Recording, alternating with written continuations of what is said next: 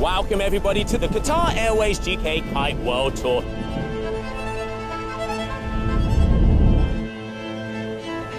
Inside the water, like everybody want to win.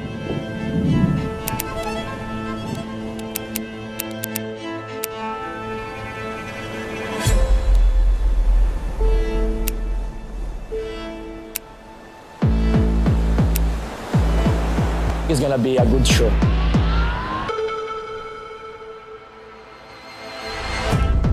We now have like the best showcase.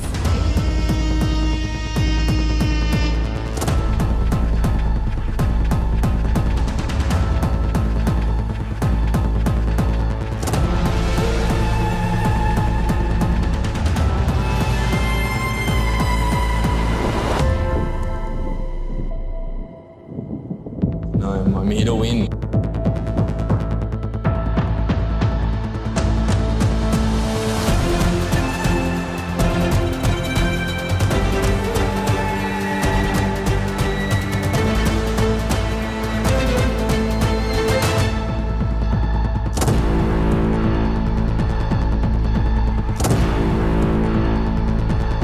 For me, freestyle is everything in my life. Pressure is privilege, brings out the best in us. The level can fully be shown when the conditions are perfect.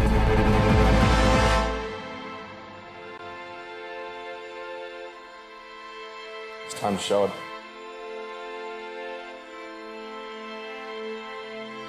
Let's get it. Who are going to be our new world champions?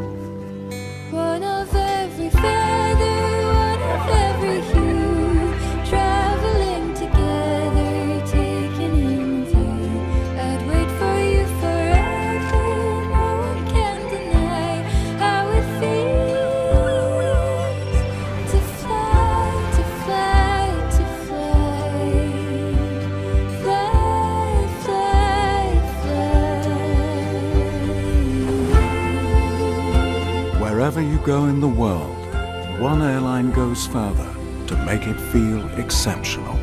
Qatar Airways, going places together.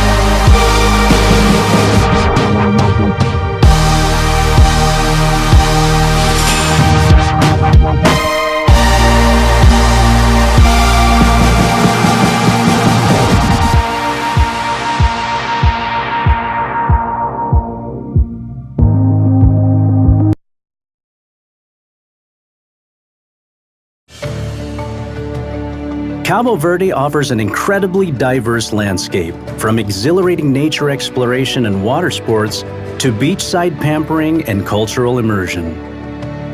The sunny islands are a beach lover's paradise. With white sandy beaches, crystalline waters, and exciting water sports.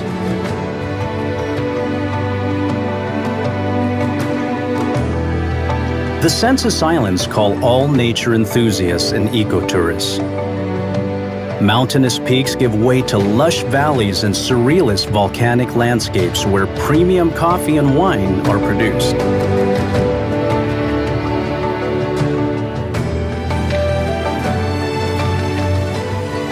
The Essence Islands are the cultural heart of Cabo Verde. Home to the two largest cities, visitors can explore the heritage sites while enjoying vibrant music, vivacious street life, and traditional food. Cabo Verde has it all.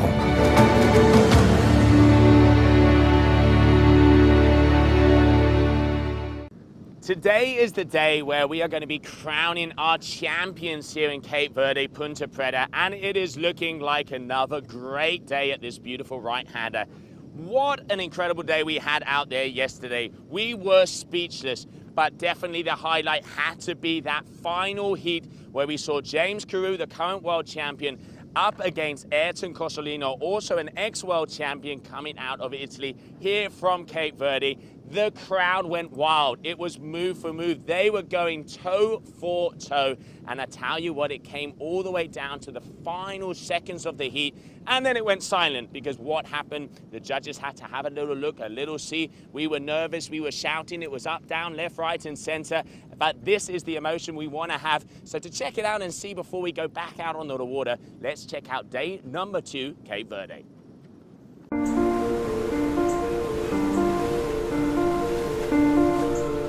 Day number 2, everybody, here in Cape Verde, Punta Preta. Conditions are looking as good as yesterday, and the forecast is it's only going to get better. We got 4 to 6 foot rollers already coming in, and I tell you what, the riders, they have the fire. Will we see our champions be crowned today? Let's find out. The second day of competition saw us move through the men's heats. Once again, the conditions here in Ponta Preta delivered huge set waves and building breezes. They were perfect for our world-class riders battling in Cape Verde. The level of the globe's greatest kite surfers was so high that many of the heats would have been worthy of a final.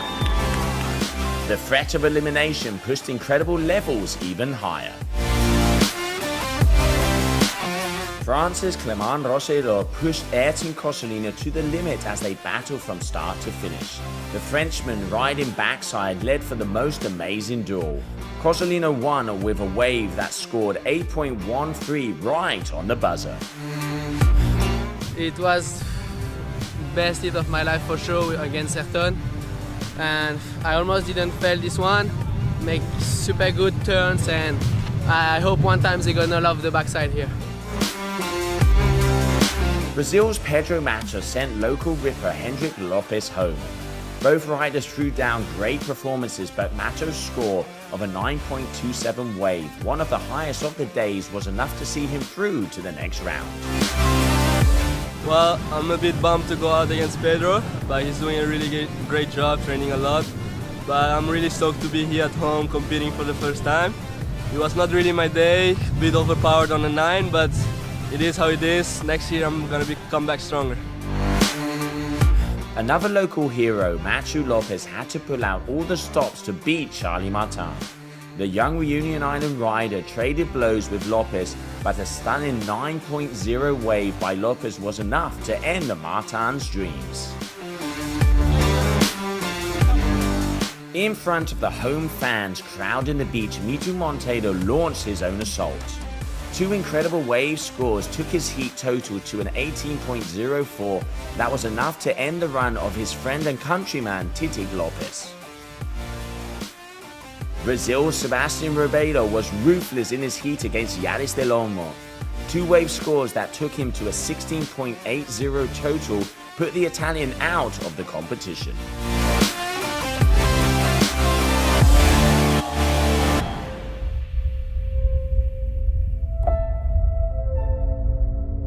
Another full day of action all the way into the night. I tell you what, 2 for 2, Ponta Preta is not letting us down. But the highlight of the day has to be the final heat.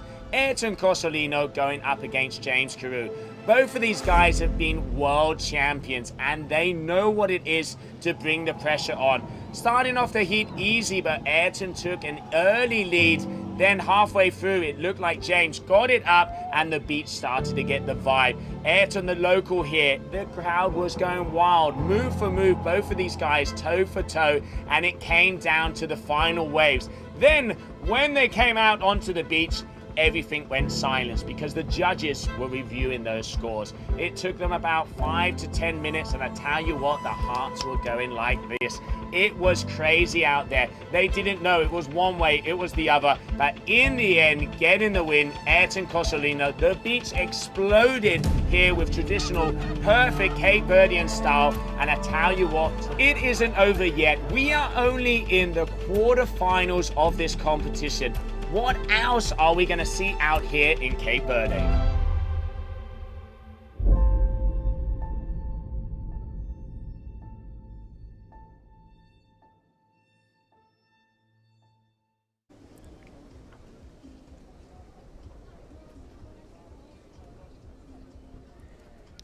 Good morning, good afternoon, and good evening, everybody. Welcome to Cape Verde, Punta Preta for the third day of the Qatar Airways GKA Kite World Tour. We are ready to rumble. The waves are starting to come in for another complete day of action.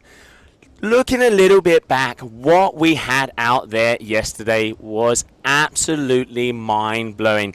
Everybody is going full throttle. It is freight trains out there on the water. And one of the things that, talking to quite a few of the riders, when conditions are as good as we've seen throughout the first 2 days of the competition, that is when they like it. You can see the riders, the energy, the electricity, and they are just pushing as hard as possible. I mean, look at those scores. Pedro Matos, one of the heavy hitters we knew coming to this surfing event, he was going to be one of the guys to beat a 16.44. Hendrik Lopez, unfortunately not quite getting against Pedro, but he put on the performance of a lifetime, the best we've ever seen him, and very emotional there at the end with all of his crowd, his people, his family, everybody here. I mean, the Cape Verdeans get behind their locals and they make a party. Nikola Adaptieva, the Bulgarian athlete, he really has that loosey-goosey, flowy style. Makes it easy. Mr. Cool getting through there, making his way to the quarterfinals. Max Maxwell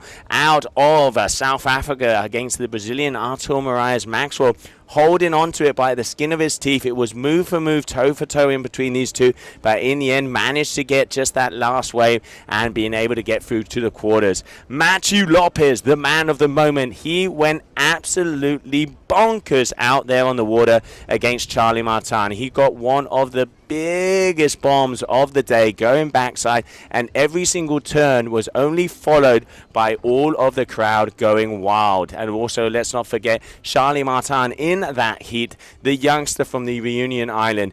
It was power, it was flow, he was not giving up. He was up against one of the hardest contenders, but the youngster did not give up until the end, and a big congratulations to him.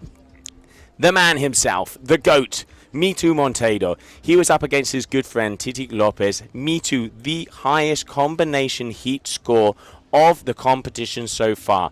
Mitu coming out of a rest. He hasn't competed in 4 years, but let's not forget he was our 2019 champion over here, and he really is proving a point that this is his wave, this is his backyard, this is his country, and he wants to take the win home. In heat number 6, Sebastian Ribeiro, the Brazilian, 16.80 up against Yaris del Olmo with a 9.54. Sebastian, one of the top surfers we have out there on the QS. He has the surfing style. The judges love it when he's out there on the water, because if you took away his kite, he would be surfing the wave exactly the same. You can really tell he uses his body, uses the power of the wave, uses the speed and the drive of his board, and we saw almost one of the best surfing airs that we've seen on kiting so far. Unfortunately not quite getting the landing, but watch out as he is coming strong.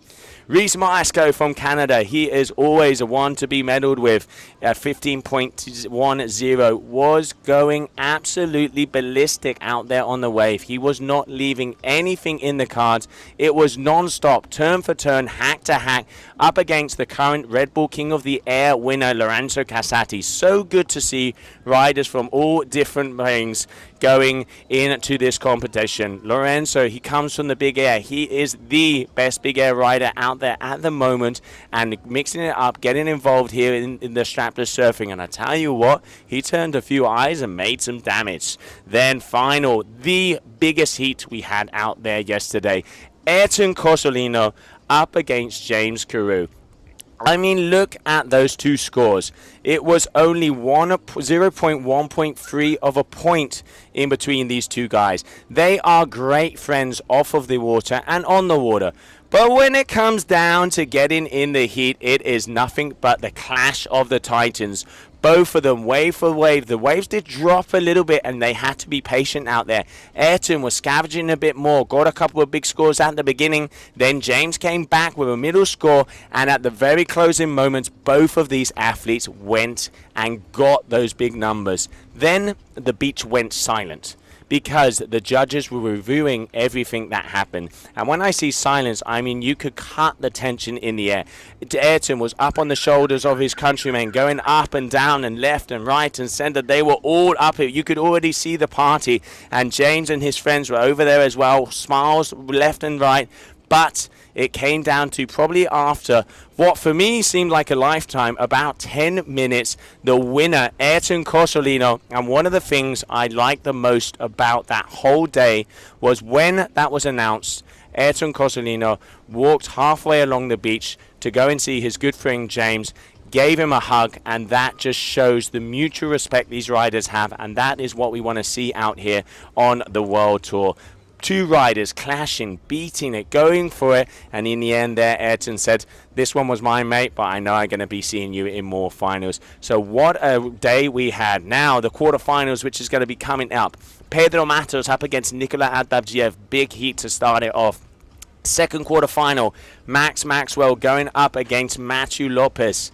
We are then going to have quarterfinal number 3, Mitu Monteiro, Sebastian Ribeiro. That is going to be one to watch. As we always say, any heat on the GKA can be a grand final because the level is just getting bigger and bigger. And then we have Reese Meisker is going up against Ayrton Cosolino. And yeah, so we are going to be continuing. I tell you what, it does look like we have a little bit of wind coming out there. We've been having the wing foilers doing the seeding rounds and looking out at the camera. And just behind you guys here, I can tell you what, the sets are starting to come in. High tide is around 6 o'clock this evening. Low tide is just about there. So once again, we are going to have the push. We're going to see those waves coming up. And I reckon we are going to have more action coming your way. CV Móvel. Estamos ligados.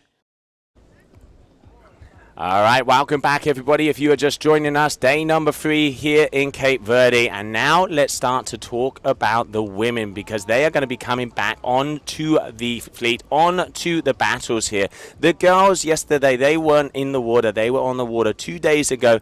And the name of the moment had to be Muna White. But let's go through the heats here of round number 5. Clément Derian up against Sonia Bunter. Clément had a nice one at the very beginning, going all the way along with an 8.27, making it happen, getting past that and making her way into the quarters. Muna White from Hawaii. I tell you what, this girl has raised the bar. She was surfing like anybody out there, and if we throw her out there with the guys, I know she's going to be making damage. She was up against the Spanish Julia Castro, who put on a great performance, and really good to see Julia here at one of the surfing events. Serena Luz from Brazil, 5.44, just managing to get past Daniela Moreno from Spain, and then Kessiani Rodriguez, the winner of the final event out there in Taiba, the last event of the season last season, up against Manuela Junga, and Kessiani proving why she has been winning events so far. Then now we can see Charlotte Carpentier also against Arati Fonseca Cola. Charlotte got a wave at the final closing moments and letting her to get past the local rider. Bruna Kajia, one of the top freestylers of the world. She was runner-up last year on the General World Tour, and she was second in the final event of the surfing side, the kite surfing discipline in Taiba, and she went up against Camille Lassaran. Both of the girls very close together, but Bruna having the upper hand. Zoe Bazil up against Susie Schwartzstraber. Zoe Bazil, she surprises us in Dakar, in Dackler, excuse me, and she put some very nice surfing style. She got some big rides. I reckon we're going to be seeing some better rides and bigger results from her in this competition. Capucine Delannoy, our current world champion, has got her surfing hat on. She's known for her freestyle power, and now it looks like she is being a very complete rider. She went up against the youngster 14-year-old Julia Borgi Silva, and I tell you what, when that young lady was out there on the water, the crowd was going wild. She is the youngster here of the island. She is the daughter of the organizer of the event, Joe Silva, and she had the support of the fans behind her, and it is so cool to see the new generations coming out with fire. Now, we are going to be starting off today with the ladies. So first it's going to be Clemente Rian up against Muna White. Then we're going to have Serena Luz Kessiani Rodriguez. Charlotte Carpentier is up against Bruna Kajia. And Zoe Bazil is going up against Capucine Delannoy. So that is the lineup. That is what are going to be happening. But before we go into the action and continue on, we're going to have a short commercial break.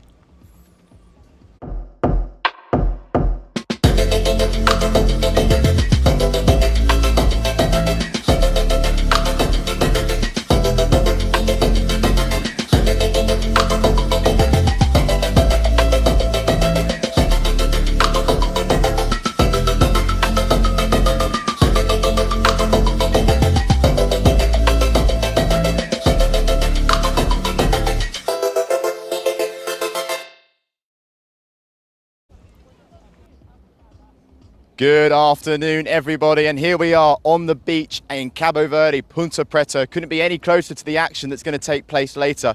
What we're going to do is we're going to take a little bit of a walk upwind, because right now we are right downwind in the competition area. Sun is shining, but let's have a little talk about the conditions to start with. As you can see there, waves slightly on the flatter side at the moment. They're coming through insets a little bit less frequently than the last couple of days, but forecast is super promising. The flag is blowing in the wind. I'd say probably about 15 knots at the moment, but you know, we all know it's going to build. So why don't we have a little look and try and catch a few of our athletes, because at the moment our final athletes, they are preparing for what's hopefully going to be a big day 3 here at Ponta Preta, the first stop of the year for the wave calendar. And just looking at some of the kites here, let's have a little look at the sizes. What do we have? That's a 9 meter.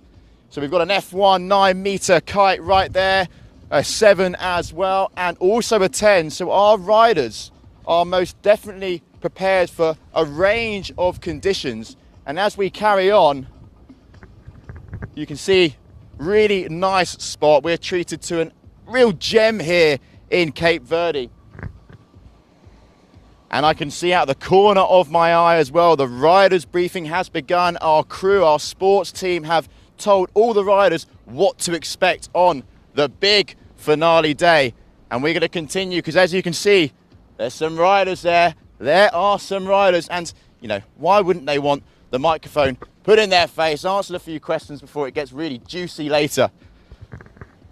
Just carrying on a little bit further towards our competition zone now, as this is where it gets a little bit busy.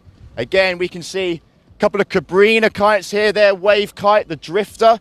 We've got an 8 meter, we've got a 9 meter, and just have a little look at the boards as well here. We've got that sort of down the line, sort of pointy nose board, 4 fins there, so a quad setup for this rider. Not sure whose equipment this is, but you know, nevertheless, those are the weapons of choice. Those are the toys.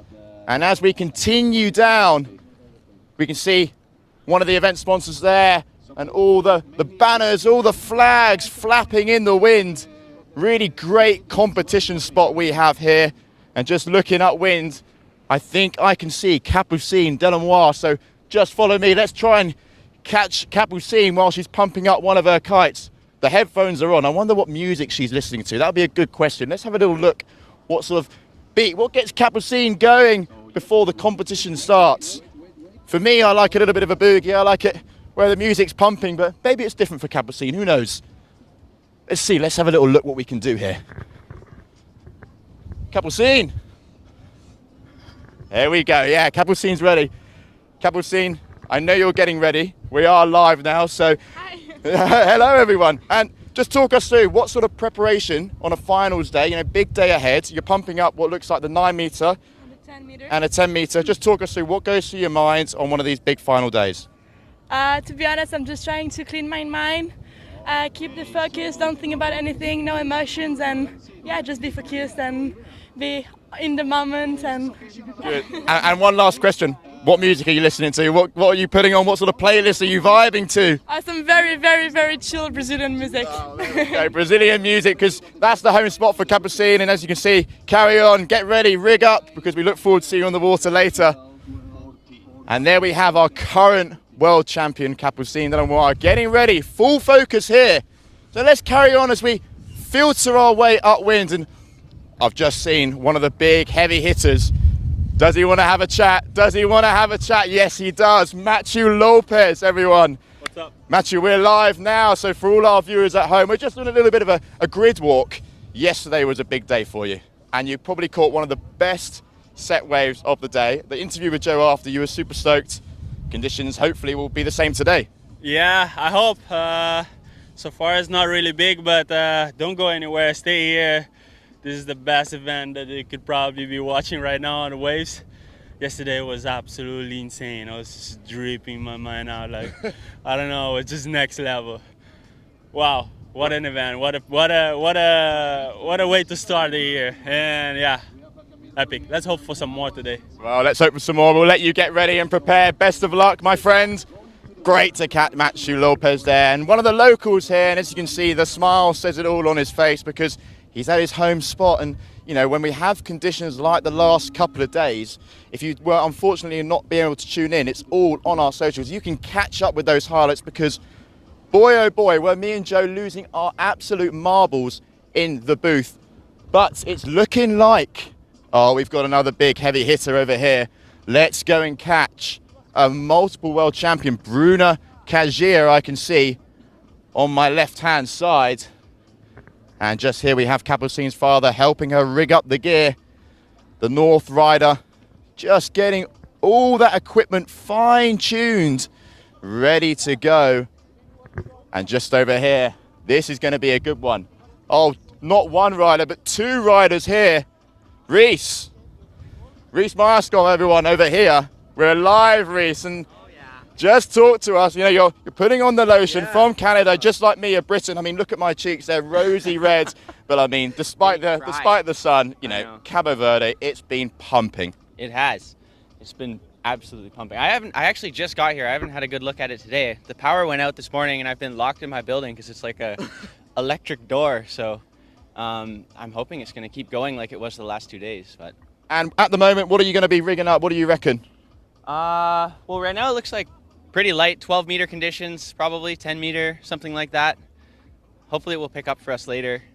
But honestly, the waves are so perfect that once you're on them, they're moving so fast you don't need a big kite. So as long as you can like get upwind somehow, get on that wave, you're fine. You're good to go. Perfect. Well, best of luck for you rest of the day. Hopefully that power comes back.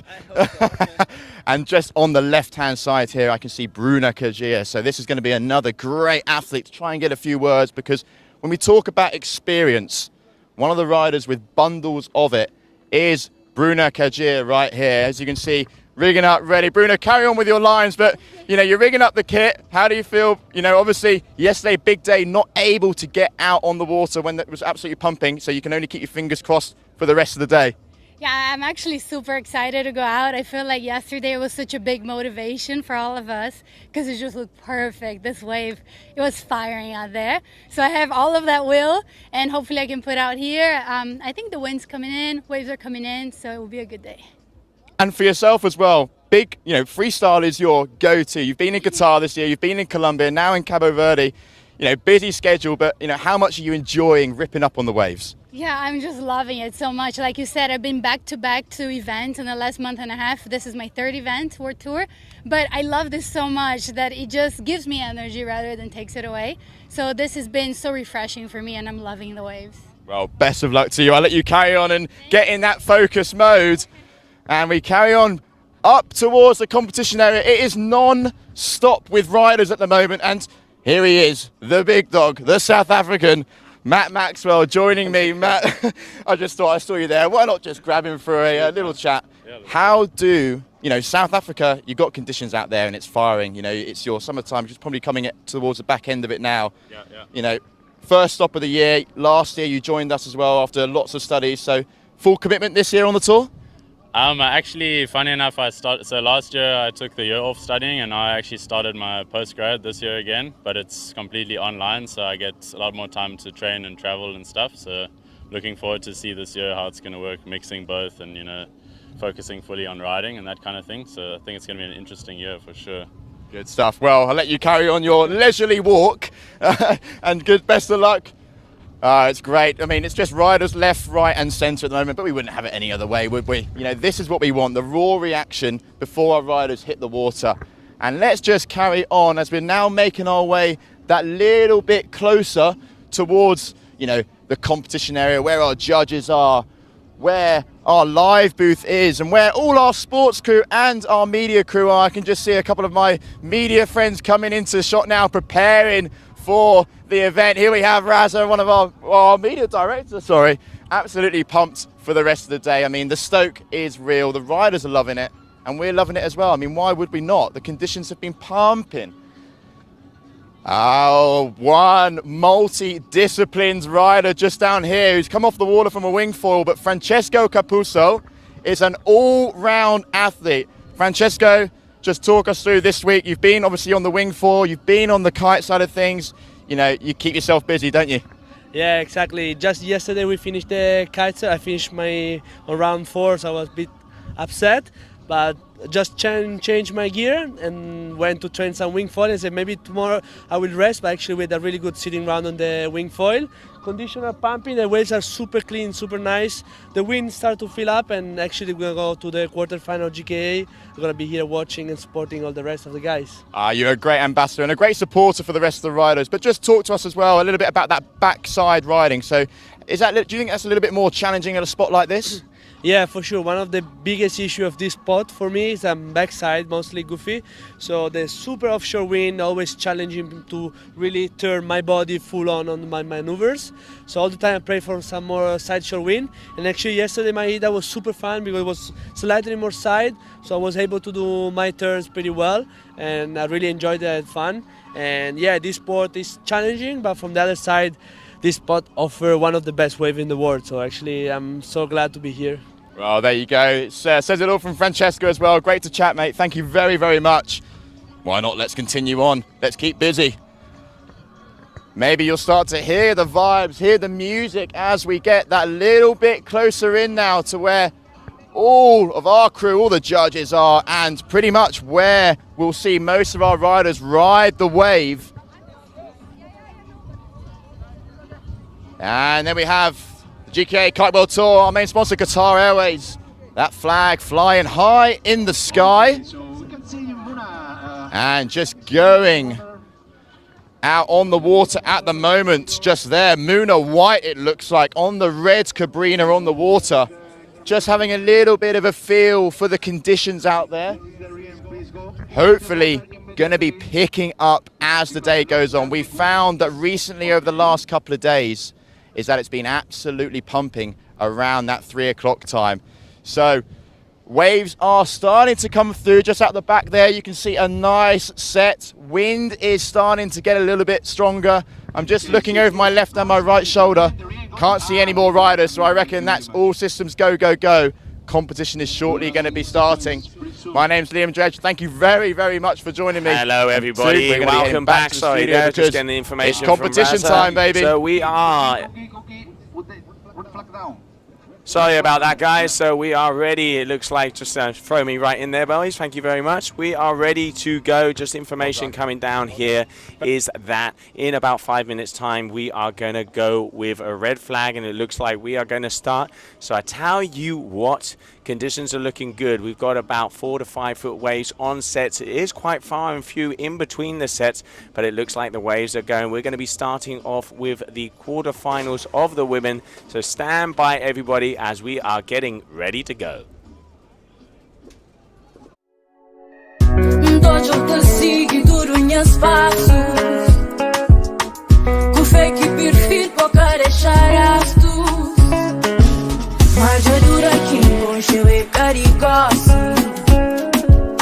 esse menino que o leva.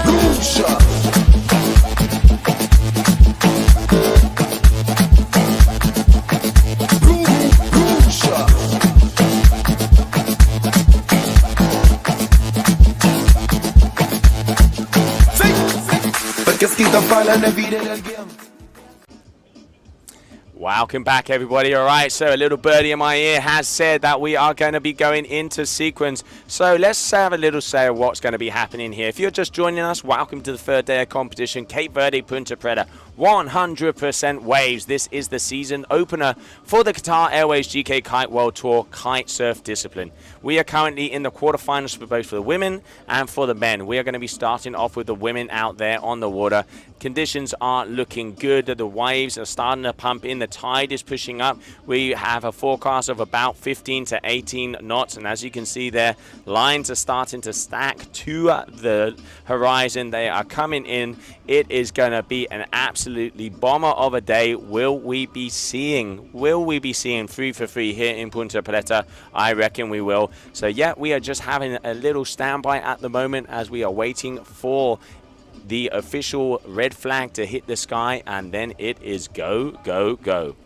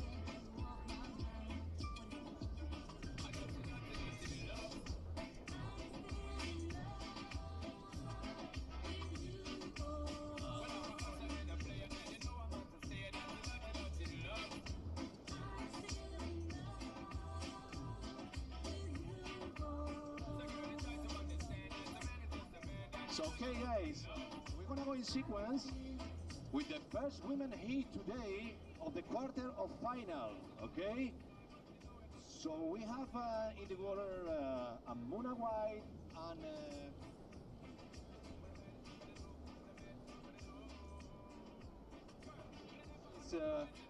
Roseran. So judges go in sequence.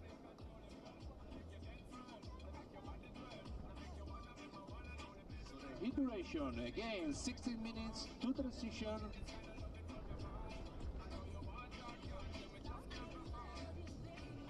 Let's go ahead.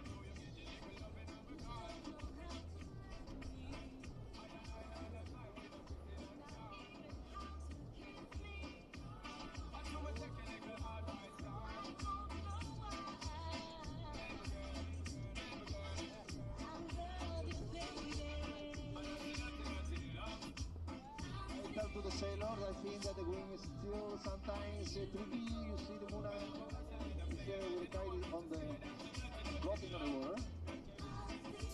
We're gonna go in sequence. Let's see what happens. Yes. Okay, guys. So get ready for the countdown. Judges, we're gonna go in sequence in 5, 4, 3, 2, 1, mark.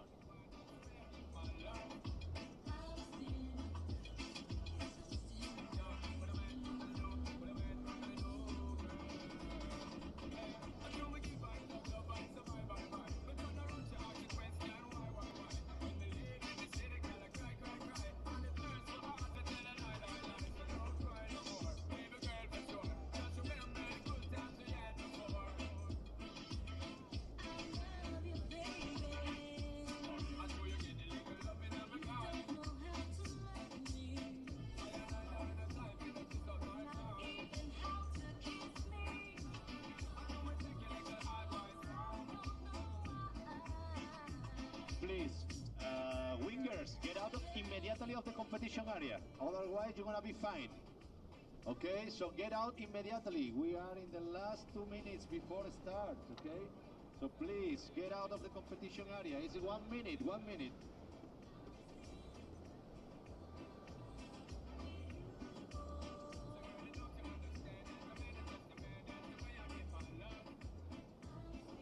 Okay, wing foil, get out immediately of the competition area. You're gonna be disqualified if you're still there. I told you 2 times, you have a warning already. Came from the...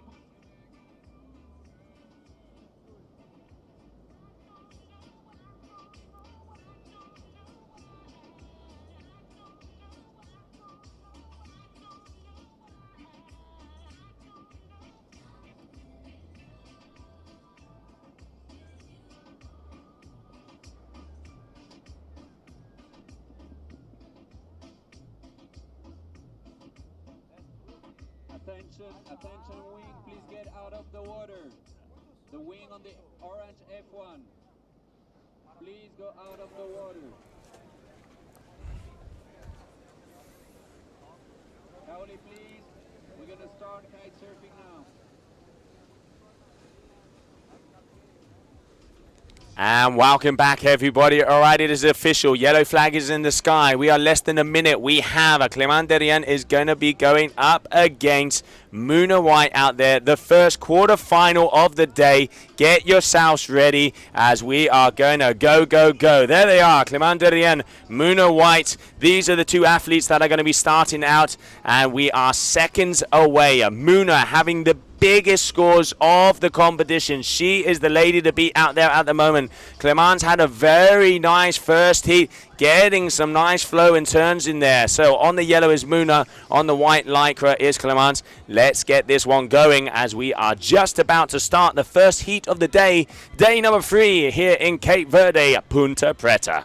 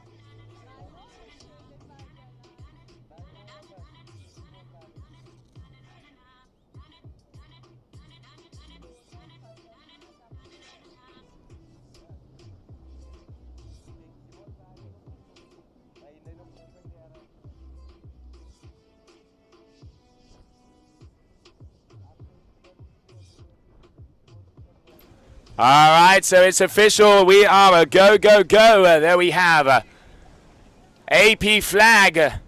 All right, so it looks like AP flag is in the sky.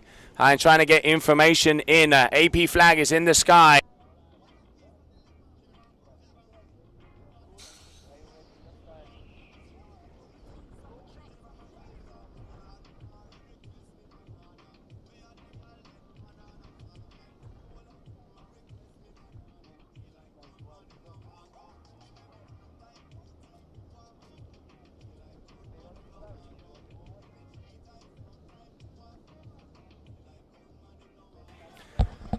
All right, guys, so it looks like we are just waiting for those conditions to come in. I can see both of the athletes up next to the upwind mark, but I'm trying to get information in from the race crew why that AP flag is up, as it looks like we are very close to be going into sequence. Hold on to your hats. First heat of the day, Muna White, Clement Deriana, two very talented surfers. Muna coming out of Hawaii. She was the 2019 champion the last time we had the competition here in Ponta Preta. And Clement Deriana, a very talented French surfer, coming out here and looking very good in those previous rounds. This is going to be a very nice opener heat, third day of competition. And at the moment, with the forecast is 1.6 at 16 seconds. And we are just about at low tide now. High tide is going to be at 6:30 in the afternoon. So let's see. Unfortunately, AP flag is in the sky, and I think it looks like at the moment there's a big lull as I can see those girls racking those kites around. And all right, no, I can hear the countdown. There it is, 1 minute, and red flag will be in the sky.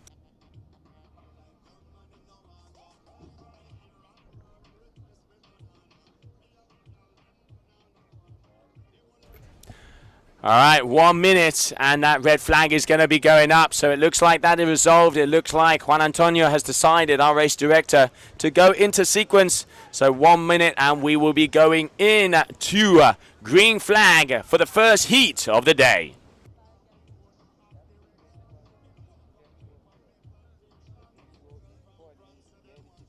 Okay, wing foiler going immediately out of the competition area.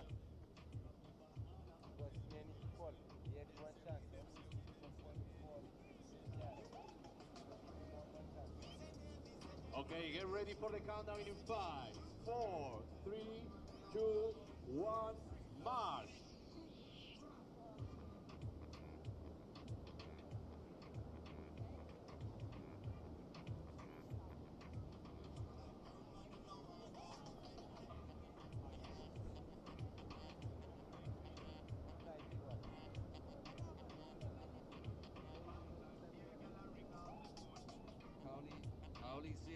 Please leave the competition area. Kauli Selly, get out, please. Back to the beach. And there we have both of the athletes out there on the F1. Clement Derian up against Muna White on the red Cabrina. Red flag in the sky, ladies and gentlemen. So less than 2 minutes to the start. First heat of the day, the first quarterfinal of the women. Who is going to be making it through to the semis? We will soon find out, as it is about to rumble.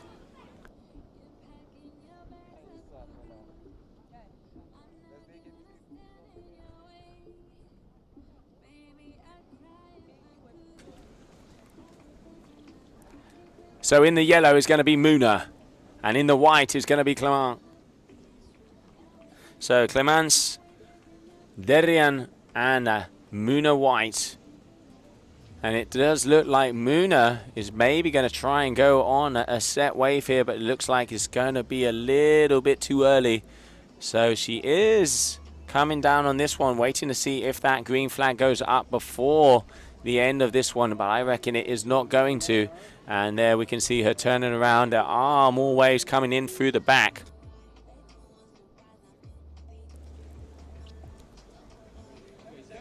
10 seconds until that yellow flag goes down. 10 seconds.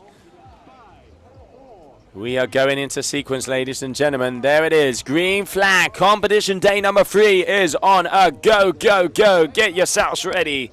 So there on your screen with the F1 kite, that is Clemence Derian. And she is up against the current best rider, the best scores we've had here in Cape Verde, Muna White, who is also the 2019 champion here the last time we had the competition in Punta Preta. It is so good to be back in Cape Verde. We were here in 2020, but Punta Preta did not have the conditions, and we move over to the other side of Kite Beach, where it is a little bit more of the strapless freestyle and mushier waves. It is so good to have the conditions here, because this beach break, this Punta Preta point, right-hand point break, is about as good as it gets, and it is so good to have this 100% surfing ride coming towards us, and now two very talented athletes out on the water as we start off 16-minute heats, 2-minute transitions. We have 12 waves for each rider. The top 2 scores are the ones that are going to count. What are the judges looking for? They are looking for commitment. They are looking for drive, power, speed, vertical turns, hitting the wave in the sweet spot in that critical section, and using the power of the wave and the board and really surfing the wave. You can use the kite if you want to improve, but if you are leaning on a kite or using the kite to be able to get past the section, judges are going to start to slash those scores. There on your screen, Muna White out there in the yellow lycra.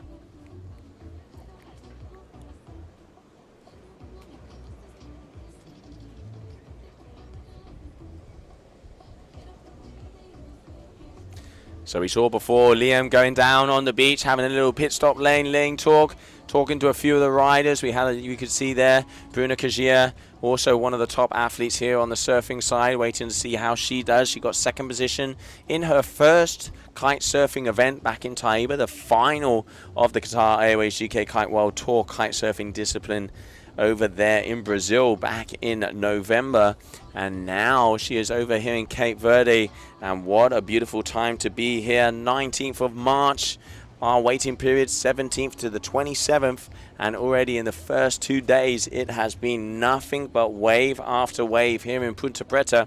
The ladies are out there on 10-meter kites at the moment, and there we can see loads of time, and here we have Clemence Derrien. Let's see what she has for us with this wave opener.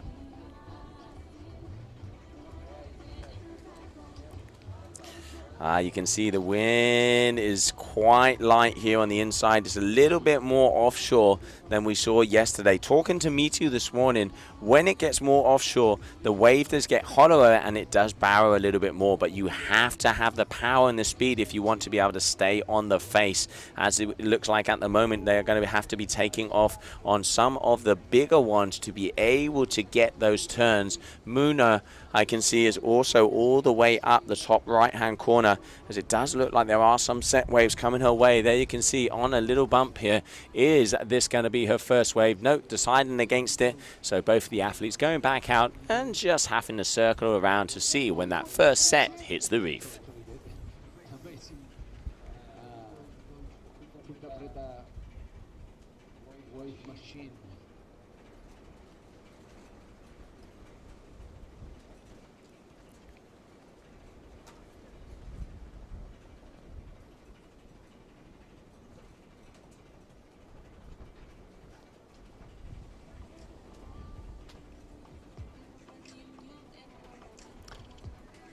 All right, Muna, you can see crowds starting to come in here on the beach, and it is nice and early, just gone past, just coming up on 1 o'clock in the afternoon.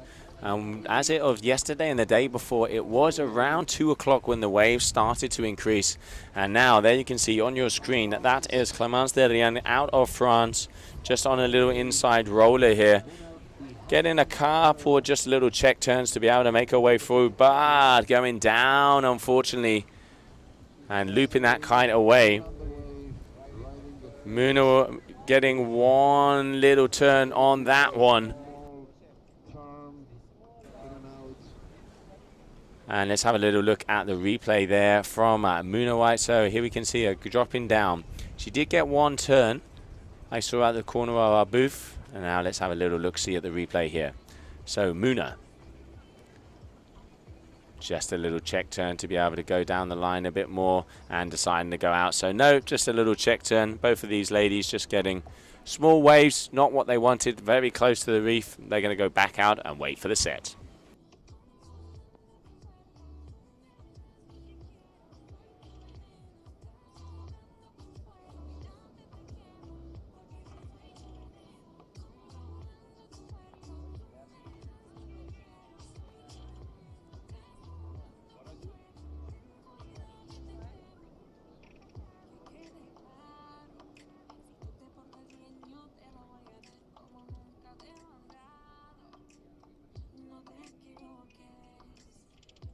Okay, so yeah, Muna wide on the wave. World class wave riding for her. All right, here we have Muna. Nice first hack. Now she has taken off one of the set waves. As you can see, wind a little tricky for them to be able to get there. Up and over. Just being able to get a few link turns. Another wave for Muna and Clemens really in the inside. All right, here we can see the replay of that one. First turn, nice and timing right where the wave is starting to form. Here you can see keeping the power. And once again, going back to the foam ball as it is quite light out there. And then here we can see Clemence Derian also making her way back.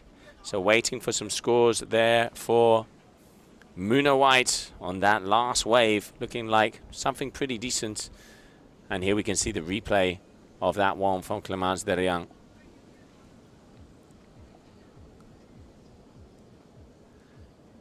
And Muna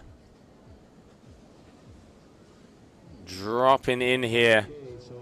All right, so let's have a look what the Hawaiian has for us. Down, first turn, check turn, keeping the speed because she is very close to the rocks. Little check turn again. Are we going to see a third finisher? No, we aren't. As you can see, those rocks starting to smile. That tide is very low at the moment as it's going to start to go up on the push, but keeping herself busy, and Muna in the lead as she has a 5.18 versus a 1.38 from Clemence Derian. So right now is the low tide. So that means that I think that in a couple of minutes, let's say in the next 15, half an hour, the wave gonna start improve. The tide gonna push.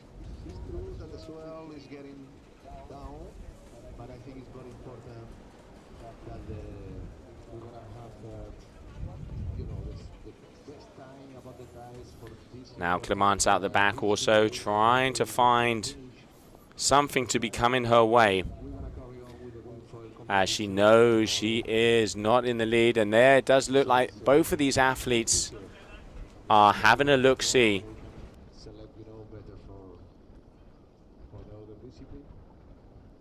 Still on the way, Philippine is out.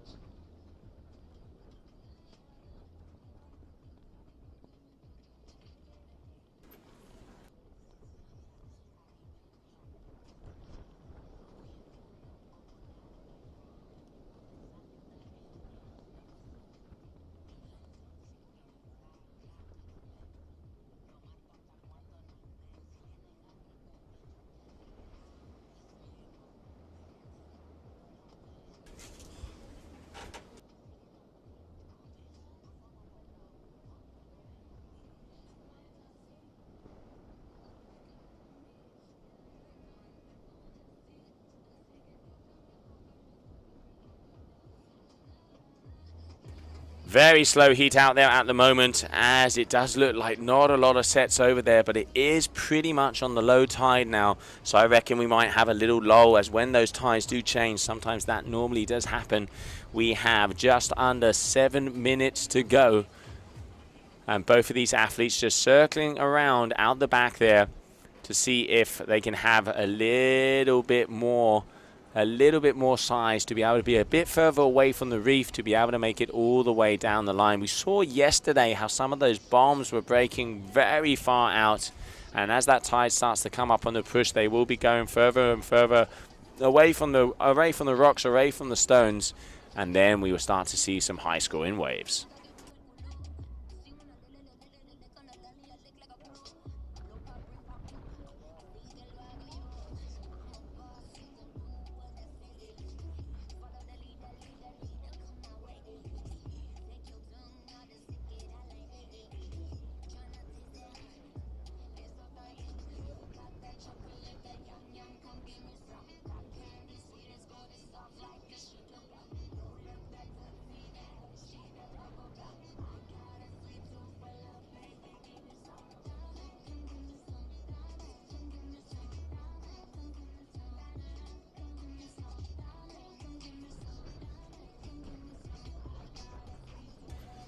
And now it looks like both of these athletes are going to be able to have some surf and waves here.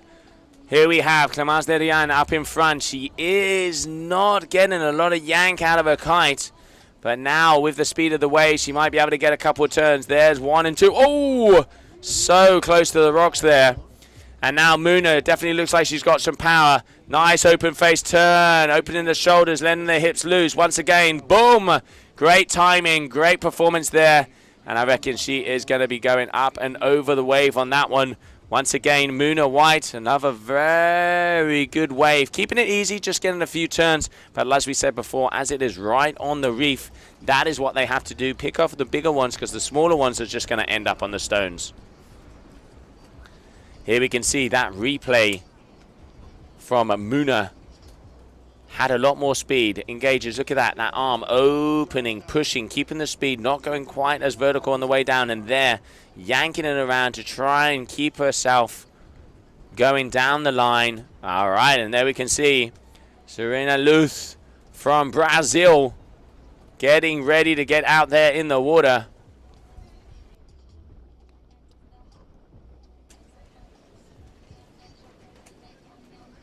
The Brazilian, a very talented athlete, and she is getting ready to get out there.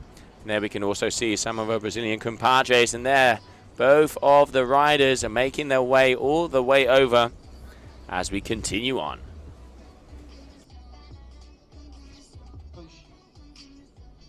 Okay, no vai. Voltar Ponta Preta. Good afternoon, everybody. 2023 GKA Major Dia. Day number 3. Final day. How are you, Tom? Good, brother. Aloha.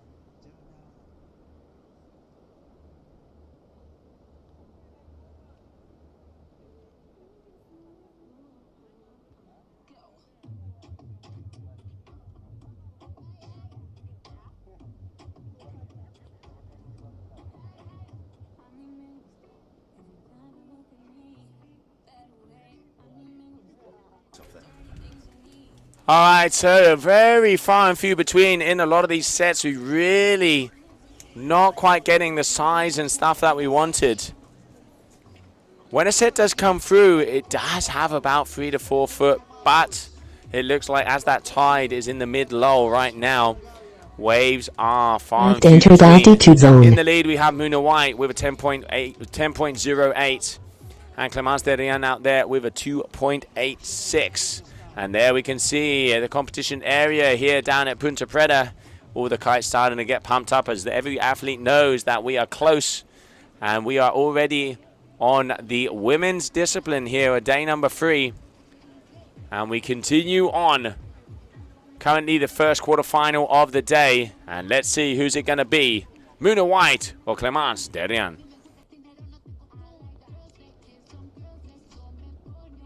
There we can see Charlotte Carpentier also getting ready. And Clemence looks like she's eyeing up. She's very far in front of this wave, so she's going to have to brake and lose speed. And this is where sometimes the wave does catch up with you. And I tell you what, I reckon that is going to happen to her if she's not careful. All right, no. Pulling it together and getting along. So first, good check turn. But the wave closing out in front of her. She's going to have to jump off of this one. So that is a no-go there for the French athlete. Muna, big engaging bottom turn. Ah, that is what I call drawing a line. Up and over. Bang! Oh, but unfortunately just losing her feet. Very nice first turn.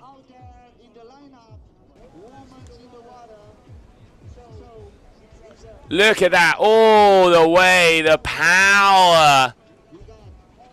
Up and over, and then you can see drawing that line again, right in the sweet spot. That is what we call rail to rail there from the Hawaiian. Great work, and here unfortunately just getting caught out and going down. The contest is on, guys. We got green flag.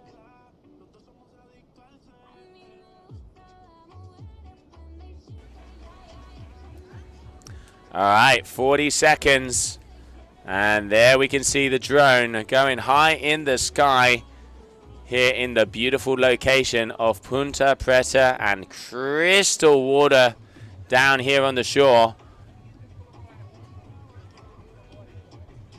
as we continue on with the final 20 seconds of this heat. Muna White already 13.68, putting in the groundwork in these challenging waves because they are very close to the rocks. And it is going to be official. Muna White is going to be making her way through to the next round. Let's have a little look at the recap of that last heat.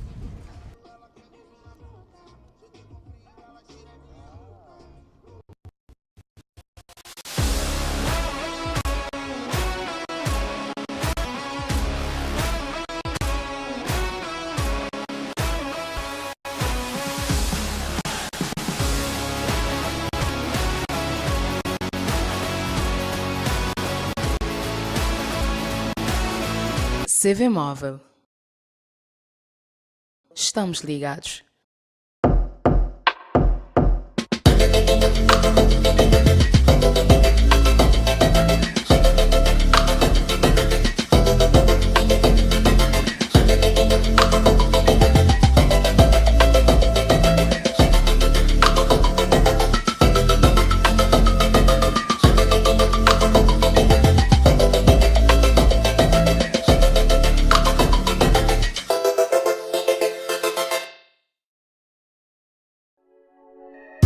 Dojo të siguidur unhas passos Ku fake perfil po care sharastu Majadura kim concheu e caricoso Esse menino que o leva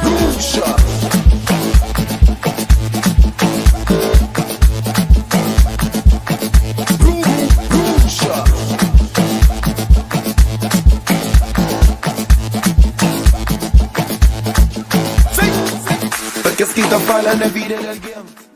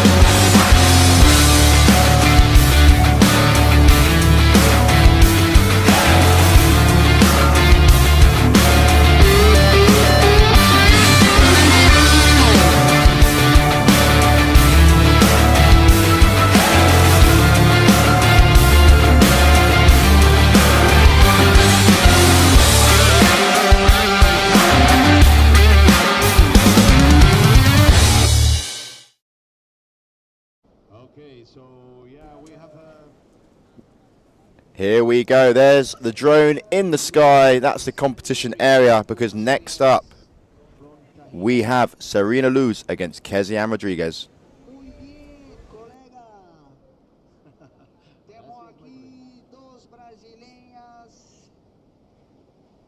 Buenas surferas, buenas kitesurferas.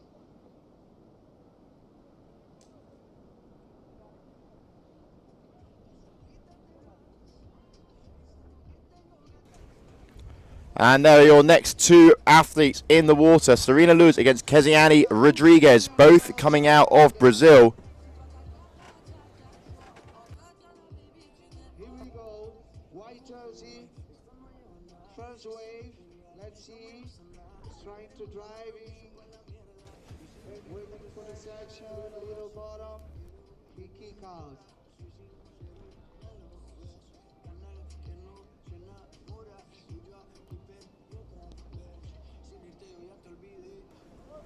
And there are your next two riders that will be entering the water shortly. Serena Luz against Kezianne Rodriguez. Both of these riders coming out of Brazil. And this is going to be a good one. This is going to be a good one.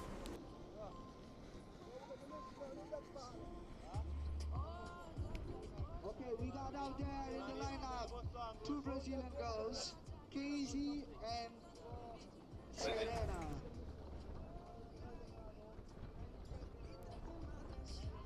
Samba no pé.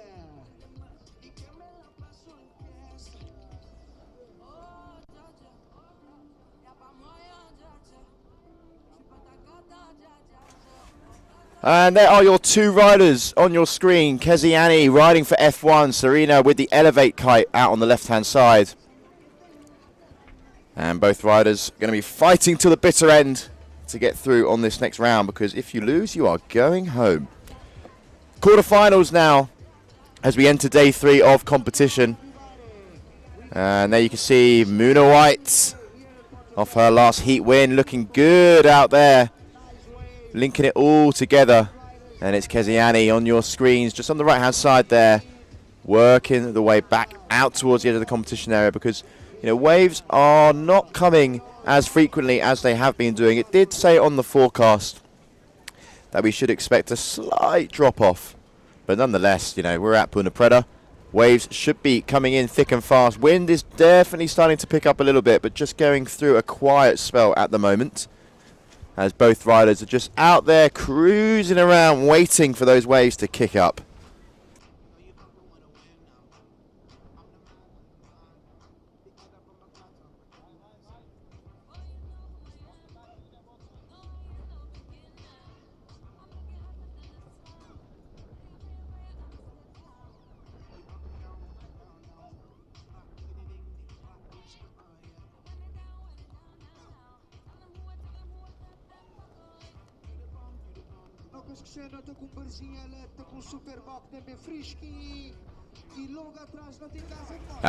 World champion Capucine Delamoire just warming up, rotating left to right, just getting a feel, going through that pre-warm-up ritual, having a little chat with Capucine, playing that Brazilian music just to psych herself up.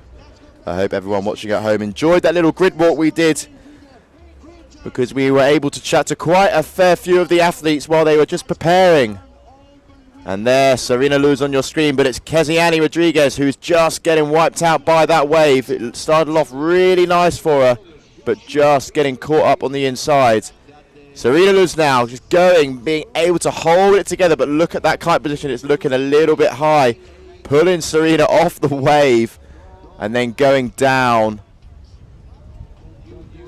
And could be a bit of a sticky situation now in this wave. Unfortunately going down in a little bit of an awkward position there. As you can see, not being able to hold it together. Kite is a little bit high and then gets yanked out of the foam. And hopefully she is all okay. You can see just trying to get that kite back in the air. This is where you do not want to be in that break. But Keziani Rodriguez making the most out of this one as she comes on the inside of the wave, backs out of it as the shallow section was coming too close.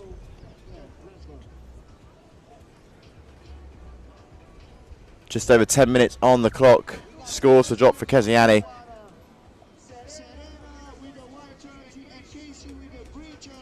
But Serena Luz is still down. I can confirm she's still trying to get that kite up in the air. And here is the previous wave from Keziani, fighting to get back down into the pocket. And now making her way back upwind. And just on your screen there you can see that kite just getting a little bit of power. And boom, there she flies up into the air. That's always a good sign for our riders. And you can see that pretty much, if not all of our athletes have that leash on. Got to have the leash on. You don't want to be breaking any boards when that wave comes through. No one wants to be body dragging here at Ponta Preta.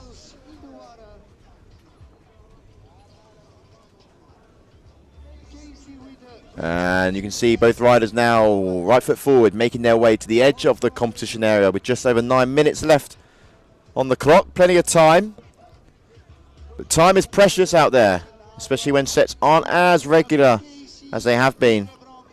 But you know, these are the best female athletes for kite surfing in the world.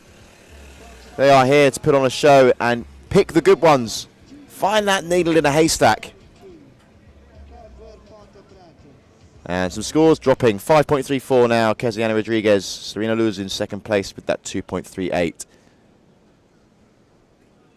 And you can see there the rocks on the shallow section. So that is where a lot of the waves are finishing off. And the riders don't want to be coming in too close because it could get a little bit nasty out there.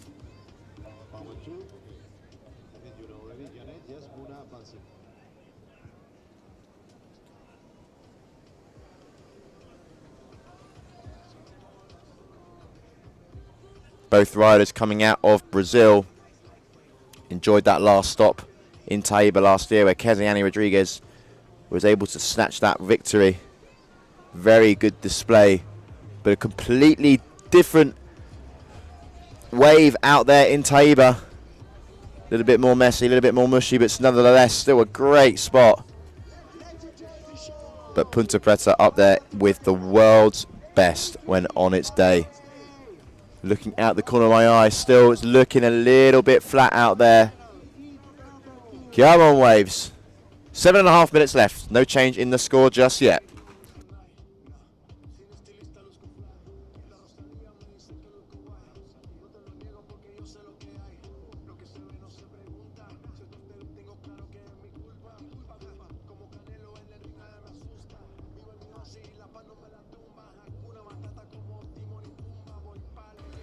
Brazilian flags on the beach here in Cape Verde. The local support has come from Brazil.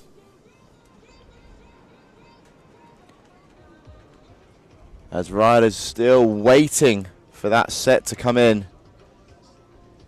You can see just looking over the left, looking over the right shoulder, but still looking very mellow out there. We will see how this forecast and the waves progress as the day and the afternoon appears. But right now, Serena Lewis looking like one of the waves is forming nicely for her. Pumping onto it to drop in. Here we go. The closer she is coming into the shore, the less this wave is going to start to unfold for her. And yep, just not liking it there. Little bit too close for comfort. And maybe that is the start of a nice set to come through. So Serena's going to be wanting to fire herself back upwind to be in the right position.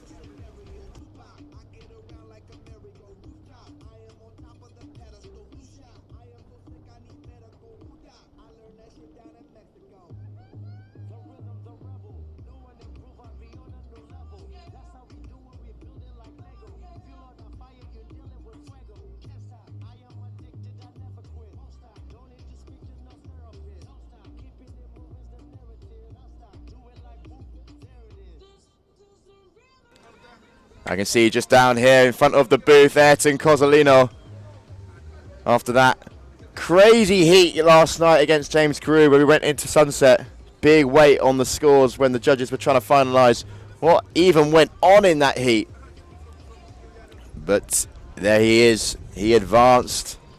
A smile on his face right now. He cannot wait to go and compete. But first, we have the action from the women. We're here in the quarterfinals. Heat number 2, just under 5 minutes left. And their beach starting to just filter up, starting to get a little bit busier. We have a local time of 20 past 1 here. And we are obviously on the Sunday, so we're expecting this beach to get nice and full, similar to yesterday. And I'm sure we will see numerous flags flying high. Everyone's here to support each other. Riders are ready to go. And hopefully those conditions really start to come in.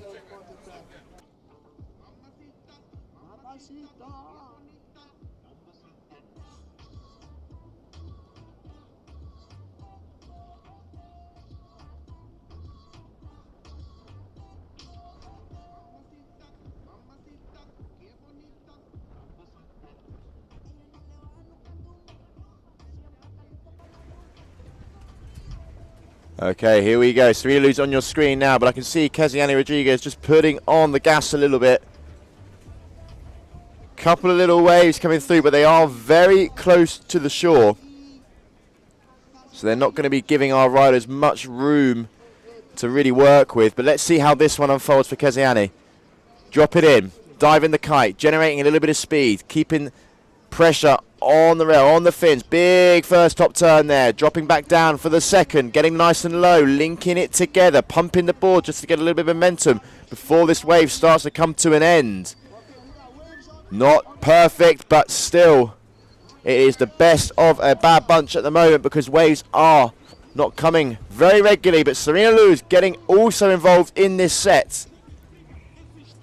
A similar looking wave to the one Keziani just rode. So let's see how she rides this one through into the shallows. This is where it gets a little bit sketchy, where the rocks start to appear. And yet backing out of that one. Didn't fancy coming any closer. Keziani Rodriguez again getting the back end of this set. Just under 3 minutes left. And the wave now closing out on her. And just leaping away from that one. Nice to see one of those set waves come through there. As our crowds getting all the pickies, all the videos. Because it's been a historic couple of days so far. And we're not finished yet. We are not finished yet. Good scenes there. Arms in the air. Celebrating a good wave. No change in the score just yet either. So a couple of scores to drop for those last two waves. I'm sure that we'll see an improvement on one of Keziani Rodriguez's waves. It's looking like the lowest score of a 2.5 should be improved. Serena Lu's lowest score is a 0.50. And I can see that there are scores coming in for that last one. And that 0.50 should definitely be improved. As 90 seconds now is remaining within this heat. And a little bit of a set. This could be one of the last waves because, as you know, those watching, it's been a little bit challenging to find the right wave at the right time. So here we go. Serena Lu's dropping in. You can see Keziani Rodriguez in the back there, trying to catch something as well. But just not being able to drop in on that one. Definitely coming in a little bit too close towards the beach. As you can see there, once that angle just starts to open up, the rocks on the right-hand side, it is very, very shallow. Both riders working that kite synchronized together. Trying to get some momentum going to get back up wind in the hope that they can catch one more wave within the last 30 seconds.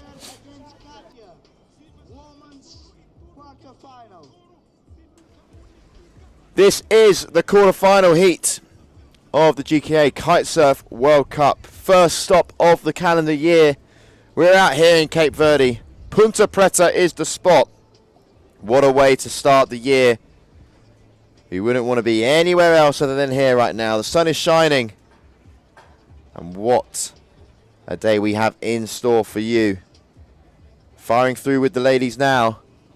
And then we will be moving on to the men. But right now, red flag in the sky. So that means heat is over. And let's now have a little bit of a recap on those heat highlights.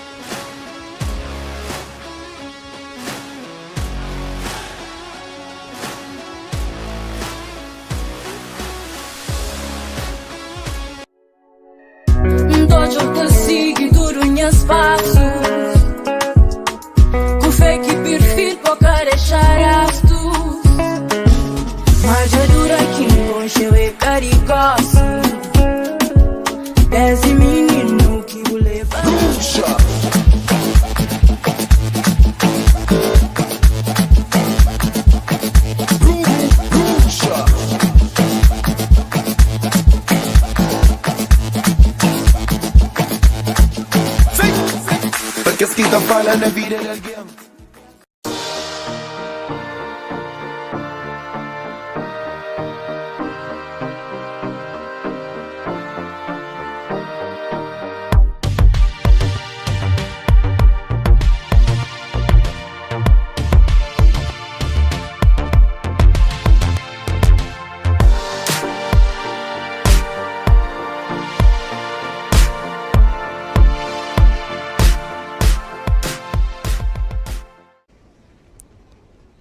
And welcome back to the next heat. Kite-Surf Women quarterfinal number 3. Charlotte Carpentier coming out of France against Bruna Cagier from Brazil.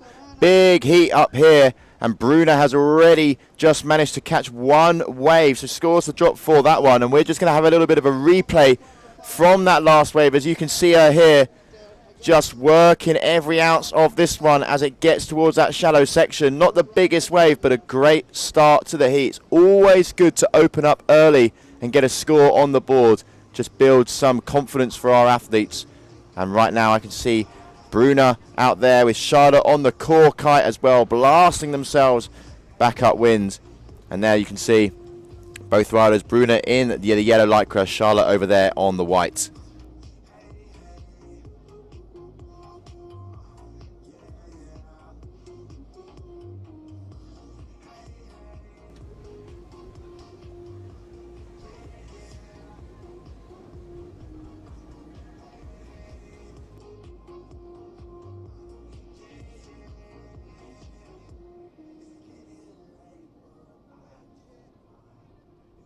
And there she is, Charlotte Carpentier, just having a little look over her left shoulder. Wonder what's going through her mind. Not quite in the right position at the moment. She's a little bit too far downwind, actually. It's not where those waves are forming. If she stays there for the remainder of her heat, Charlotte's going to struggle to catch any waves at that point. So you can see now blasting up, really shooting upwind, driving through the fins, trying to gain as much ground as possible. Now turning round, hopefully finding herself in a better position, because Bruna Cagier is really way out on the right-hand side. So in a really nice position for when those waves do come through. And the 3.02 for that first wave has scored a nice little opener. Bruna will be feeling good about that. You've got to take all you can get at the moment, because look at it, it's looking a little bit quiet. There's a few little lumps out there forming. But both riders just taking it easy at the moment out there. Plenty of time left on the clock, just under 13 minutes. But Bruna Cagier deciding against that wave. I can just see out the corner of my eye.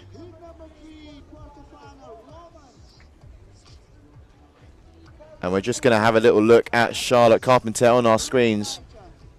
You can see there, just not sure, having a little look quite far out there. Maybe she's talking to the wave gods, asking for some waves. But we go back full focus now. I can see some big action going on as Bruna Cagier going down on that wave. Gets munched up. A little bit of an unforced error there from her, as we'll be able to have a little look back at that one very shortly. Just trying to get through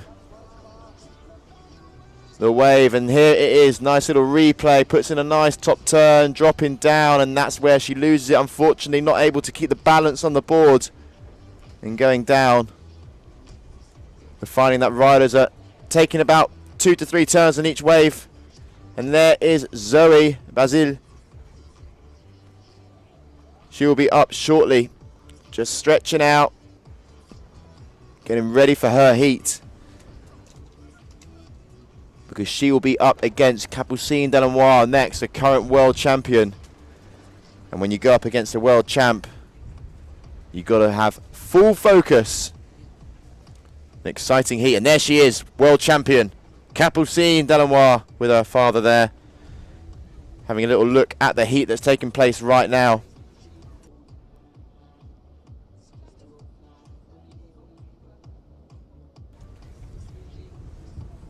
And Bruna Cagier now finding herself on a wave, using that kite, diving it, gaining some momentum, dropping in, first turn, nice little hack at the top there, but it's going to need a little bit more speed to get through this middle section. Little bit of a check turn. Is she going to find herself off the top of the wave? No, maybe one last turn on this wave. A third turn. Followed by, no, not followed by a fourth, unfortunately, but you can see there, really shallow. And there is Serena Luz and Keziane Rodriguez from the previous heat, both from Brazil. So friends off the water, and Keziane advancing through. There you go, little wave to the fans. Hello, ladies. The stoke is real down here. Great to see those two on the beach after their heat. And that's the lovely thing about the tour. All these riders, they spend so much time together every year at every comp. And there's no room for enemies out here. And Charlotte Carpentier now finds herself on a wave, and it's definitely one of the better waves of this heat. Gaining some speed through this middle section. Crowd liking what they hear. Can she keep it together? Flatlining that section a little bit, unfortunately. And now you can see Bruna Kajier getting the back end of this one. Not as big as the one Charlotte was able to surf, but nonetheless keeping it together. But both riders going down at the end of each heat. That was a better set. Those are the sort of waves that our riders are hoping to achieve and get amongst. And another score now dropping for Bruna, 6.10. And let's see what the judges score that wave for Charlotte Carpentier. But Charlotte just going down the line a little bit, not too much. Whipping and turning and linking the turns, just sort of flatlining that back section. Just under 9 minutes remaining now in this heat. One more quarterfinal to remain. And it's a big heat. It's a big heat coming up next.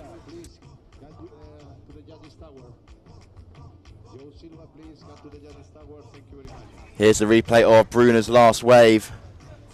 As you can see, starts up, opens it up really nicely. Nice fluid turn there. And again, just sort of not really engaging those fins just there. Really putting the brakes on. But what a talented rider out there. Big freestyler. Has been in Qatar at the start of the year, where she won the Qatar event. Then was over in Colombia with a 4th place finish just a couple of short weeks ago. And now over here in the waves of Cape Verde, Punta Preta. Talking about waves, Charlotte Carpentier now finds herself on one. That's a nice turn. That's a much better one there. But again, flatlining the middle section. Kite goes a little bit high and gets yanked off the top of that one. And Bruna actually coming out of the chicken loop there. So that would have cost her a little bit of momentum. As you can see, both riders now making their way to the edge of the competition area, because that wave is done and dusted. 3.84 for Charlotte, Bruna on a 6.10, but Charlotte Carpentier still has that previous wave score to drop. Just looking at the scores, Bruna's lowest wave is a 3.02. And the other one a 3.08, so not much in between the two waves that she has scored. And here's the replay, putting in that turn. Pushing away with that back foot, again getting nice and low. And just unclipping there. A little bit unfortunate, but still managed to stay on the same wave, which was quite good. Thought we were going to see a little bit of freestyle there from Bruna, the old unhooking.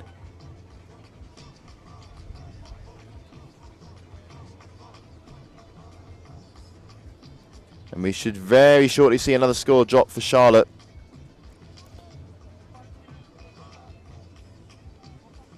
Could be quite a nice wave. She has got a 3.84 at the moment, which you can see on your screens. That's a one wave score, and that is the highest wave score of the heat so far. And only needing a 2.26 to take the lead. And I have a feeling that that last wave might just bump Charlotte up into that first position.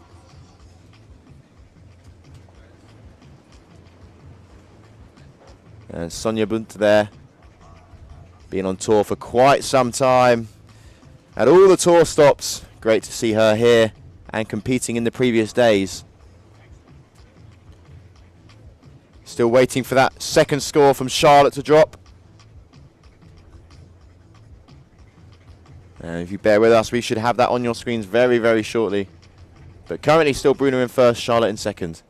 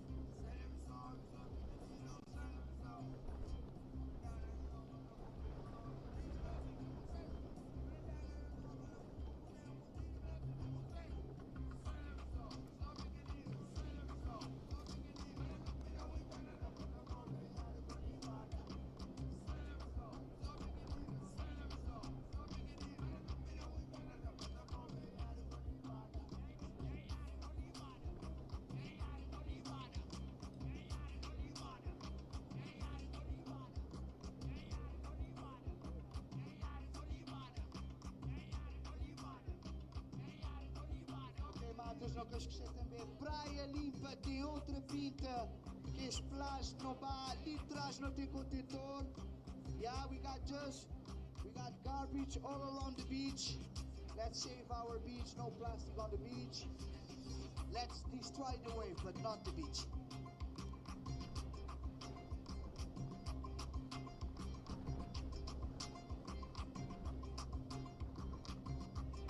GKA 2023, Ponta Preta, it's pumping. Ciao, Bagnoli.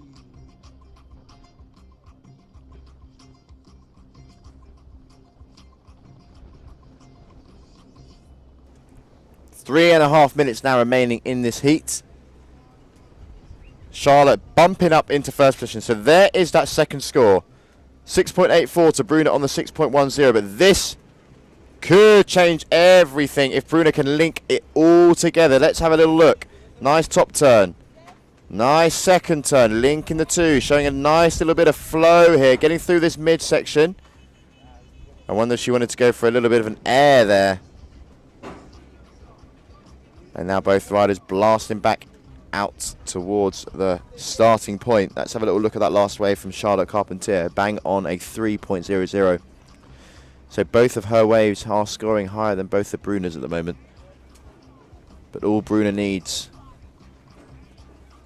is a 0.75 score increase on one of her waves to be able to just bump up into first place.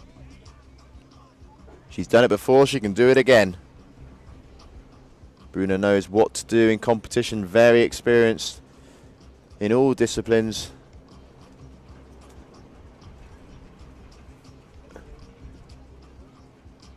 And you can see that there with the scores that have just dropped to 4.04 for that last wave. Bruna Kajir with the highest heat wave score, of the heat so far. And that has given her a 7.12. So Charlotte now needs to increase on a 0.29. So again, small margins here in this heat separating first and second position. No one's going to be wanting to go home, but someone's O has got to go. Just under 2 minutes left. Bruna Kajir, your heat leader on your screen right now.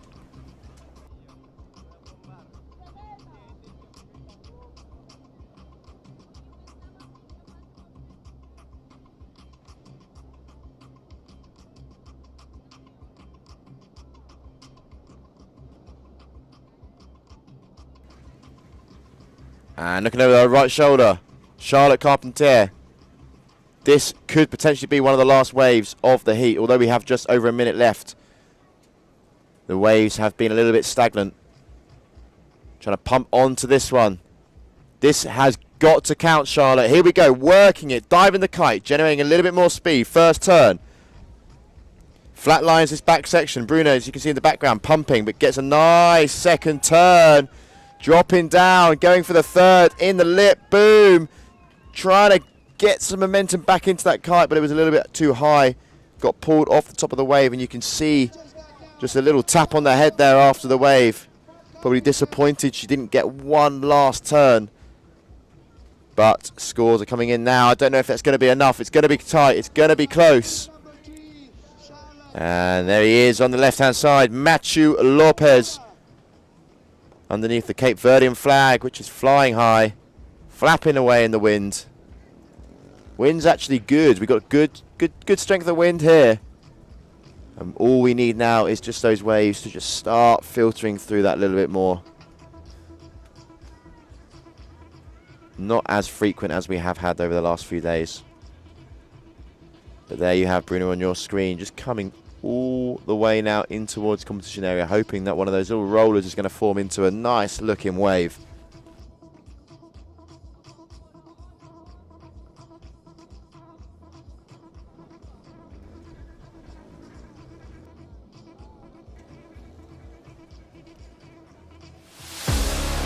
And here is the replay of that last wave from Bruna. This is the one where she just went down, unfortunately, on the right-hand side.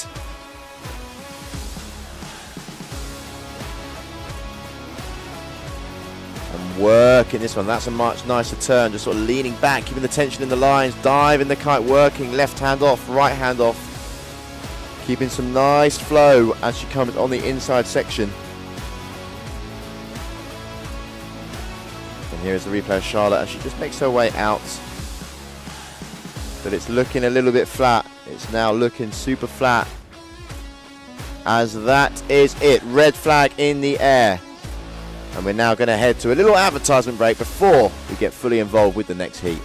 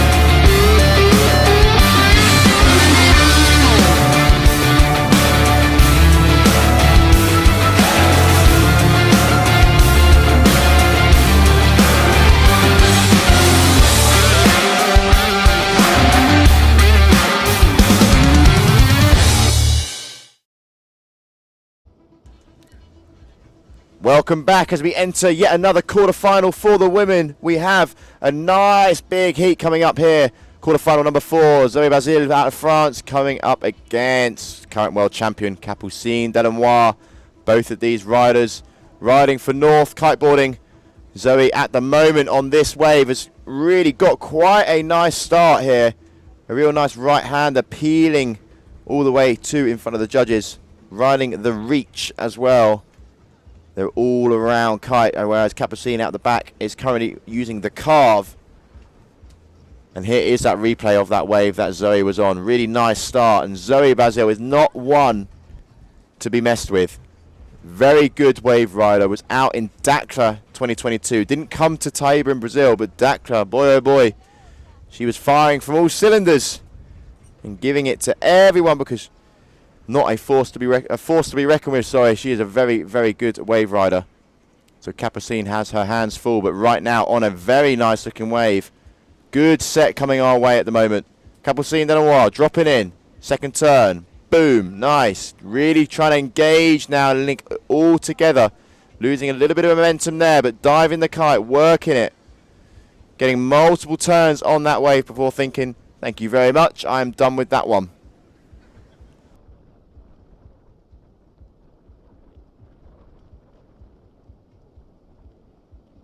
Finals day, sunny, beautiful day here at Ponta Preta, GKA 2023. It's pumping. Quarterfinal moments is in the water right now.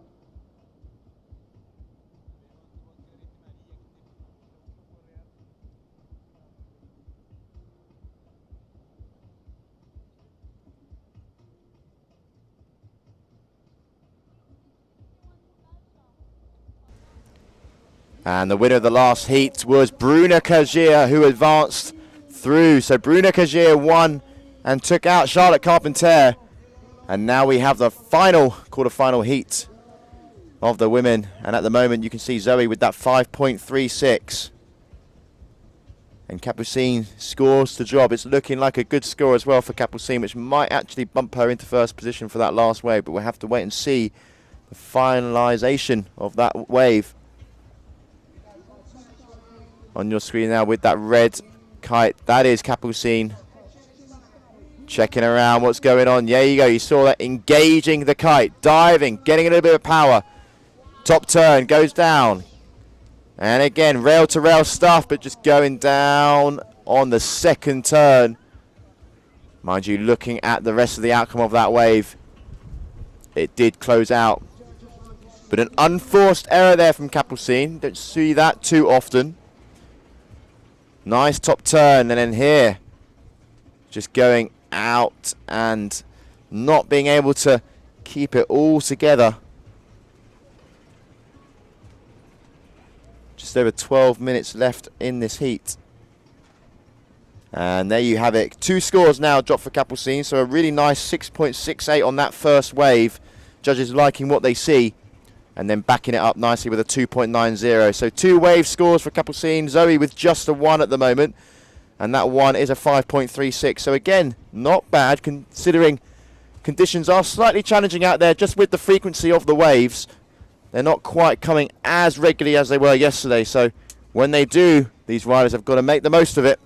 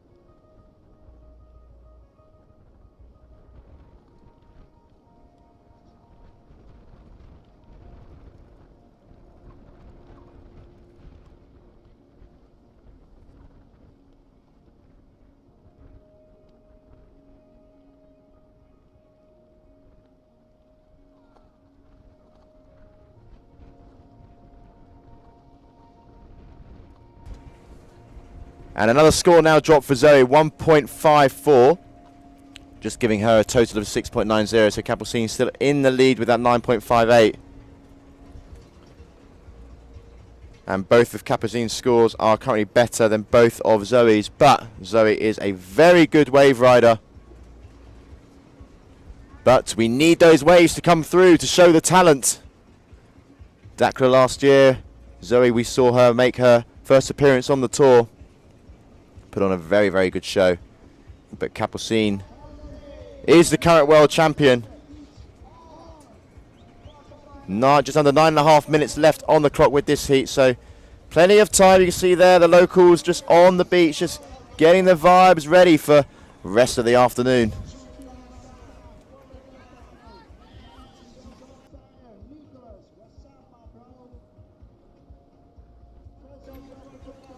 And here we can see Capucine Delanois, your current world champion, is going to be coming towards us as she is in first position with 9.58. And Zoe Bazil has a 6.90. Both of these ladies are scavenging out there for some waves as the frequency isn't there yet. We are going to be continuing on with the men's quarterfinals. Then it's back to the women's. Then it's back to the men's. This is what is going to be going down out there on the water. Let's see who is going to be crowned champion over here in Cape Verde. And there we can see Zoe, both of these athletes, North kiteboarding riders. And it is a battle for advancing position into the semi-finals. And here we have Kapuzin. Looking like there is a very nice set wave.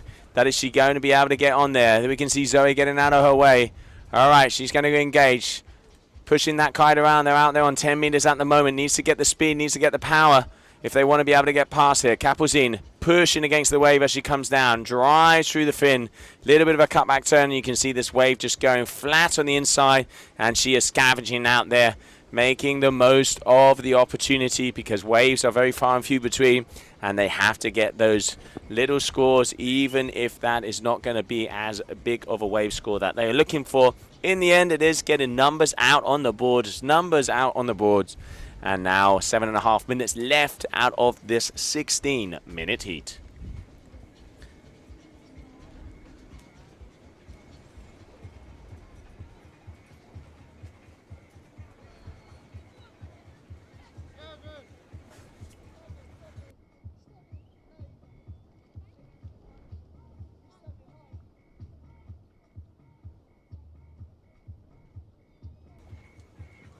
So Zoe out there on the green north, Kapuzin out there on the red.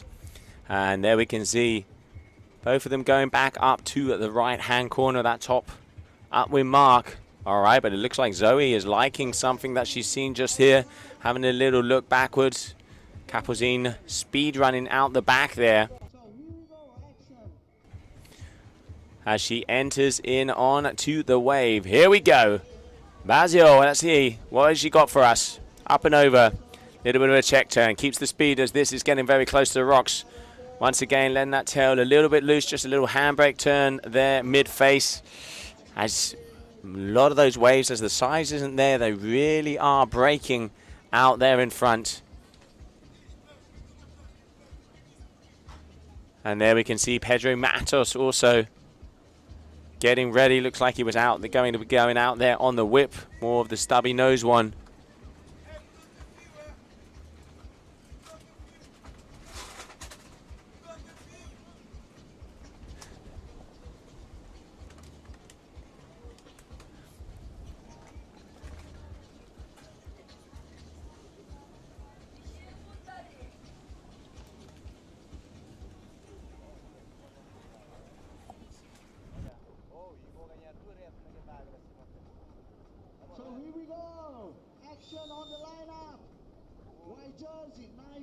Good size wave.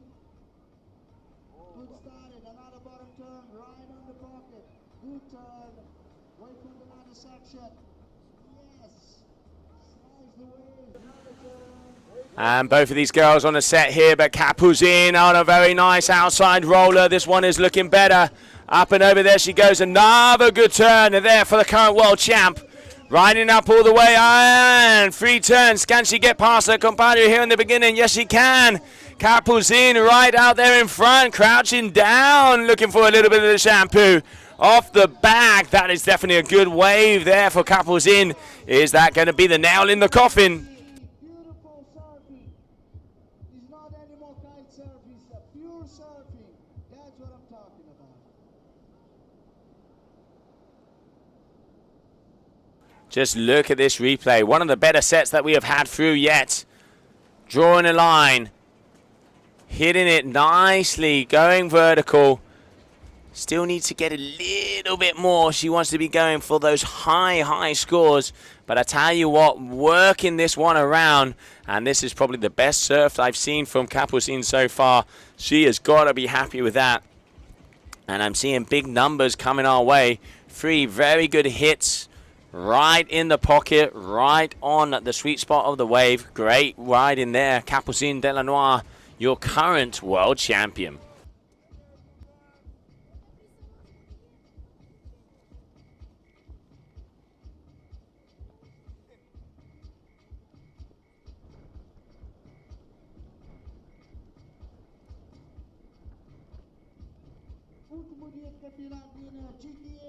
And there I can see Nikola Adabjiev getting ready all the way down to the bottom of the beach. A little bit of a high five, a little bit of a fist bump.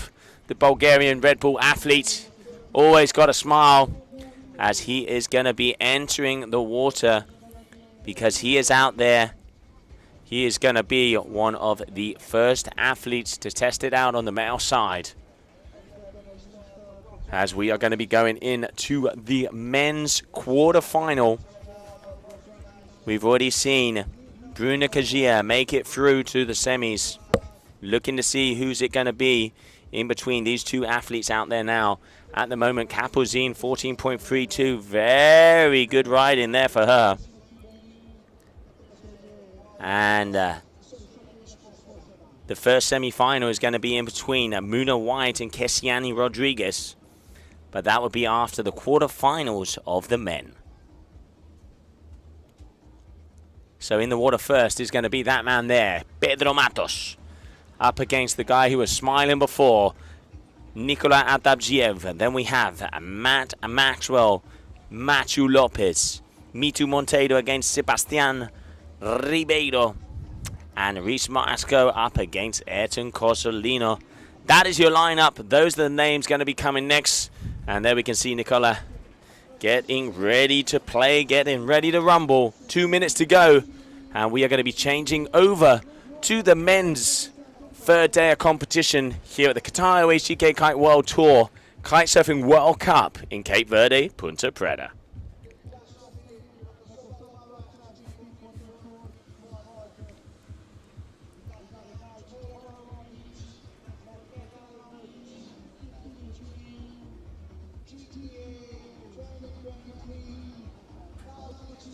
And there's the view in the sky. That is the competition area here at this beautiful peeling right-hander. There is Punta Preta. Tide is low. As you can see, a lot of those rocks already out as we are just waiting, as we are probably on the push as we speak. And it is going to be coming up as it's just approaching the final minute of this heat.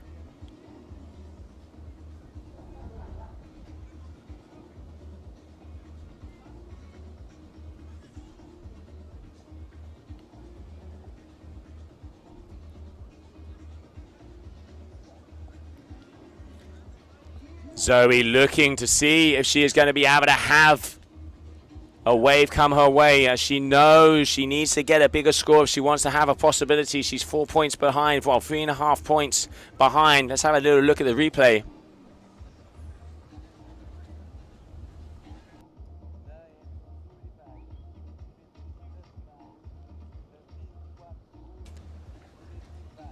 All right, so we're going to be seeing the recaps of the heat after this one.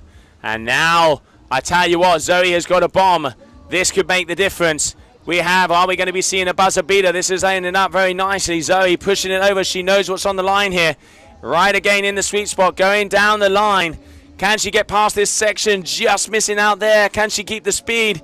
Turn number 3, but the wave going out and she's going down. I do not think that is going to be enough as the red flag hits the sky. We're going to wait to see those results coming in, as that final score could make a difference. But while we do, let's have a little look at the recap of that final quarterfinal of the women's kite surf.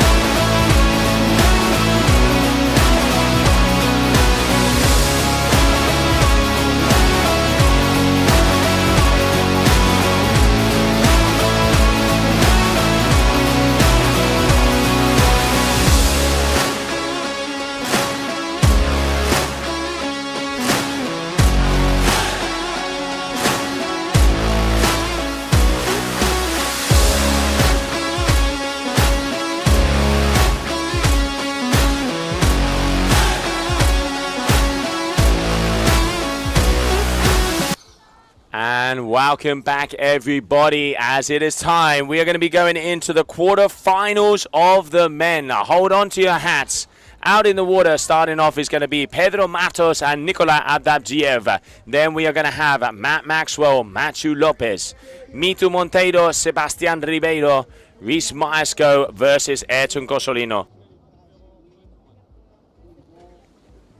Those are the quarterfinals that are going to be coming our way. And now let's go out onto the water, because the first quarterfinal is going to be out, and it is going to be in between the two beasts.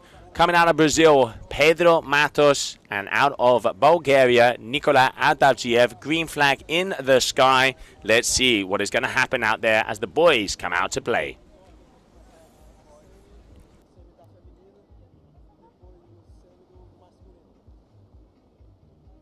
So Matos is out there on the duotone kite with the white lycra. Nicola is out there on the RRD with the yellow lycra.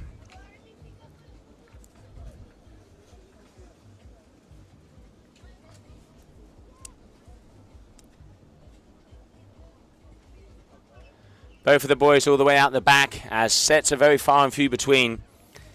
16 minutes of action. A total of 12 waves for each athlete if they want to use them. The top 2 waves are the ones that are going to score. And at the moment we have Pedro Matos, who had one of the highest waves and combination scores of yesterday. And he is going out there against Nicola Abdabjiev, the smart style meister from Brazil. So as we saw it yesterday, Pedro Matos had an absolute banger. What a heat he had out there in that round number 5. He was up against Hendrik Lopez. He got a 16.44 and looking on full form. There you go, already out there on the stubby, out there on the whip. A little bit more volume as these waves are smaller. Nice first hit, a little bit of a floater off there just to get past that section as he makes his way all the way down. And I tell you what, he's going to need wheels on that board if he comes so close to the shore.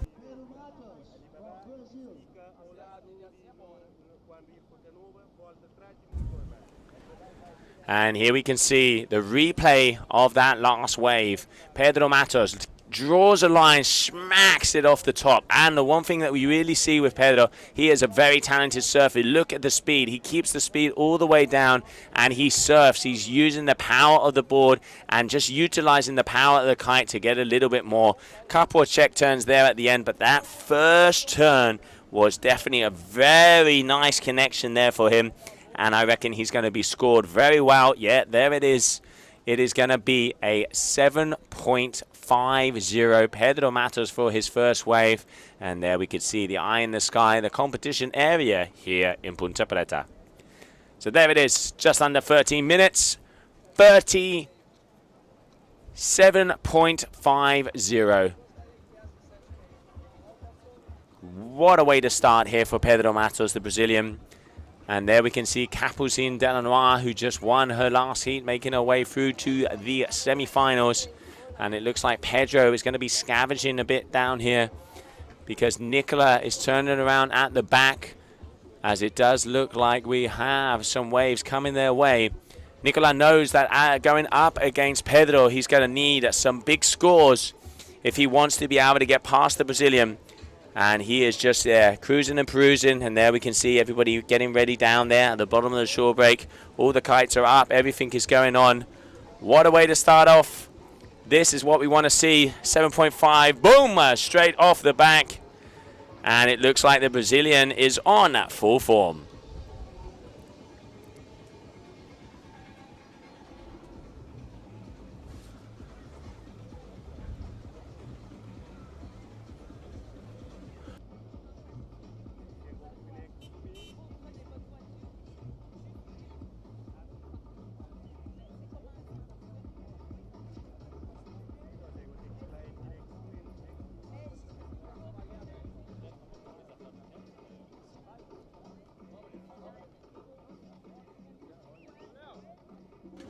All right, Pedro Matos keeping himself busy. Yet another wave. 2 good turns. Linking it together there. Going off the lip. Making sure he keeps that speed. Going all the way down the line. I reckon he's going to be eyeing up maybe for a little air as that kite is high. Slight bit of a floater there at the bottom sides. When the guys get that kite high, you do know they are going for that air. We saw Cosolino yesterday land a very nice one. And let's get a little recap here of that one. The replay of the Brazilian athlete, already 2 for 2. He is not messing around. Big closing hack there, letting those fins loose. Powerful off the lip, Ayrton style. And now here, just a couple of check turns to make the most of it. Nikolai Dadziev, here he is, big first turn, rocking the bucket hat, the Red Bull athlete, and almost losing his feet there, and unfortunately losing the speed. So one hit wonder there for Pedro, but already starting to start the waves here. Here we go, as this is the first quarterfinal of the men's kite surfing, and that was a nice turn, powerful, fanning style all the way down the lip. Almost looks like he's riding a quad there as he's using the fin, but it was that little mistake, unforced error, that cost him that second turn. There we can see Kessiani Rodriguez, if I'm not mistaken, who is going to be going through into the semi-finals. She is going to be going up against Bruna Cagia, so a repeat of the final event over there, well, the finals, in Taiba, Brazil, where Kessiani got first, Bruna Cagia got second. Kessiani taking it in the closing moments on one of the last waves. And now Pedro Matos is just playing the scavenger, scrapping around to see if he can find yet another wave. But already a 14.27, a very good score considering conditions are hard and quite small out there.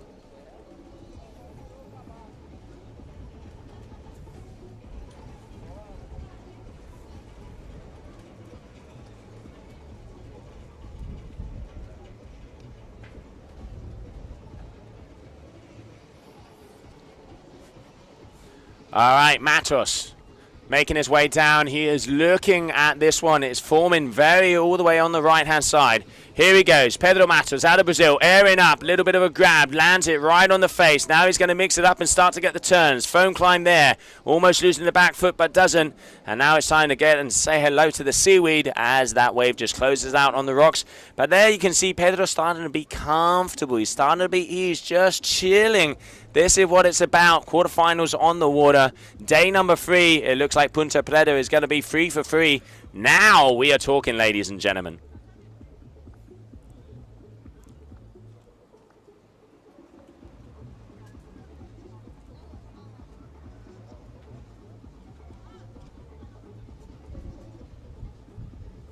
And there we can see Matos just speeding his way back out there on the whip. And there's another of the big hitters, Mr. Tropical, Matthew Lopez. Had one hell of a heat yesterday, but now back to the action. Nikolai Dadziev, big smacker out there, and this one's opening up nicely. 2 big connecting turns. Much better riding here for the Bulgarian Red Bull athlete. 3 turns on the inside, and that is more like it, Nikolai. He is going to be getting himself back into contentions. I know Pedro would have looked at that one, as I reckon that is going to be around the 6-ish something for that wave. Judges taking into consideration the conditions out there as it is so close to the rocks. You know, riders can only get a couple of hits and they're adjusting the scores. So now just waiting for that number to be dropped. But great wave there from Nikolai Dadziev, RRD rider coming out of Bulgaria.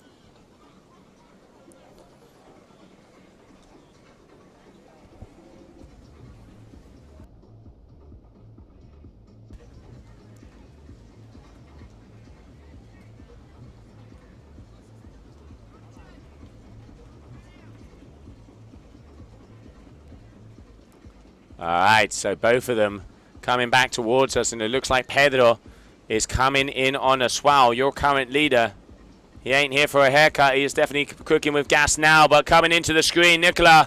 Oh, we got doubling it up. So, Nikolai Dadziev, 2 big turns. This is opening up a nice wave. Can he get past this section? Yes, he does. Boom! Off the top, holds it together, almost loses it. Kite almost falling out of the sky. He is not messing around. Pedro, another big crouching turn. The power of the tiger out there. Churrasco is making his way forwards. There he goes. Great riding there. Pedro Matos. I tell you what, this guy is on fire, and he is starting to become one of my favorites for the event.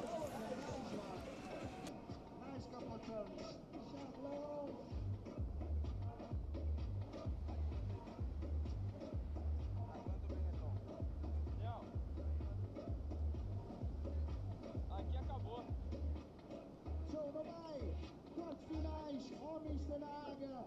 Vai ter Nicolas against Pedro Matos. Nicolas from Bulgaria, Pedro Matos from Brazil. Showtime. The boys is on fire. Live stream on GKA.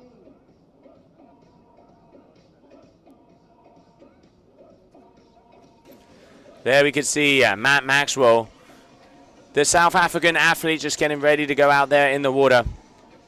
Great to see the guys just getting ready. The look on his face was nice and easy as he is going to be going out there in the next quarterfinal. He is going to be going up against Matthew Lopez, repping Spain, and one of the local boys here in Cape Verde. And tell you what, every turn yesterday for Matthew, the crowd was on their feet. And now Pedro Matos, front and center on your screen, all the way out the back, is just coming our way. And I'm waiting to see if there are some lines stacking to the horizon. Looking like just having a little trouble with his shorts there. Watch out, ladies. 4.5 minutes on the clock.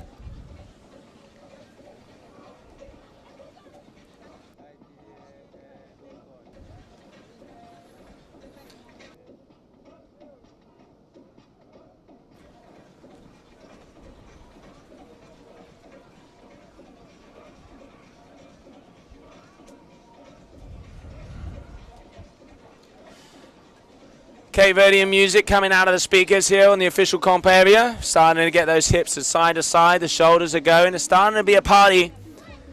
One of the things always here in Cape Verde, the music never stops. That is what I love about this place. They say Cape Verde, no stress, and that is definitely looking like that. Apart from yesterday, that final heat of the men between Edson Cosolino and James Carew, where the result was taking a while to come in, and I tell you what, the hearts were going bim, bada, bim, bam, bam. And now, 3.5 minutes left on the clock. It is Pedro Matos on your screen in a commanding lead, driving through this quarterfinal. But Nicolas Adagiev, 12.97 total. We're going to have to see who is going to be able to beat that top rider. We will soon find out. And there he is, Matthew Lopez, getting ready. A very psychological rider. He always takes his time, always relaxes. He gets in his mindset, and you just saw the stoke that he had out on the beach yesterday when we interviewed him. And in the water, hands were in the air. You can see him jumping in. He was in that zone. He was the runner-up, so second place in the 2020 Cape Verdean event where we had it over on Kite Beach, and always a force to be reckoned with. When that guy has the flow, the knees start to go, the dances start to happen, and the waves start to get ripped apart. Pedro thinking twice against that one. It looks like he's maybe going to go further behind and jump on at one of those set waves. All right, so in the yellow, Lopez. In the white, Matt Maxwell. Those are the boys.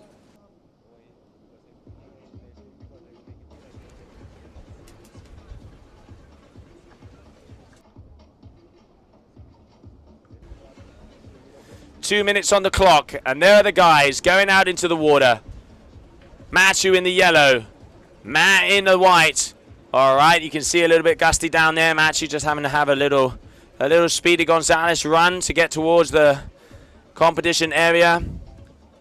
Maxwell, the South African, on the F1, and Matthew on the duotone. I can see they're out there with 10-meter kites, as the wind is a little bit light. 90 seconds left of this heat, but it does not look like there's any waves coming their way as the rest of the guys start to get ready.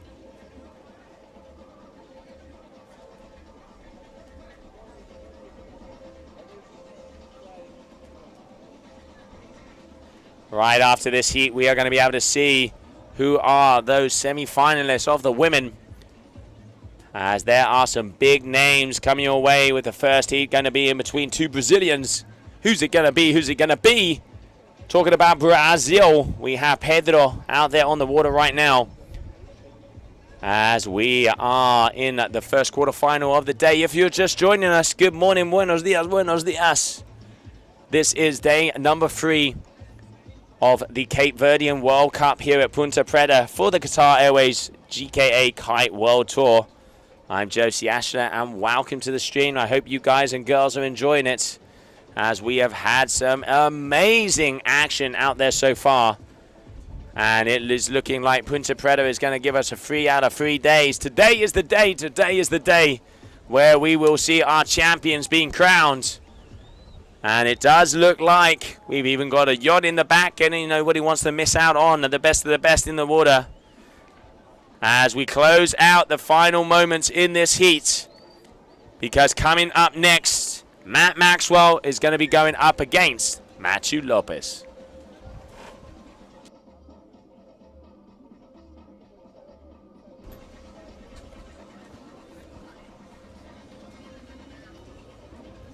All right, so that is official. It is going to be Pedro Matos who's going to be making it through to the next round.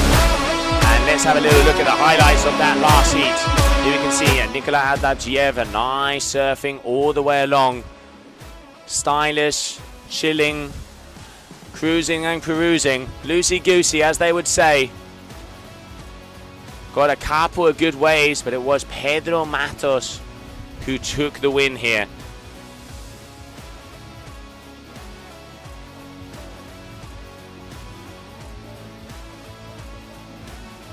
And here was one of the better waves there. Pedro Matos just linking it up, eyeing up the sections all the way along, top to bottom. Look at that. Look at the spray. I tell you what, Boa Vista got a shower there.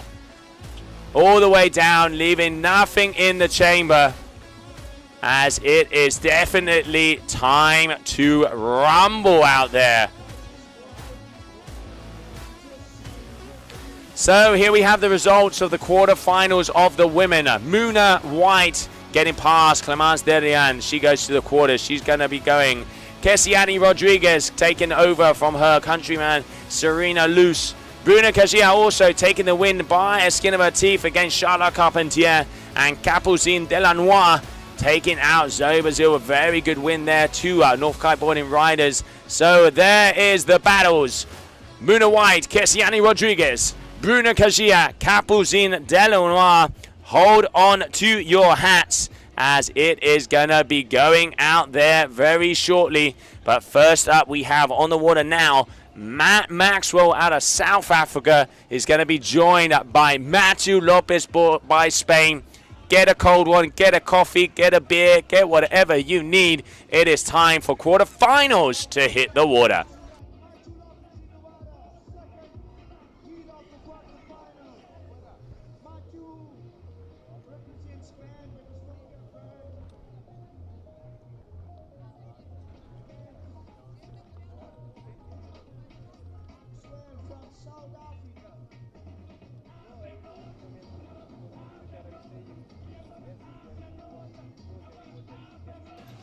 There we can see Nicola Adavjiev coming out. He's got a smile on his face, making it all the way through to the quarterfinals. Congratulations to him. But now green flag in the sky, and it is time for both of these boys to start battling it out. And the music here on the beach is starting to go up. The vibe is happening. Cape Verde, Cape Verde, Cape Verde.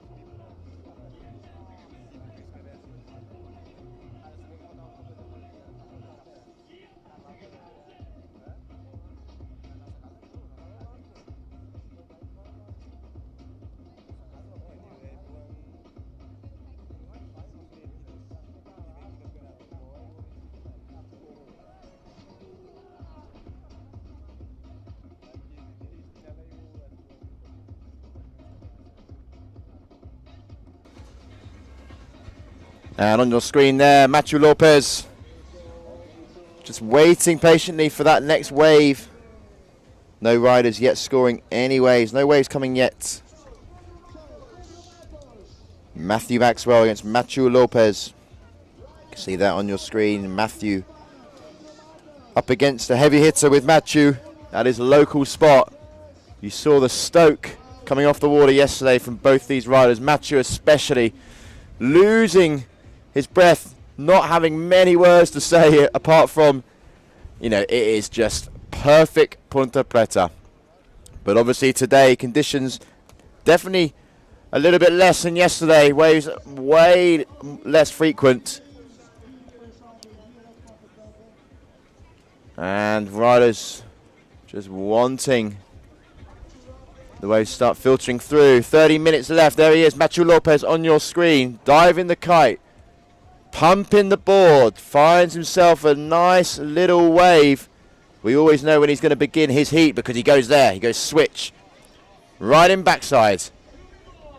And both riders now finding themselves a wave. Matthew, big top turn there. Plenty of spray, crowd cheering, coming in towards them. Keeping those fins engaged, showing the flow. And powering up, really getting nice and vertical on this wave. Getting every part, a little bit of a floaty air there on the foam.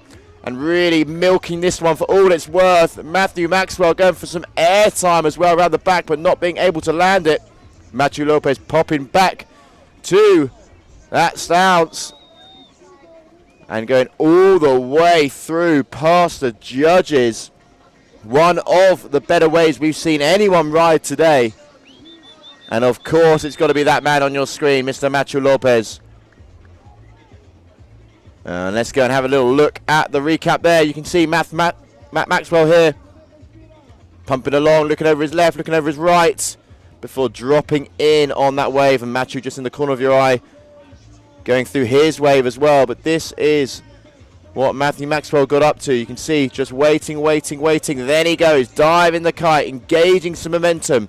Big top turn, hack, bang. Getting the fins really engaged. Plenty of spray going through that flat section there, gaining speed. And unfortunately not being able to just land and grab the board under his feet again. But that's a little bit better, not just from our riders, but from the ocean. A little bit more motion going out there. That is what we want to see.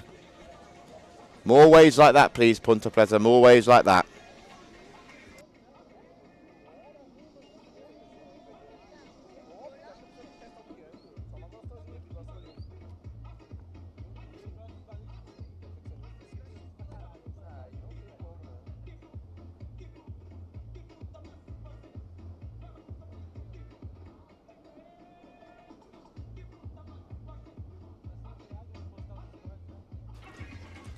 And Matthew Maxwell here riding for F1 again, engaging himself in another wave. Couple of nice sets coming through. Here we go. First turn, looking to be a little bit more aggressive, and that's what we know Matthew for. That's what he's here for. Two big back-to-back turns there. Lapping it up with a fourth. That is much better there from the South African rider. But hold your horses, hold on to your seats, put your seatbelts on, because Matthew Lopez is now dropping into one of the bigger waves of the day as it's really starting to come through now. We are at 2:30 local time, so getting to that golden sweet spot. But Matthew Lopez not being able to find the rhythm on that wave, unfortunately going down. But better sets are coming, better waves. And this is a little bit more like it now. You can see here Matthew Lopez on that replay, just getting that second turn, but doing it as that wave was closing out. So not quite in that picture perfect spot there. And scores dropping. As you can see, a 13.23 for Matthew Lopez. Matthew Maxwell, 7.87 in second position. Just under 10 minutes left on the clock. And let's just have a look at how those scores are made up. Big score there for Matthew with an 8.30 on his first wave. And then a 4.93 to back it up. So two good scores there. That 8.3 really is a bit of a golden nugget there. Matt Maxwell 3.07 and a 4.80, so both his scores are currently less than Matthew. Definitely wanting to improve on that 3.07. Plenty of time to do so. I remember Matt last year over in Dakar just really did enjoy himself out there. Had a great performance last year. Joined us also in Brazil. And now here he is at the first stop of the year in Cape Verde. But finding himself just that little bit further downwind at the moment, not in the sweet spot for when those waves do filter through. Fortunately, at the moment, it's looking a little stale out there. And I reckon we're going to see Matt come all the way in and then just do the old U-turn and find himself back upwind, because Matthew Lopez on the far right-hand side is in quite a good location, quite a good spot for when those waves come in. And you can see here, Matt just trying to gauge a little bit more power. Might find himself on a bit of a wave here, actually, as he's made his way in. Be interesting to see if he surfs this one or not. Nope, decides against it. But Matthew Lopez is currently in his switch stance. And he is engaging. Here we go. Matthew Lopez getting plenty of power. Are we going to see a little bit of air? Switches back around. Beautiful first turn there. Really working the kite. Are we going to see him swap back to backside? I don't think so. He's going to mooch it all the way in towards the judges. And just getting wiped out there on a little bit of the foam. That lip of the wave just closing in. You can see here, starts backside, then returns before putting in that first big hack at the top of that wave. But as it continued on, wasn't quite able to link everything together and just went down on this moment there.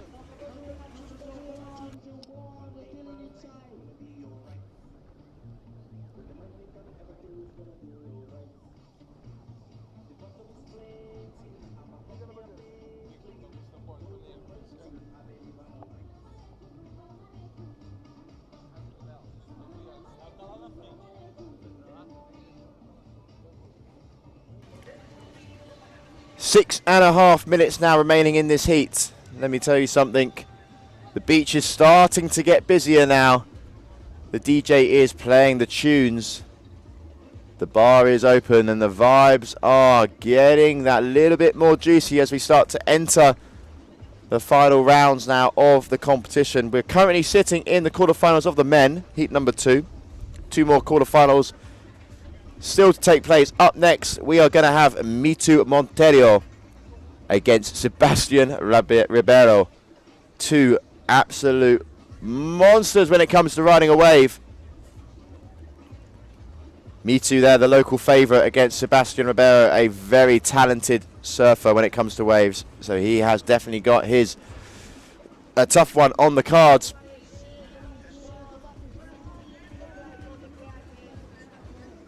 That could be anyone's game, but at the moment, it still is Matthew Lopez who is in first position, 13.23. No increase on score for Matt, but yet there has been no waves caught since the beginning of the heat. Come on, Ponta Preta.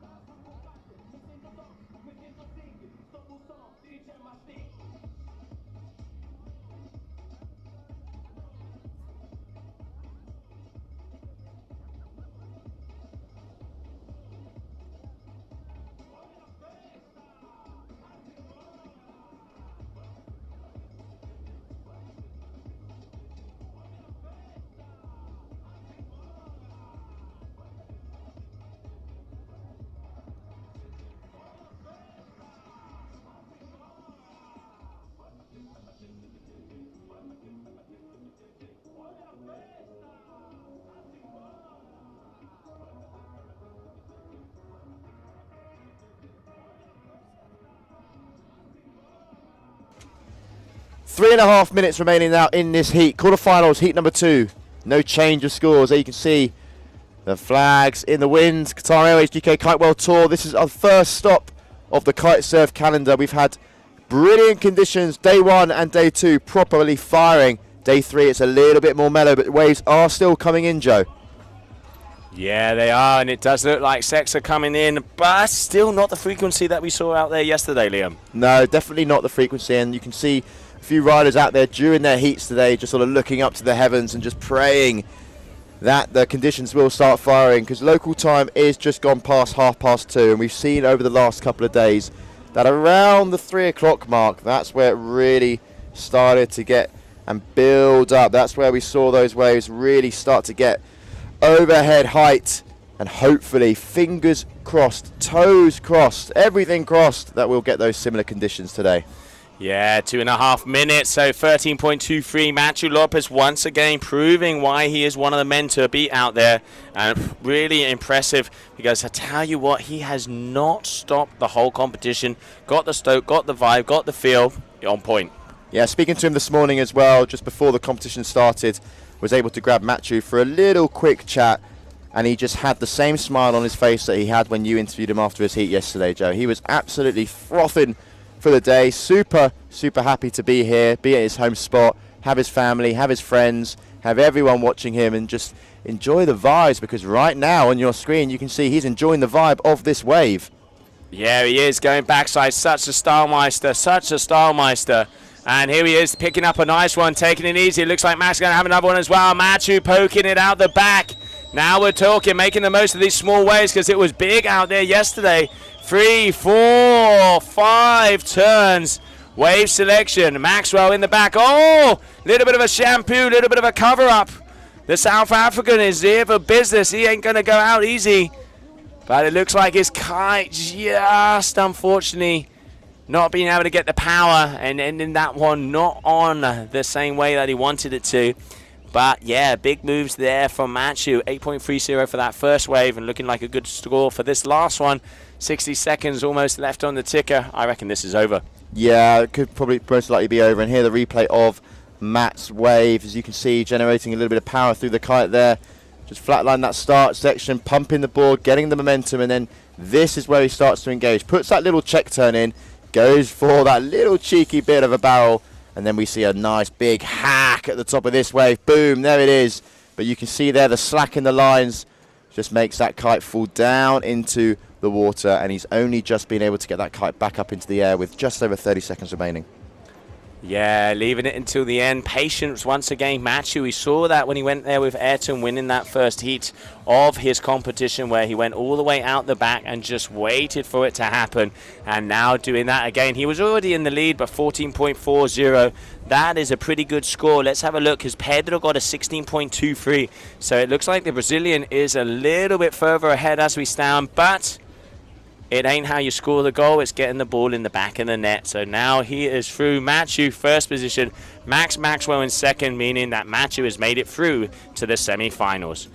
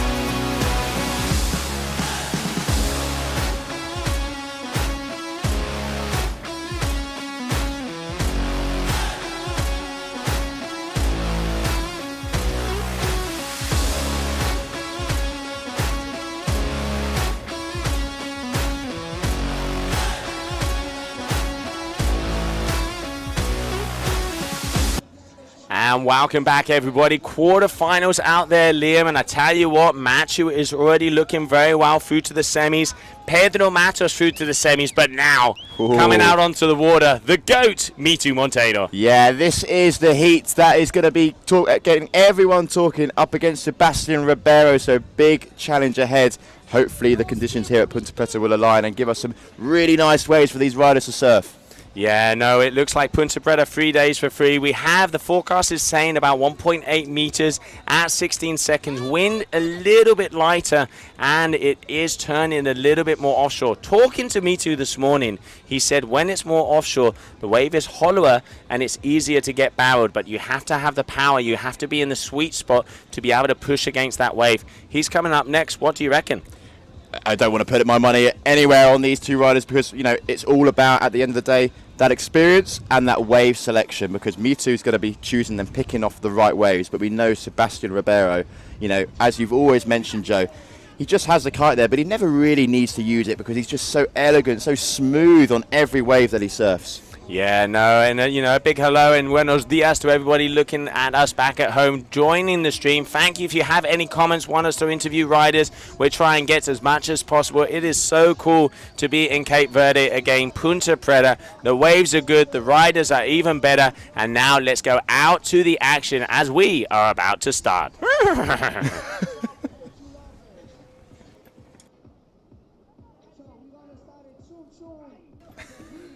All right, so there are the boys. Mitu Monteiro versus Sebastian Ribeiro. Sebastian Ribeiro coming out of Brazil. I tell you what, this boy can surf, has a QS surfing background, and you can really tell when it comes to the waves, when it comes to the flow, the style, using the board. He is a menace and he is a machine of destruction. He is out there against the most experienced rider, probably one of the most experienced riders on the planet, and in that rider's back garden, in his backyard, Mitu Monteiro. Here he is on your screens at the moment, Mitu just heading out, and you know, he's always been as well, Joe, the first rider at the event site. Every morning we've been here, we get here at the early doors, crack of dawn, and he's always there, kite's pumped up on the right hand side, ready to go. So he's been here getting a feel for the conditions. He would have had all eyes on the water and knowing sort of how the waves are looking, how the wind is feeling. And plenty of time on the clock here as Mitu Monteiro on your screen just coming in towards the competition area, but just looking a little bit stale out there at the start of the heat. Yeah, it is, but Sebastian having a first good wave there with a 5 point something, waiting for those scores to be coming in, just having a little review there, and Mitu Monteiro still yet to have a score. So Sebastian Ribeiro is going to be in the yellow, Mitu is going to be in the white, and I tell you what, they are all the way up on the right hand side of the competition area, because that is where these little inside rollers are happening, as it does look like the waves are slightly smaller. Definitely slightly smaller, but also that's where you want to be when the waves do start filtering through, because if you're a little bit too, you know, far downwind and too far out from where the waves start, you've got that big trek where you need to cover some ground, and you know, when you're covering that ground, if a set comes through, you know, it's slim pickings out there, and you want to be in the right place at the wrong time, at the right time.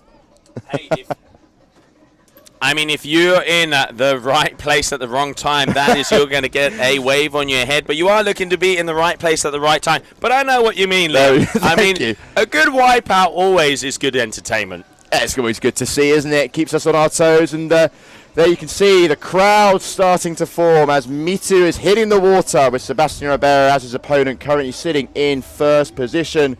There we have the vibes, the energy down at the beach. Everyone's grabbing a drink. Look. Couple of busy people there having a cheeky beer, but there he is, Mitu on your screen, just heading out right foot forward.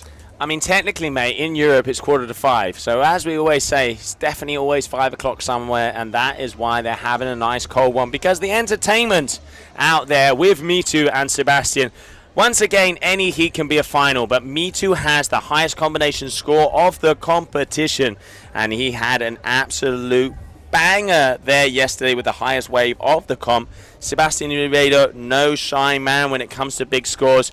Big heat out on there on the water, 12 minutes to go. 12 waves total they can do. Top 2 waves are the ones that are going to count. Quarterfinals, who's going to be making it to the semis? Quarterfinals, this is the time to shine. If you want to deliver and send anyone home, now is the time. Sebastian Ribeiro, 5.87 on that first wave, and that's the only wave at the moment we've seen any of these riders score. But as you mentioned, just under 12 minutes, so no one is in a crazy rush just yet, and still plenty of time for these sets to filter through. But just talking a little bit about that wind, wind I'd probably say is around the 16 to, gusting up to 18 knots at good times. So similar little bit of a breeze to yesterday at this time, but definitely, those waves have just dropped off ever so slightly. Yeah, they have, and now we saw this in the heat in between James Carew and Ayrton Corsolino yesterday, where the waves did drop off and they had to be patient. Mitu, he is scavenging here on the inside, both of them. He's up against Sebastian Ribeiro, the Brazilian, but all right, Mitu Monteiro engaging. Big first hack right in front of Sebastian, saying, hey, good morning, good afternoon. Did you see that? But just a one-hit wonder. Sebastian also now looks like he's going to be turning around, as he does not want to lose priority on that set when it comes through. I reckon it is going to be a waiting game, Liam. Definitely a waiting game. And what I've also noticed watching the waves today is, that face of the wave where the riders are able to put in those turns is just a little bit too close to the shore. So they're really only being able to get the sort of 2 turns on each wave. But, when those good ones come in there, just that little bit further out, that's where you see them have that real nice middle section past the judge tower, and then they can wrap things off near the beach on the left. Yeah, that's when it gets all the way down. The crowd gets with them, because one of the beauties of this spot is that on the rocks you are pretty much around 10 foot away from a rider hitting a turn, getting a barrel, going in the air, doing all the things that they just do here at the World Tour. And it is so cool because you can see the crowd interact with the riders kind of feed themselves off of that energy. It just turns into an electric storm, tornadoes, lightning, it's all happening. And this is the storm that we have down here, Punta Preta, Cape Verde, first event of the season. And now we are just waiting to see that Poseidon sends us a little bit of a wave, because we want to see sets in this heat. Sets. Give us some sets, because we've just had another score drop for Mitu, 3.90 now. So there is his first wave score of the heat. Not enough to slip him into first position. So Sebastian Ribeiro there, just in the front of the pack with that yellow lycra, just looking over the shoulders. You can see there's a little bit of movement here, Joe. I reckon this is going to be the biggest set of the heat there. So here we go, Sebastian Ribeiro engaging for his second wave. Yeah, and Mitu Monteiro is watching a big open hack here. Sebastian once again just keeping the power. You can see right on the sweet spot, and third one, can he keep it together? No, goes down and gets pulled around. Mitu Monteiro, watch out, he's got the speed. Yeah. Look at this, does he get it? Oh, misses out on that first section. Can he go down? Yes, he does. He managed to get past it. Such a shame. See, if he had linked that together, would be an even bigger score. But 3 big hacks, and he is going to milk this, because he knows as it is scoring potential. A little bit of an air, and he goes landing. The crowd is starting to go wild. Mitu Monteiro, ladies and gentlemen. Just watching him just out the corner of the booth there, Joe. The kite control that Mitu has on the wave. Just watching there, going through that section, you thought it was all over. I personally thought that wave was going to catch up with him, and it was all systems down and out. But he was looping the kite, and you can see just on this replay, big turn there, plenty of spray coming off the lip of that wave, and then backing it up with a little check there. This is where I thought it was over. Filters through, you can see yanking on the bar, looping the kite and being able to gain momentum and put in these lovely turns to wrap things up. I reckon that is going to shake things up as well, because yes, Sebastian has had a second wave, and I tell you what, I just love his surfing style. You could pretty much disconnect that kite and he would do exactly the same. That is why he gets the big scores. It is surfing. And I repeat that, surfing the wave, not kiting the wave. Mitu Monteiro there also, I thought it was game over when he missed that section. Do not know how he saw that, but as we said before, it's his backyard. He can read it probably maybe a little bit earlier than anybody else. Experience, always an advantage. Always an advantage, most definitely, and there might possibly be a big old shake-up here when those scores do drop. 7 minutes, 30 seconds on the clock. Men's quarterfinals, heat number 3 of the Qatar Airways GKA Kite World Tour. This is the first stop of the calendar year for our kite surf athletes, and it has been a fantastic event, so do not go anywhere, because it's all systems go, go, go. Plenty of heats remaining. We started with the women today. Now we're on to the men's quarterfinals, and we are not going anywhere anytime soon. Oh, we are not. We are staying here, because even better, the action is starting to come together. The waves are starting to come together. That was a very nice set. Now we're just, we might get up and do a little bit of a wave dance here, Indian style, and hopefully bring some action towards us. But, I mean, one of the things I liked about that combination of the two athletes, Sebastian grabbed a wave, answering to Mitu, showing him, going, hey, I'm here. Look at this. And then Mitu right behind it says, I saw you, but I'll raise you. And I think he raised him on the better wave of the set as well. It just had a little bit more punch in it, a little bit more juice in the tank, and you're able to see that because he went right past the judges through that middle section. Sebastian Ribeiro unfortunately going down, and then Mitu was able to lock in and load up a few more turns. And really interesting because I'm having a little look and they're looking like a nice couple of scores, and we're still waiting for it to drop as the drone is in the sky. And what a beautiful event site we have. Yeah, I mean, look at that there. You can see the town of Santa Maria over here, island of South Cape Verde. We are here at Ponta Preta. It is just going past, just coming up to 3 o'clock in the afternoon local time, and we have one of the biggest locals in the wave. And I tell you what, it looks like we might be having him drop it in on yet another set. There is some emotion out there. Sebastian behind him. All right, white lycra. Ladies and gentlemen, Mitu Monteiro dropping in. First turn. Oh, he's braking. Get in the barrel. Comes out. Starts it off. Can he link this in to a wave? Yes, he does. Uses it. Gets the air. Oh, just unfortunately going down. Eyes on Sebastian Ribeiro. Here he is, big first check turn. He knows he's got to be able to go this, but goes out. What a shame there, Mitu Monteiro, because that was a little barrel into a check turn. That could have been a very high score if he would have been able to land that air. But now, let's have a little look at the replays. Liam, run me through this wave. You can see there, just generating some momentum through the boards, and then puts in that pause. You can see disappears, then pops out of nowhere, loops the kite. You can see just how much speed he was able to generate. And then this is where the air came up. Pops up, goes down, but unfortunately over the front of the nose of the board. And then he was in the drink.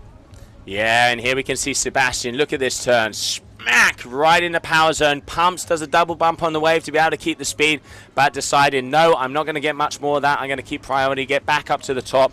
But I reckon so. Mitu Monteiro got a 7.57 for that second wave. His backup score is a 3.90. I reckon he's going to improve that on that little tube ride there. We have Sebastian Ribeiro has a 6.10 for his first wave and a 5.87 for his backup wave. So if I'm not mistaken, yep, there it is, 12.20 versus 11.97. It don't get closer than that. Mitu Monteiro in the lead, 4 minutes left on the clock. Come on, give us another set. I think we're going to get one, Joe, and right now, I don't know if it's just me, but something is happening. There's a little bit more energy out in the water. There's definitely been some more frequent sets. You know, we're heading up to that golden hour, that's 3 o'clock, and we all know what's been happening there over the last couple of days. So, on your screen now, in that yellow lycra, that is Sebastian Ribeiro. Mitu here in the white. 3.5 minutes left. Your current heat leader after that little tube. What has he got in store for us next? It's looking a little bit quiet, so I reckon we'll see him do a little turn, little U-turn, and just head back out. Yeah, you could see on that little barrel, didn't exit cleanly. He did have to push himself out, but still, he's one of the few guys that is going for that. Sebastian has a very nice surfing style. Such a shame on that last wave that he didn't quite get that last turn, because if not, that would have been a bigger score, and I reckon he would be in first position at the moment. Very close in between these guys. It is a waiting game. Mitu looks like he's got priority as he's further up towards the point, and now this is where patience is a virtue, which I tell you what, I have none of. So as you know, Liam, now it is going to have to wait. Mitu is calm, I'm not. Sebastian is chilled, I'm anything but chilled. It's roasty hot over here in the booth. Come on, boys, send us a set, send us 2 sets. I want it to happen. 2.5 minutes. Let's give some more sets to us, please, because we want it, you guys at home want it, and I'm most definitely sure that the riders want it as well. And I'm just having a little look out the corner of my eye as well. I can see on the beach Mr. Ayrton Cozzolino rigging up and ready to go.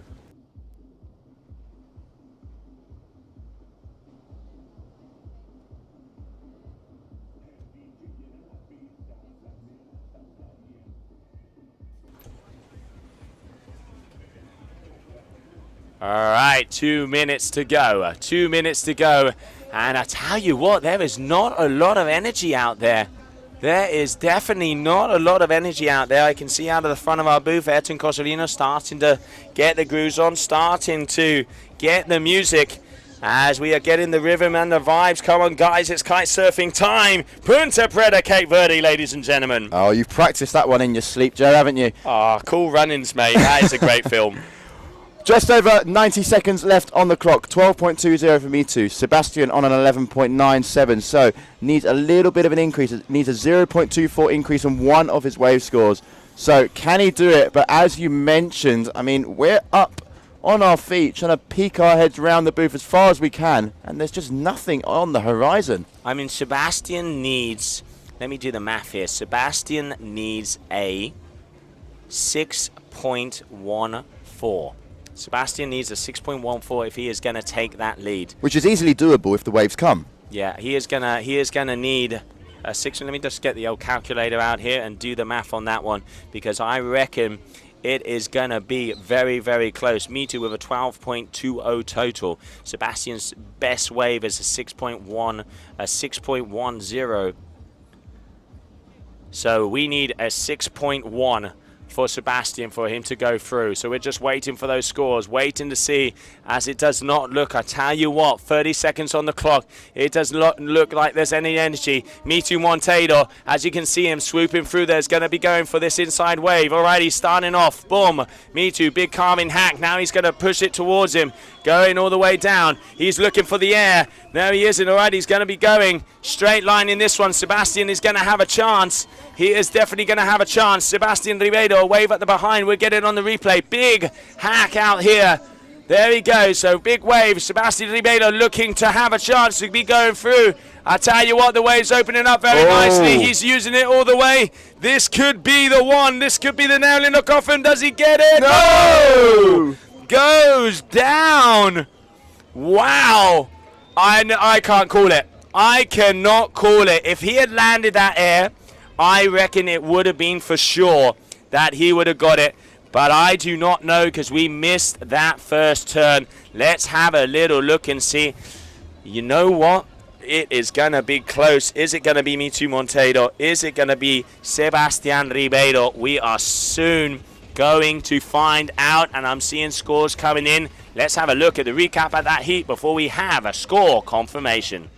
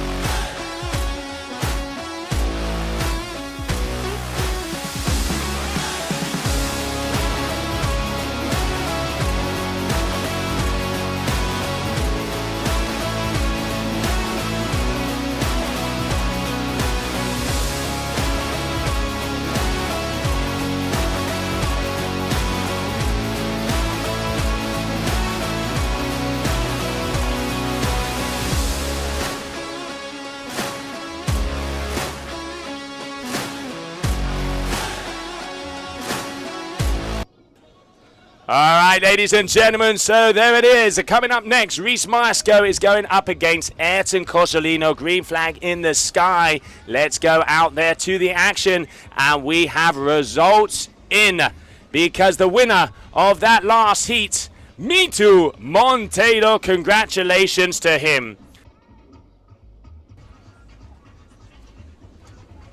All right, and there's the Canadian Reese heading out onto the water there, riding for Ocean Rodeo.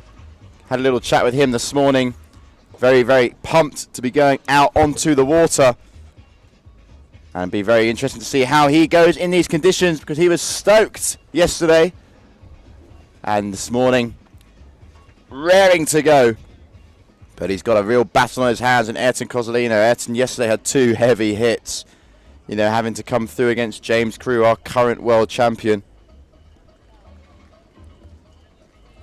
So James will be watching on. But Reese is now up for the challenge to take out Ayrton Cozzolino.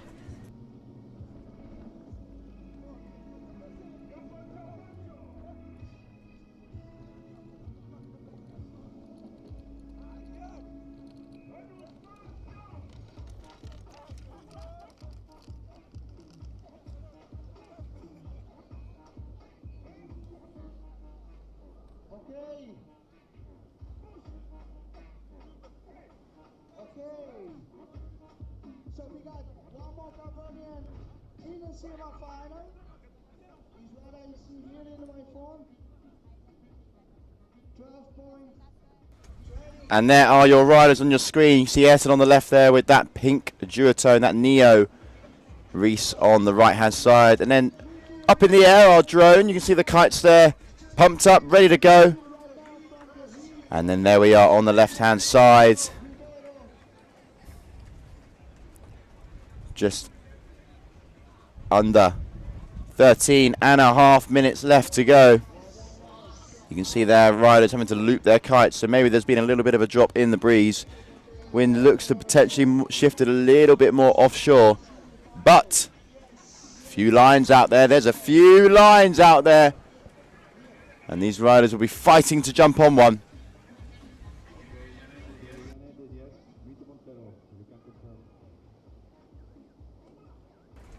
And just while it's quiet out on the water, I can see in the corner of my eye, Me Too coming in. Real crowd favourite down here. And here is Reese, locked and loaded on one of the smaller waves, but doesn't fancy that one as it gets a little bit too shallow. But behind, Ayrton Cozzolino there, showing pure power. Looping the kite, gaining some momentum here as it gets a little bit too close towards the rocks. A little bit of a nicer wave there. Scores to drop. Scores are inbound.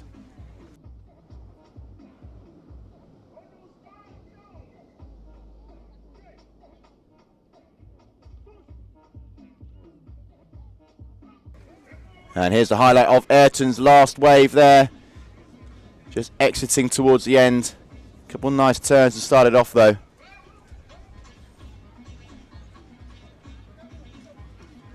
"12 minutes on the clock. 3.03, sorry, for Reese. Just bumping himself up into that first position, but Ayrton still with a wave score to come. Reese with 2 waves at the moment, Ayrton with just the 1. So Reese most likely going to be still positioning up in first place. This is the last quarterfinal. Men, quarterfinals, heat number 4 of the Qatar Airways GKA Kite World Tour.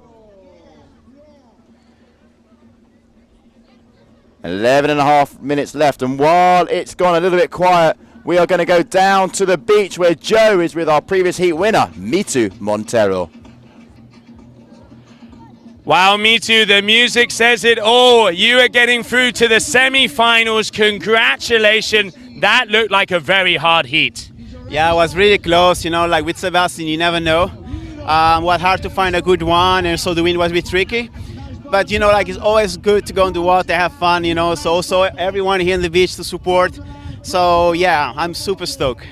Me too. It looks like the conditions are a little bit more offshore. You said to me this morning that when it's offshore, there's a few little barrels up in that secret place. It looks like experience paid off here, because taking out Sebastian, that is a big win. Yeah, actually, you know, I try to improve a barrel there. You know, I find, because I know like well this spot, you know, so I know if there is some rocks there, there is always some barrel there.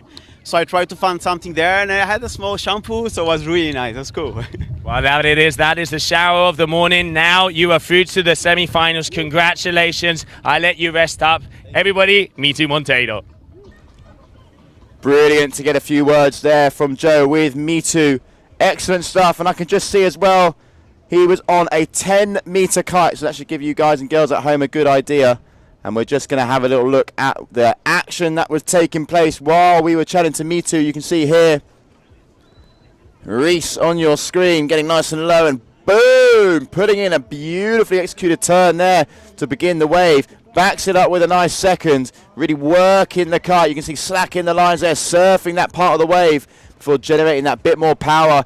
backing up with another third beautiful hack at the top of the lip, and then just a little bit of an air time, wrapping things up nicely with that wave. Really did milk that one for what it was worth. And currently still in first position. Scores dropping for those waves we did miss. And Ayrton is just out the back, waiting patiently to pounce on the next set of waves that comes. And there you can see him in the yellow lycra, just that fraction ahead of Reese. And it also looks like Reese is just on slightly bigger kites. So when conditions are getting a little bit more challenging like this, I definitely think that these riders are contemplating what sort of kit to take out. Maybe a little bit more volume in the board, slightly bigger kites. But they've got plenty of toys, plenty of weapons to choose from. And there he is, current heat leader, Reese Myerscough from Canada, dropping into one of the smaller waves and yet thinks, no, I'm okay. Good choice there, as that wave has closed out rather quickly.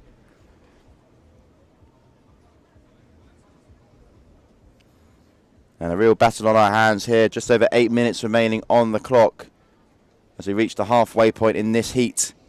Who is going to be making it through to the final, to the semi-finals?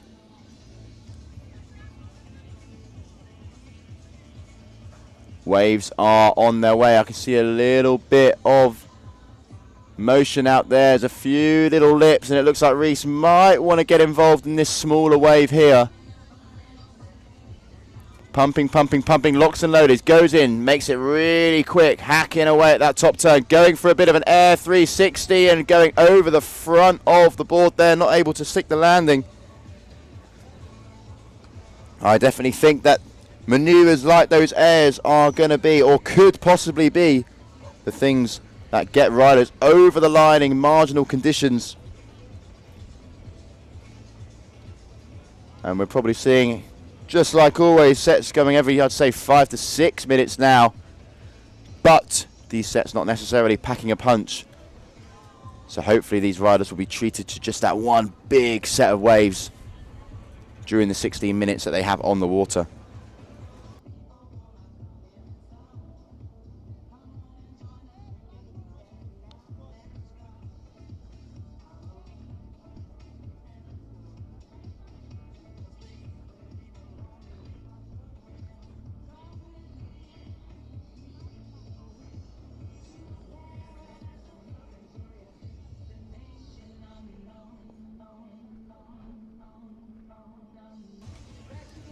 And once again, Reese on your screens, keeping busy out there.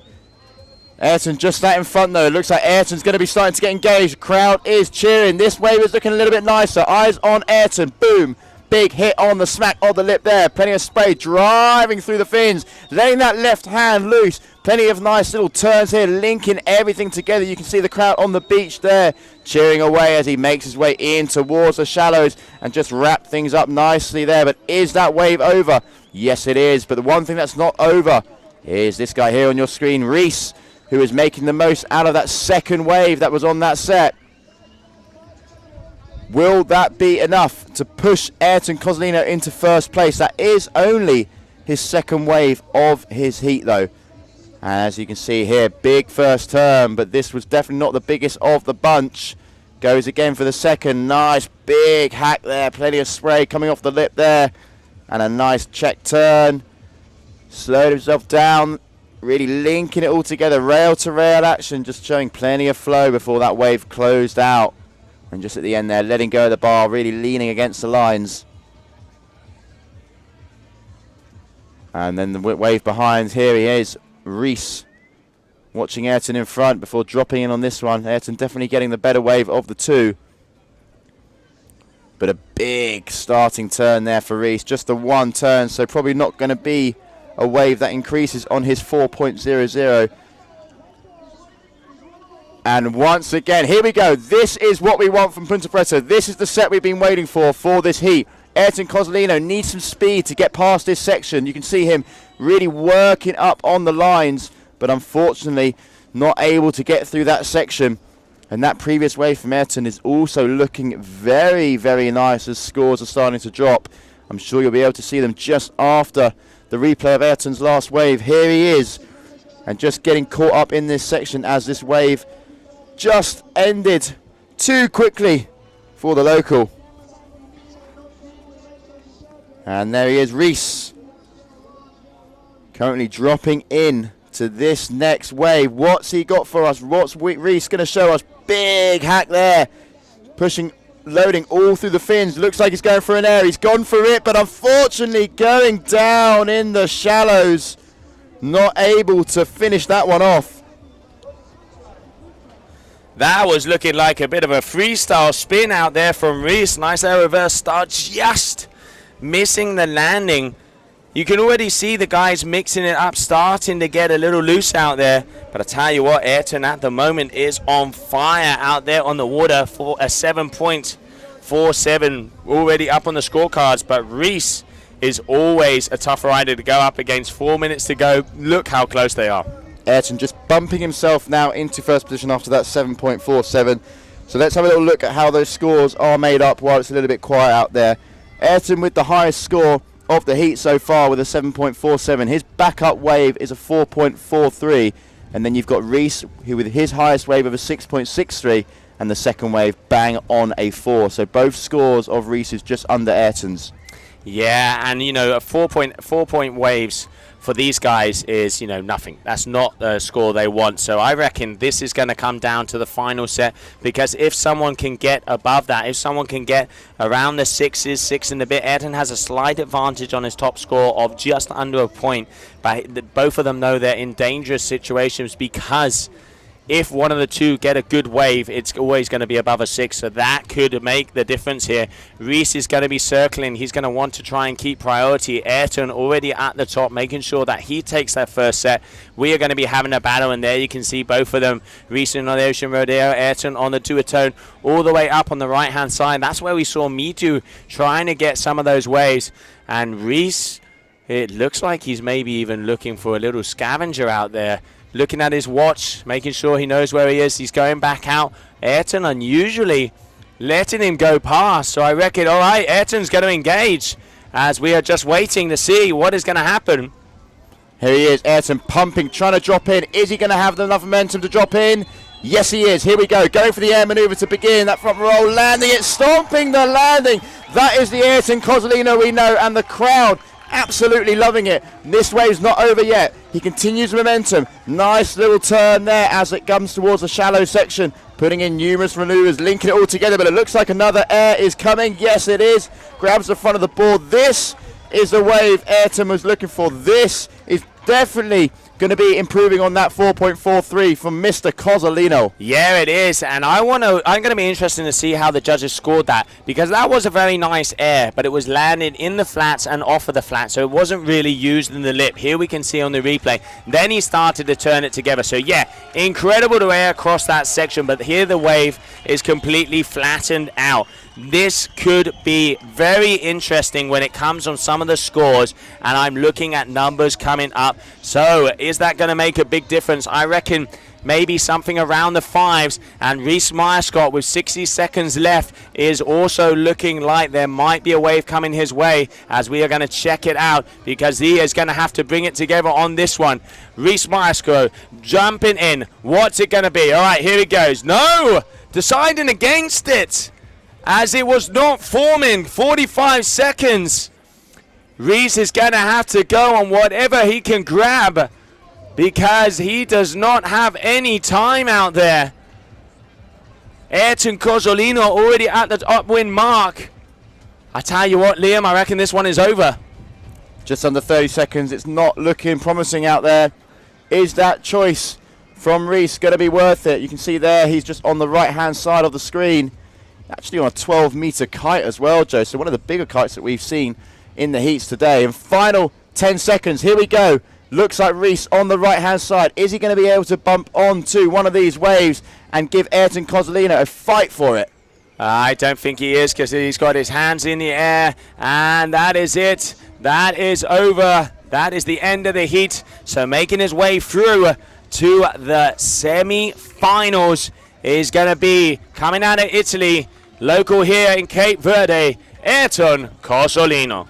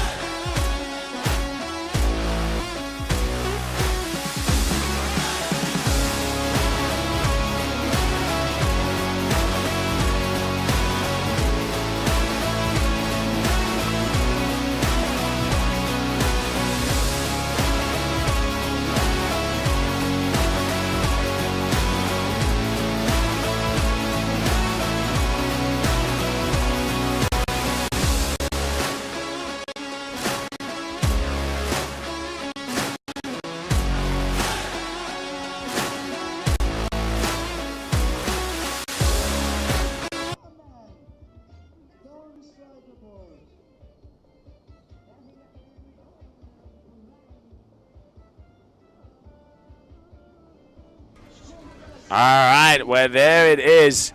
Heats are going to be coming up on the screen.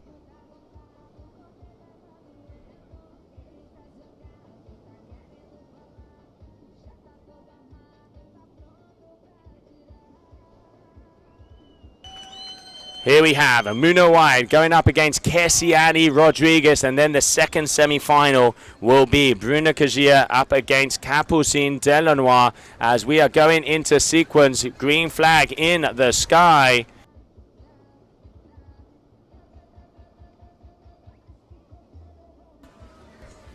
Muna White there on your screen, riding the Cabrina gears. Hasn't really put a foot wrong on this competition so far. Very, very good rider, showing us why she was the 2019 champion and why she's also here to try and grasp that title once more in 2023. But she's up against a real powerhouse in Kesiani Rodriguez, who ended 2022 on a real good high, winning it over in Taiba. Yes, they did. I mean, you know, this is a very important heat. Probably the two highest scorers in the competition are out there on the water together. And there we can see also down here on the beach, everybody going crazy.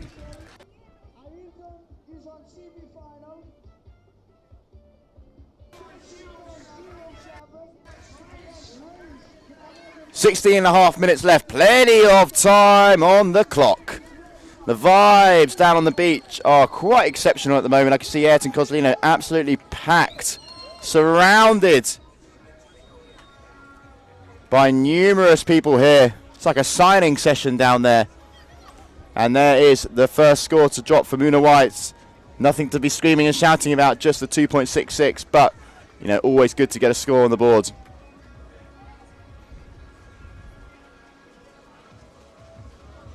Kesiani Rodriguez really does rip the waves up. If the right sets come at the right time, this is going to be a very interesting heat.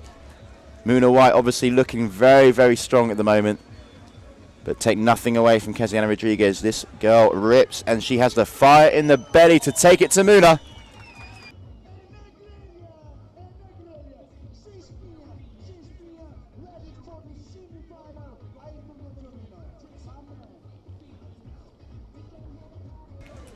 And here we have Muna White, looking like a nice wave is shaping up for her now, dropping in, engaging that kite.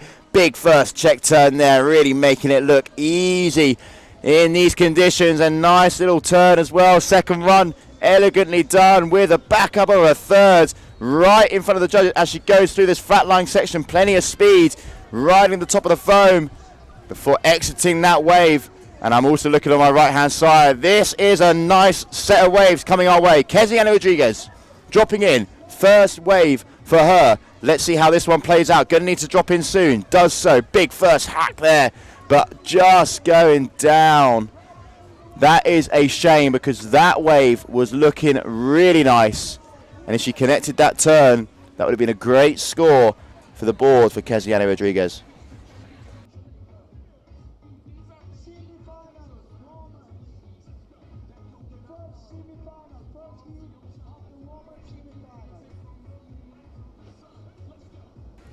Just look at that, flying the flag for Muna White. Such good support we have down here at this event. Really, really nice to see. That's exactly the vibes we want down at the beach.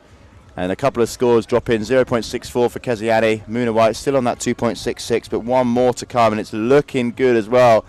We saw that last wave from Muna. She was really linking the turns together, showing the flow, the style, and what I like to call steezy stuff. Style with ease. 9.68, there it is. Big, big score from Muna White. Kesiani Rodriguez, some chasing to do. Plenty of chasing to be done, though, in under 12 minutes. As both riders now making it back upwind and really are quite far right-hand side of the competition area. And right now it's looking like it's a bit quiet out there. No motion in the ocean, as I say. And the beach is still busy as Ayrton is down there at the moment, just really lapping it all up. Great support.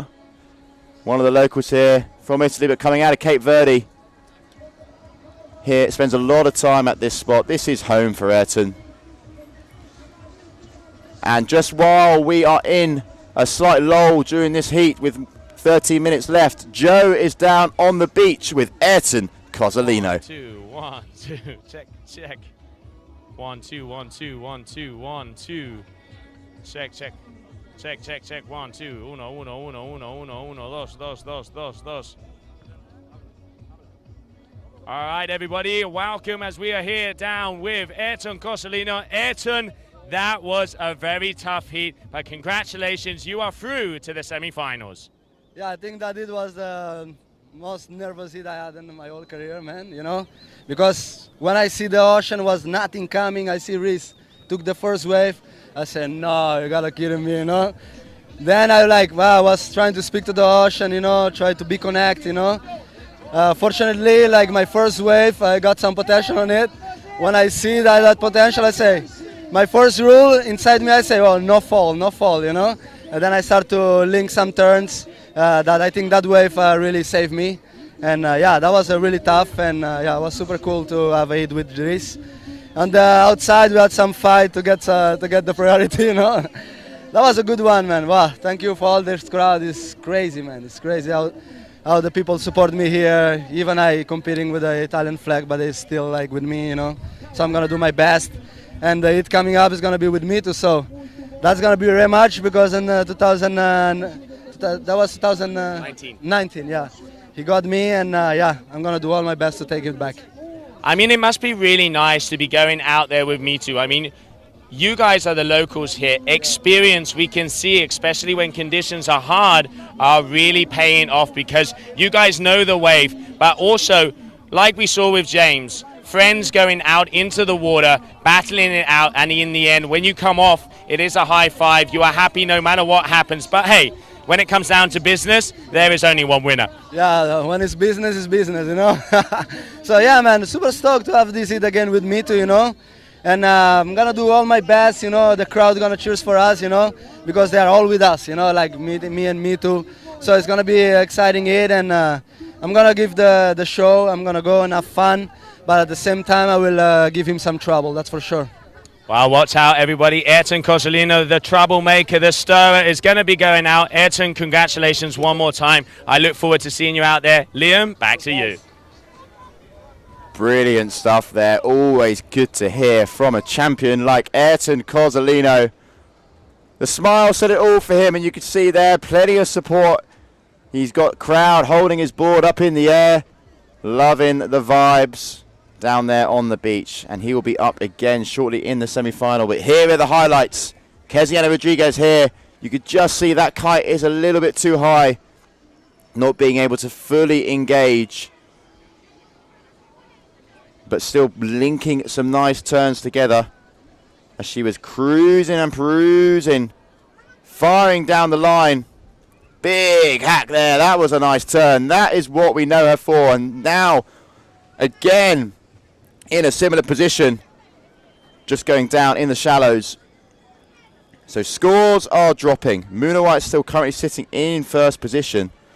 Keziana Rodriguez needing to do some work, but waves are looking that little bit more frequent. And I'm just looking on the right hand side. Muna White out the back, just cruising around, waiting for that next set to come in.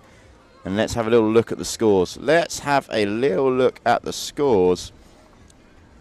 A 7.02 for Muna White's first scoring wave. So a big score.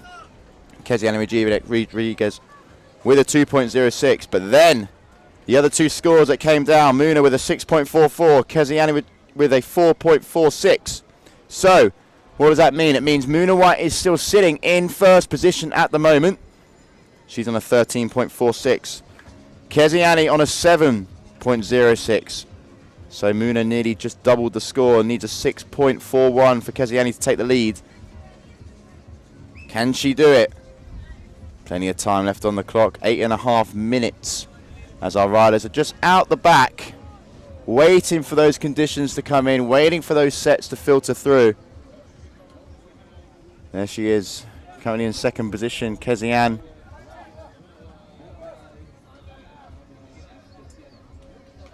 And there you can see the Cabrina kite of Muna White just on the right hand side of the screen.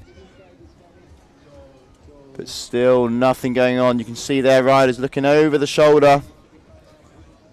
But it looks like Keziani here is liking what she sees. There might be a little bit of movement. Yeah, maybe trying to chase up with this wave. As you can see, pumping along. It's looking like she's going to engage. As this wave starts to open up the face. Getting a little bit more energy in the water now. Here we go. Diving the kite. First turn. Not quite as aggressive as we know Keziani can do. And again on the second turn. Not going to be enough. And backs out of that one. Definitely not enough on those turns to make any increase on scores. Muna White now coming in, left foot forward. And turning around. Both riders heading back out towards the edge of the competition area.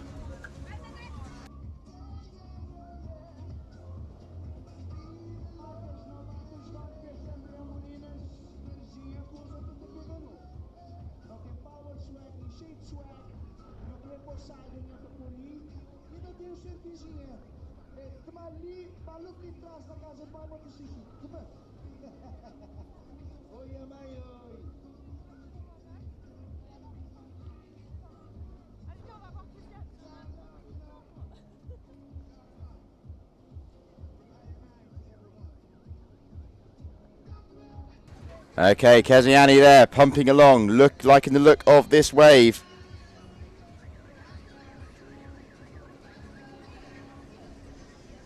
And Muna White, is it going to shape up? Keziani going down, real nasty crash there. I do hope she's okay, got caught up in her bar in the shallows, but out the back now, Muna White getting all up in with this wave. Two big turns there to start off the wave, sitting in first position still. Going past this middle section. Nice little bit of a check turn on the top there before backing away and coming out of that one. Oh, once again, Muna White, 13.46, showing she is up and above at the moment. Keziani Rodriguez with that 8.18. Muna so consistent out there, and Liam, the vibe on the beach is just getting bigger and better. Ayrton Cosolino through to the semi-finals up against Mitu Monteiro. Watch out, Cape Verde. There is going to be a battle out there. That's going to be a great heat. That is what we want to see, and that's what the people want to see as well. Beach starting to get that bit busier, just under 5.5 minutes. But the vibes down there, Joe, you just spent a little bit of time there with Ayrton. I just saw everyone behind him, the energy. I could feel it from up here in the booth.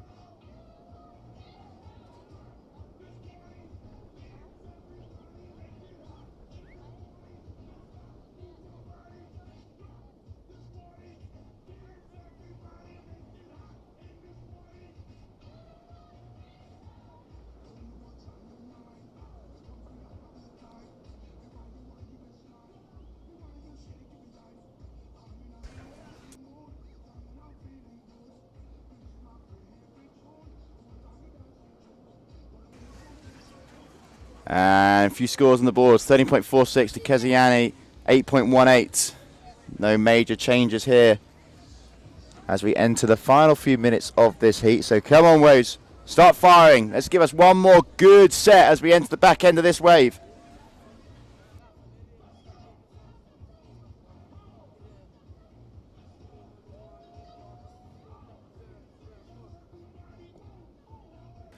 Okay, Keziani Rodriguez there. You can see locked and loaded, dropping in, working the kite. Is this wave going to close out on her? No, it's not. I thought she was out there, but not able to get enough speed to pass that section. Meanwhile, Muna White keeping busy on the wave behind. Numerous turns linking them all together, showing why she was the 2019 champion.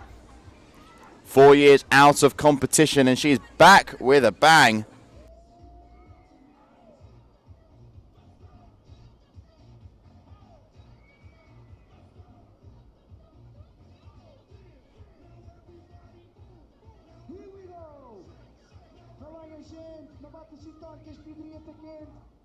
Hoje é o último dia de campeonato.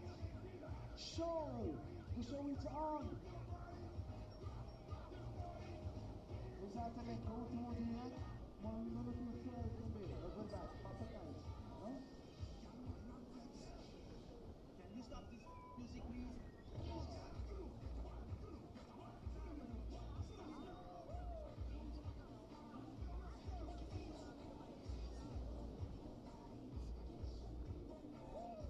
Ok, muito obrigado, Joe Silva, das cabeças e mais fofinhas da organização.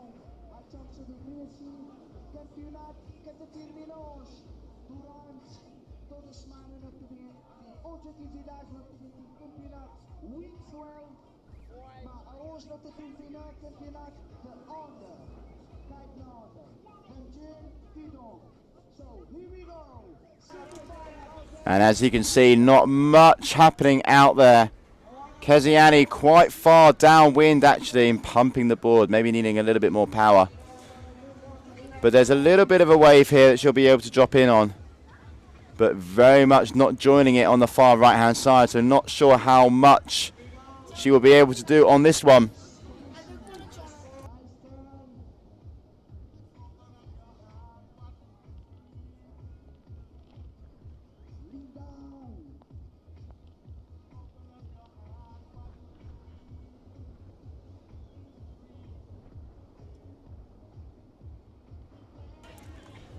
Entering the final minute now, final minute of this heat. Keziani has to do something special because Muna White is comfortably out in front at the moment. And I'll tell you now, looking out of the stream booth, there's nothing happening out there. There's no waves whatsoever.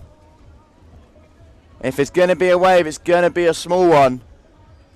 And I think Muna White might be catching what will be the last wave of the heat. Perfectly positioned here on this one. No, Keziani's looking like she's really struggling, working the kite as we enter the final 10 seconds. You can see down, really looping the kite just to get any sort of momentum. Where Muna White now dropping in on the last wave because that is it. Red flag is up in the sky, meaning that Muna White is going to be advancing through to the final just once again. That is the end of the competition now for Keziani.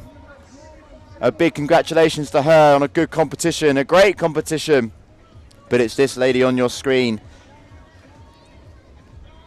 Muna White coming in now.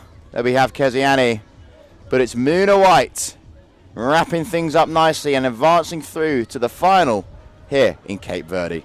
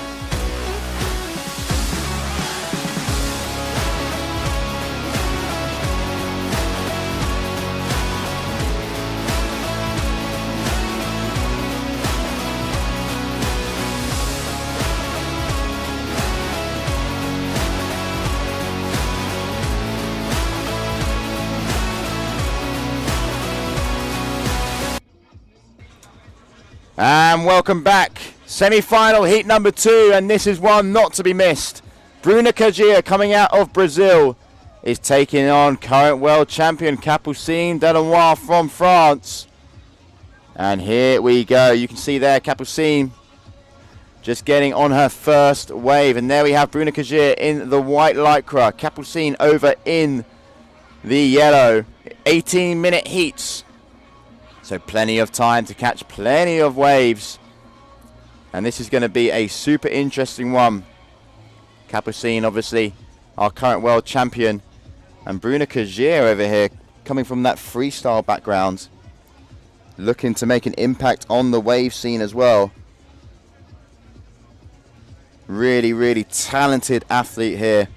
And looks to join a fantastic wave here. This is one of the bigger waves we've seen. Crowd knows it, I know it, and Bruna probably knows it as well. Engaging in on this wave. Good, solid wave. Wants to get a little bit more vertical on the next turn. Carving and linking it all together as she now makes it through into the shallow section where the wave starts to close out. And there we have it closed out. And out the back as well, I can see Capucine looking like she's about to join a very nice wave. All eyes on Capucine. Big wave, nice first turn, dropping in, needing a little bit of power. There we go. Second link up. Not quite as aggressive as the first. Bruna Kajia definitely getting the better of the two waves on that one.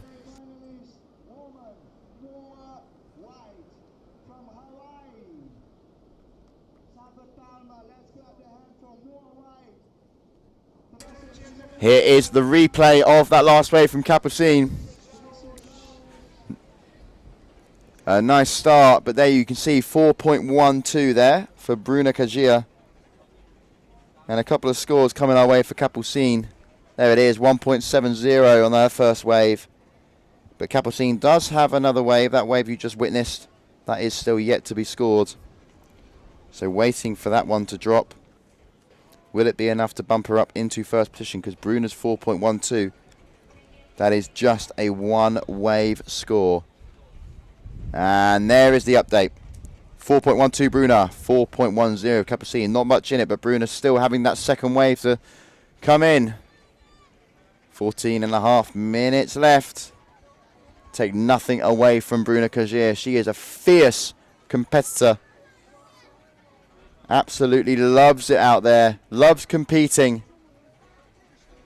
What a time to be alive. Ponta Preta, Cape Verde 2023. We are here. And there is a nice set coming through now. Both riders getting involved. Bruna Kajia now on again, picking and choosing the right waves. And locked and loaded. Bruna Kajia. Nice turn there. Getting past this middle section. Needs the speed. Needs the speed. Puts in that check turn. But again, kite a little bit too high as she reached the lip of that wave. That is 2 for 2 now for Bruna when it comes to picking and choosing the right waves. But Capucine, I'm going to call it now. This one looks nice. This looks like a good wave. All eyes on Capucine there as she comes into your picture. Big top turn. Needs some power to get through this section. Let's get that second turn in. There it is. Wants to definitely be a little bit more vertical. Going in with speed. Hacking against. There it is. A little bit of a check turn just to put the brakes on a little bit as she comes towards the final section. Better wave there from Capucine, who is going to be looking to improve on that 1.70. Scores to drop. Bruna's score yet to come in. That was a nice wave from Capucine. Most likely going to be improving on that 2.4, which is our current highest heat. So let's wait and see. Bruna's one has now come in. There we have 6.30. Is Capucine going to just pump her way into first position? Going to have to wait and see, guys. Going to have to wait and see.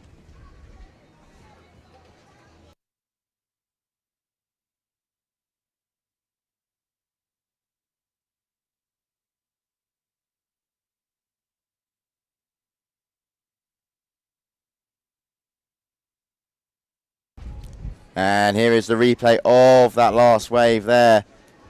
Really getting involved, engaged. Bruna Kajia. And as you can see, that kite just too high there and getting yanked off the top of the wave. Thought we were going to see a little bit of an air maneuver there from Bruna. Beach starting to fill up. 12 minutes on the clock. That sun is starting to get to that golden point now. Obviously, we will do our best to keep the shot super clear for you at home, but once that sun starts to drop down, we do get that glare. But nevertheless, local time now coming up to 3:45.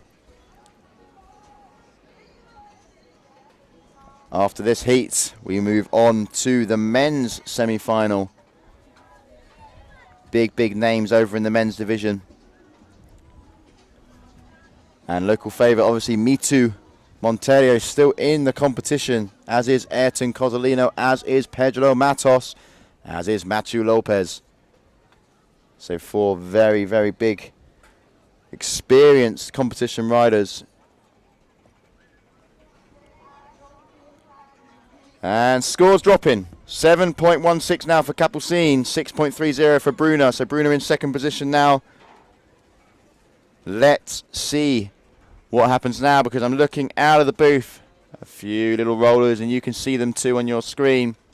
Starting to form. Riders actually behind the sets at the moment. So let's see if Capucine and Bruna can put on the gas. Put the foot down on the accelerator and start joining these waves.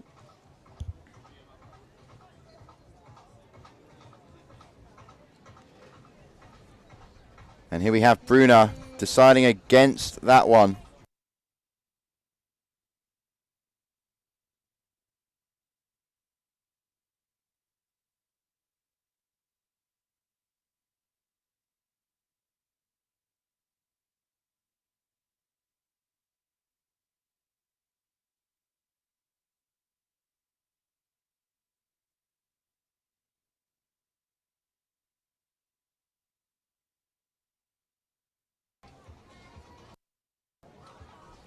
Ten minutes on the clock now. 10 minutes remaining in this heat. Plenty of time left.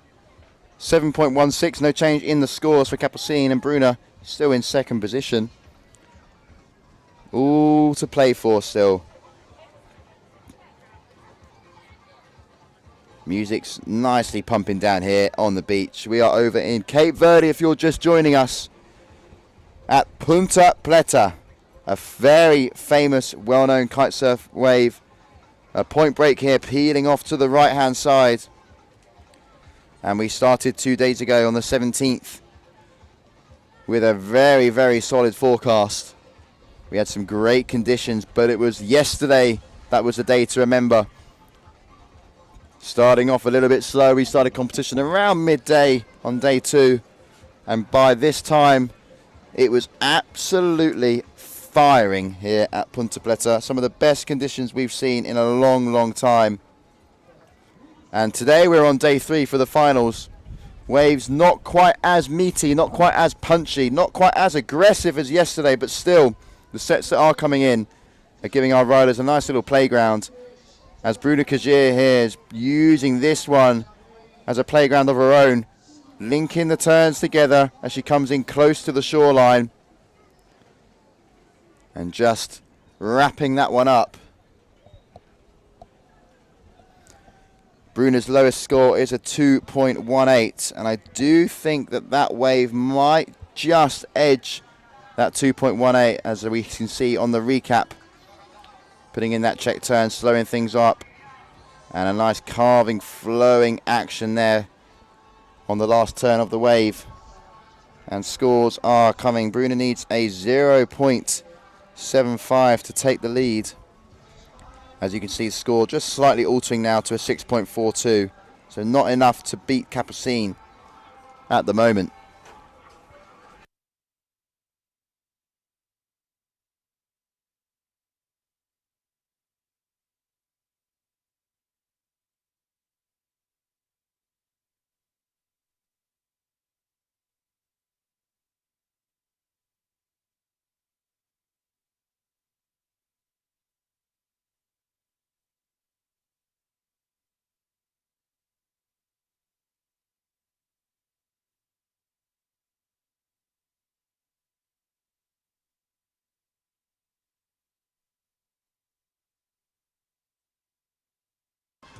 Here we have current world champion Capucine Delanois on a really nice wave there. She's been patiently waiting for this one to appear. Been sat out the back for quite some time. Still your heat leader, and that is definitely going to iron out some cobwebs for her.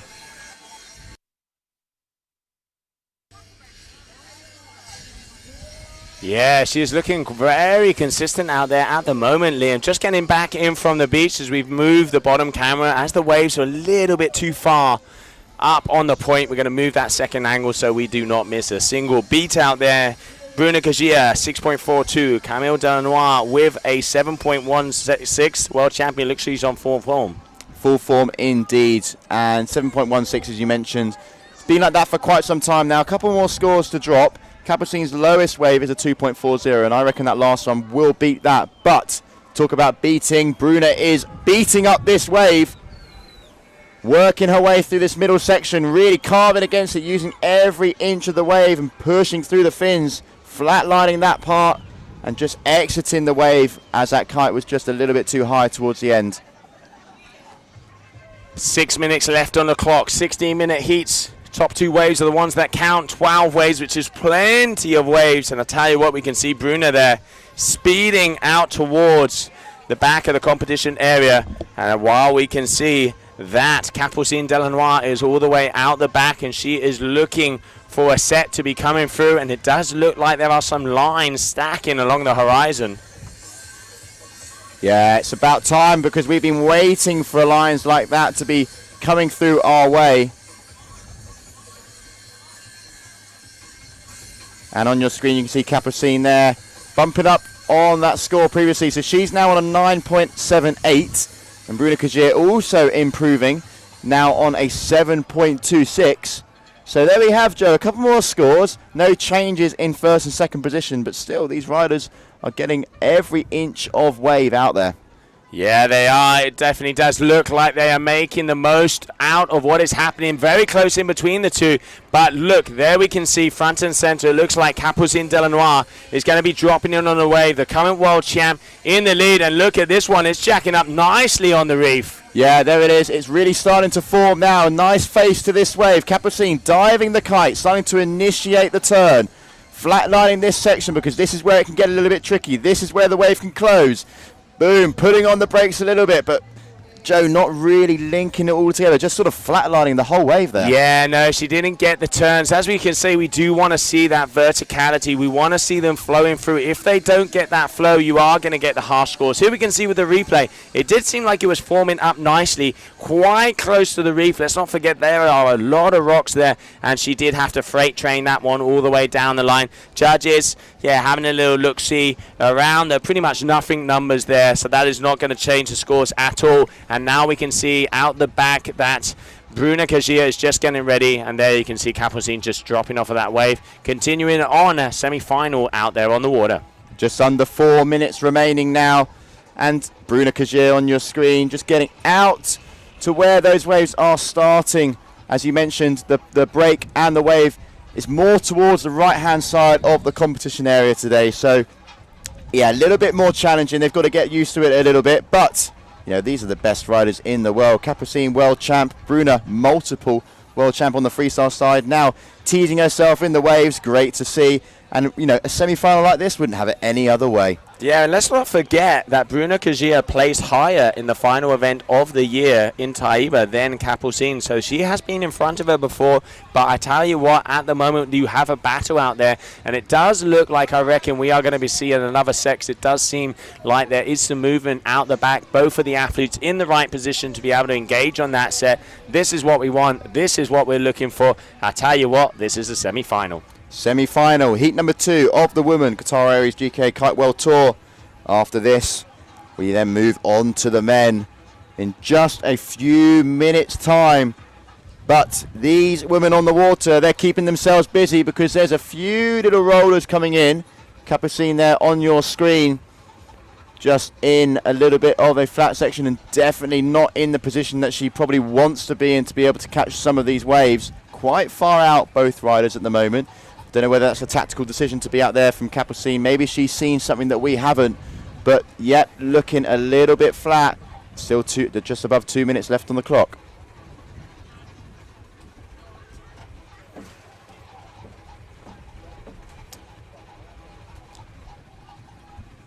2 minutes, 120 seconds, and now it does look like Capucine Delanois is going to be able to drop in on yet another set wave. Let's see if she can make someone on this one.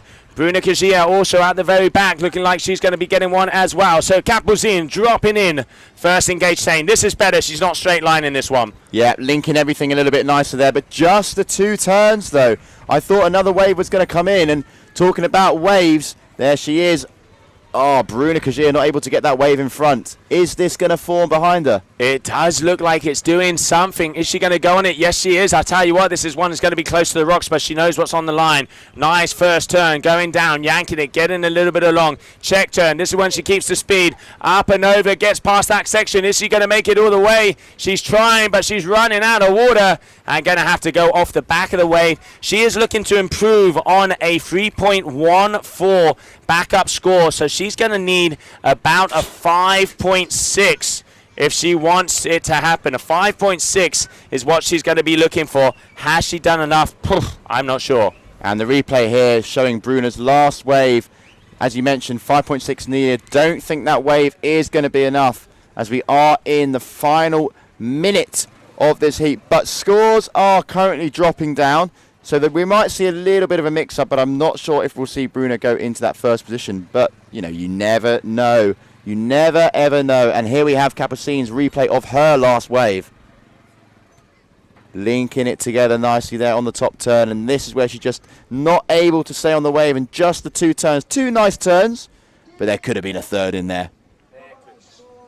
There can always be a third, and unfortunately, yeah, just not being able to get it. Bruna has gone all the way out.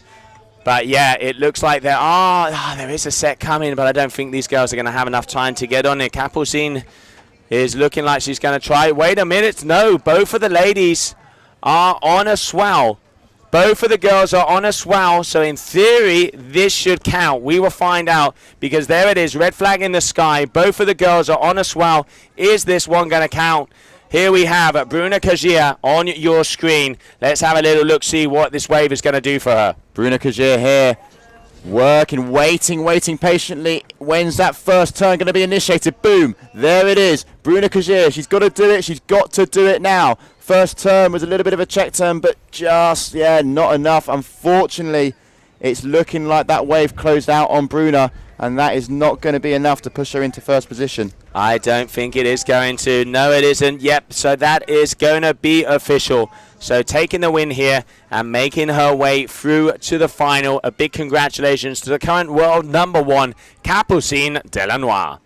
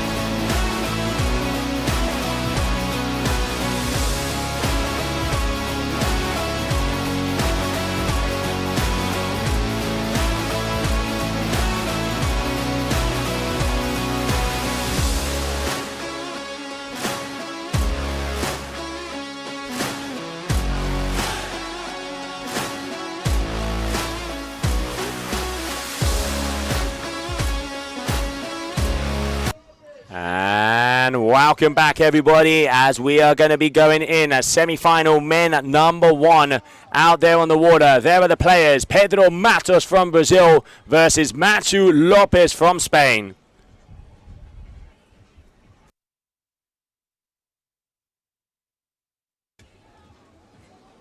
Matthew on the right-hand side, there with the yellow lycra, duotone rider. Pedro on the left, he is going to be in the white, also with the duotone. These boys are teammates out there, and now it is time to get a rumbling and get going. Semi-finals, ladies and gentlemen.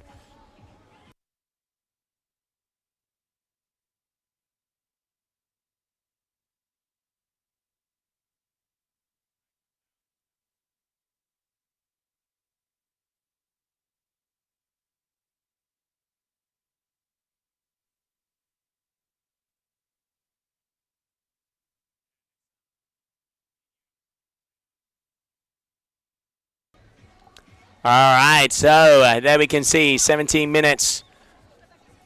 Just under 17 minutes for these boys. 18-minute heats, 2-minute transitions. Pedro Matos, Machu Lopez, two of the best surfers we have out here on tour, and no wonder they are in the semis. Machu has been on fire all week long, and Pedro also has been throwing down some very big numbers. Machu has a higher overall combination heat score than Pedro in this competition, but it ain't how you score the goal. It's about getting the ball in the back of the net, and who is better at this moment in these 18 minutes out there. Punta Preta.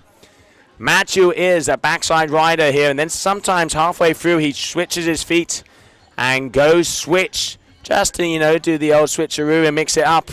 Pedro Matos, regular rider, regular foot, and one of the nicest surf stars we have here on tour. At the moment on your screen, Machu Lopez, Mr. Tropical, chilling, cruising, waiting for those sets, as both of these guys know they have to be going on at scoring potential waves, because only high scores is going to be taking you through to the next round. Semi-final of the World Championship here, Cape Verde, Ponta Preta.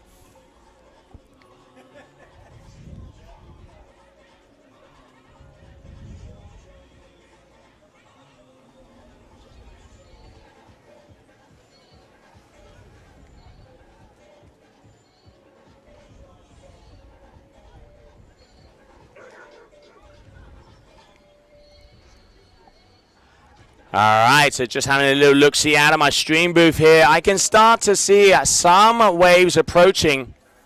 But what we can also see is that both riders are all the way out the back. And there we can see Pedro powering along. As I reckon it is going to be Pedro here in the white lycra. Is going to be the first rider to throw out that first bullet. And here we can see him from above, but deciding against that wave. And Machu also, as we can see him turn around there as he wants to keep priority. Pedro deciding, all right, you give me that bone, throw it to me, and I'm going to have a little chomp. So Pedro Matos dropping in the first wave of the heat. Here we go. Has a little lick-soo backwards, but going up, powering along. All right, looping that kite down, up and over. Boom, a big first hit all the way up in the front. You see a little bit of a check, keeping the speed. Going to try and keep it as vertical as possible. Just wants to maintain speed as it is so close to the rocks. Can only get a few little turns. Just the one to get the juices flowing here, Pedro Matos. Small wave, very close on the inside. So he's really had to make as much as possible out of that one. But, hey, it ain't about the numbers. It is just about getting them up on the scorecards. Pedro Matos with the first exchange.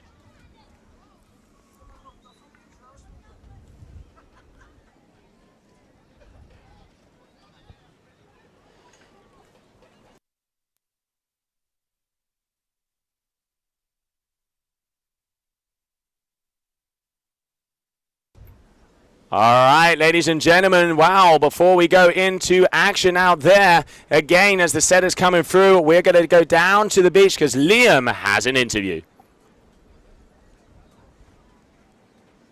Final in the bag. It looks a little bit challenging out there, though, with the conditions. Waves are sort of not as frequent as yesterday. How important is wave selection at the moment? Yeah, the conditions were very, very hard. It was hard to spot the waves. And yeah, I think I took what I could take, and yeah, but it was super tricky. Yeah, it looked tricky, but well done. And up next, Muna White, 2019 champion for you as well. You know, a little bit of a younger athlete on the tour. How does it feel to be going up against Muna? Well, when I started competing, it was a bit because of her. You know, she was like my biggest inspiration, and she still is. So I'm super proud to be in a heat against her. And yeah, no pressure. You know, I have nothing to prove, and I'm just gonna go out there and have fun. And that's what it's all about. Well, you tend to ride your best when you're having fun. I very much look forward to seeing you in the final. Best of luck. And now we'll head back to the men's action on the water. Thank you, Liam. Congratulations. Capucine, a really good ride in there. And as we can see one more time, she was making her way through. Great words for her there of Bruna. Inspirational rider. Bruna has been on the World Tour for a very long time and still kicking it out there on the water. Great to see, but congratulations, Capucine.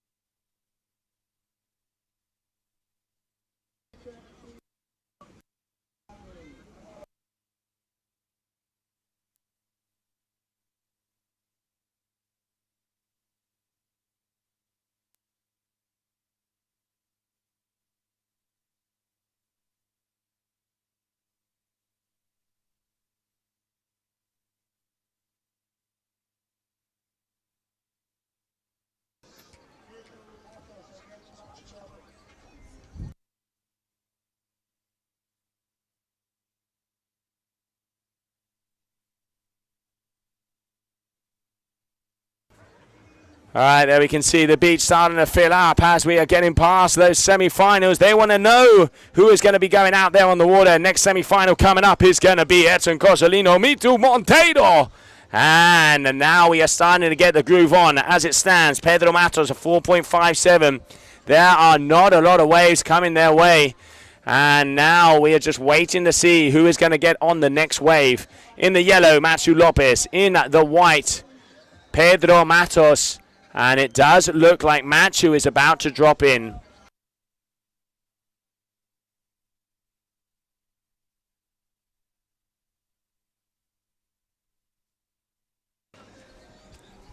All right, Matthew Lopez looks like he's going to be dropping in on his first wave. There he goes, going in backside, swooping that kite down. Let's see what he has. Off the top, up and over. Big smack, shedding that foot, going backwards, getting the water all the way along. Yeah, right in front of Pedro. He is trying to make the most of his 3 turns. Is we going to see something down here as he knows he is very close to the rocks? Talk about risking it, but if you want the biscuit, you have got to risk it. Pedro Matos answering back on the one behind. But no, going out, and an intelligent move there from Pedro. Knew it didn't have scoring potential, and is going to go back out as he wants priority. Smart move there from the Brazilian, but I reckon that last one from Matthew might be a little more than the backup score there from Pedro. So both of these riders are going to be very, very close together. Let's have a little look at the highlights. Here we can see Pedro, that wave. Little bit of just a mid-face turn to keep the speed going down as they are close to the rocks, and he's gone, nope, not going to score on that one. I'm going to go back out and be first priority. So Pedro Matos, Matthew Lopez, just waiting for some numbers to drop. 9 minutes left on the clock. Just coming up on that halfway point. Plenty of time, plenty of time. Now, tell you what, the ocean hasn't thrown us a bone yet, as we are still yet to see a set come our way. And we saw some of the bombs that Matthew had yesterday, looking to try and get some more today. As I can see, both of these guys are going a little bit further towards the left-hand side of the competition area. I can't see much. They must have seen something. Matthew on your screen there, right above him with our drone. Just making sure he's cool, making sure he's chilled.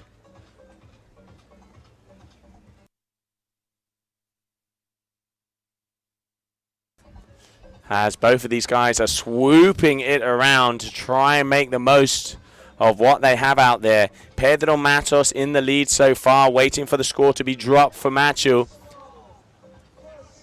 And Matthew is out the back. And I tell you what, it does look like there is something coming his way, as it is a very slow heat. Not a lot of ocean, a lot of waves or sets coming through. But Matthew is closest to the point, meaning that he is going to have first pick of this set. Let's see what it's going to be. Let's see how it's going to be.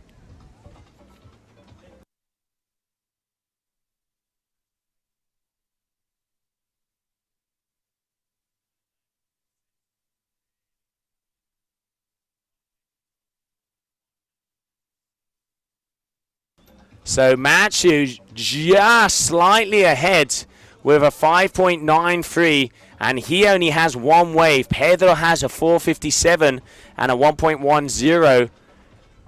So Matthew with one score bigger than two scores there from Pedro Matos. But to be honest, both of these guys, those aren't numbers that they normally have up there. They are waiting for an opportunity, and it ain't over until everything gets that buzzer going, because we are still 7 minutes, just under 7 minutes to go.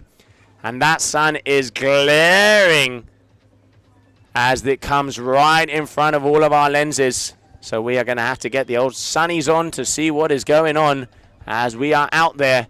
Matthew being patient all the way out the back. And here we can see Pedro Matos a little closer into the shore. I tell you what, it is really whichever athlete has the ocean bone front thrown to them and managed to get a bite, I reckon is the one that's going to have the heat.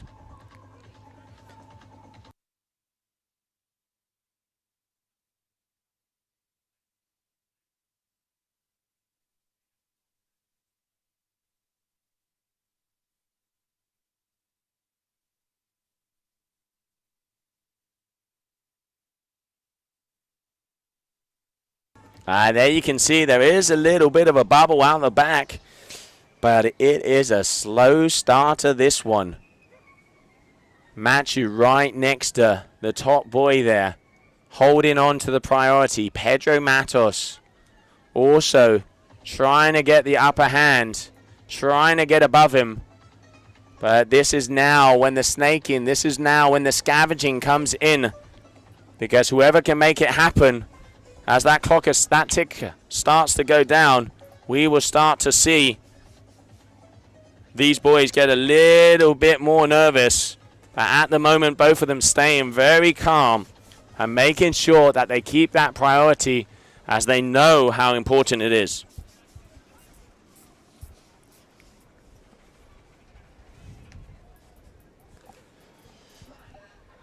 So now we can see Pedro is in front. Matthew is at the back. So if Matthew took off on a wave, he is further up than him, and he would have priority. So if Pedro takes off further downwind and Matthew is able to get further up from him, it would be his wave, and Pedro would have to lead it, because that is the priority. Pedro here, this one's looking nice. I tell you what, scoring potential coming our way. Both of these boys, the waves are jacking up. Here we go as we start off. Pedro Matos about to drop in. This is a nice wave. All right, here comes the Brazilian. First turn, nice and solid, nice and fast, keeping it straight so he can make it all the way around. That's a double turner all the way from the top. Matthew Lopez also at the back. We'll get the replay of that very shortly. Here we can see both of them side to side. Matthew big turns. Pedro went a little bit flatter. Matthew going a little bit more vertical. Holding on to it. Yes, he does. With 3 very good turns. And now Matthew is going to try and get back on his feet, because he wants to have that priority. We are going to have a scavenge all the way up to the top. Let's have a little look at the replay there of that wave from Matthew. Here we go. Top to bottom. Boom. And nice how he extends that back foot. Nice and stylish. Gets the push out. Once again, gets it there, almost gets pulled back off of the wave there. So only a 2-hit wonder, so to speak, there from Matthew. I reckon it's going to be similar scores, similar things coming their way. But yeah, very good riding from both of them. I'm going to say Pedro was just slightly better. Is that going to mark the difference? Is that going to play it down? 3 minutes to go. It is going to be hairline fraction out there, as we're just waiting to see what scores are going to be dropped. So close.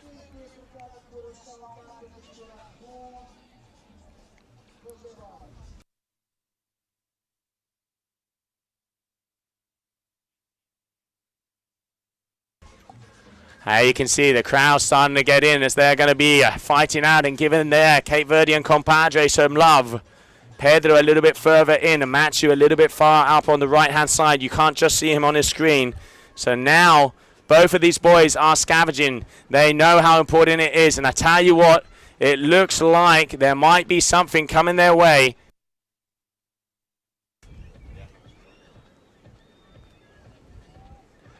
All right, so it is. Machu Lopez is going to be dropping in first. The wave behind is going to be Pedro. So this is probably going to be maybe some of the last waves. Less than 2 minutes to go.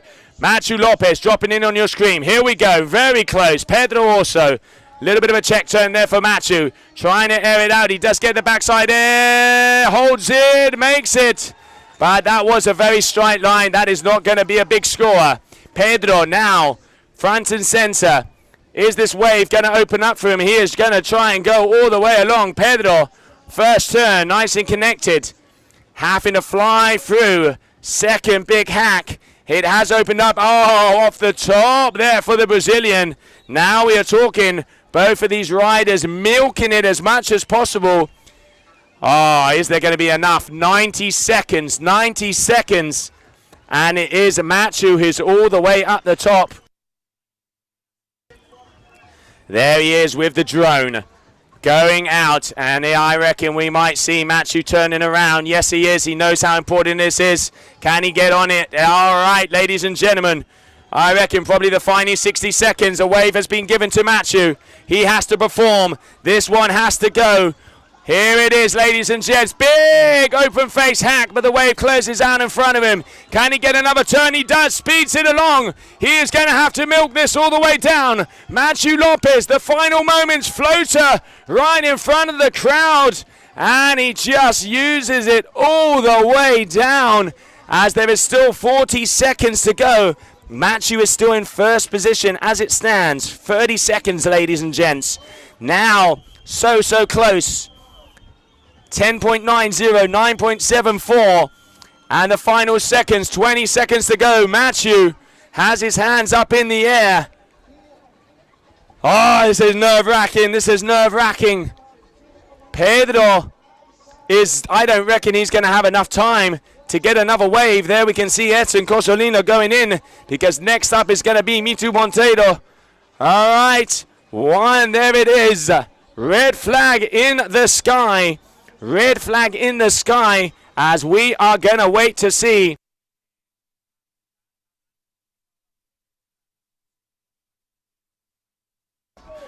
All right, so we are waiting to see as the wave is on there. Pedro Matos is coming his way down. I don't know if he got on this one before. Is this going to be enough? Little bit of an air, waiting for confirmation, waiting for the scores to drop. Waiting for the numbers to come in.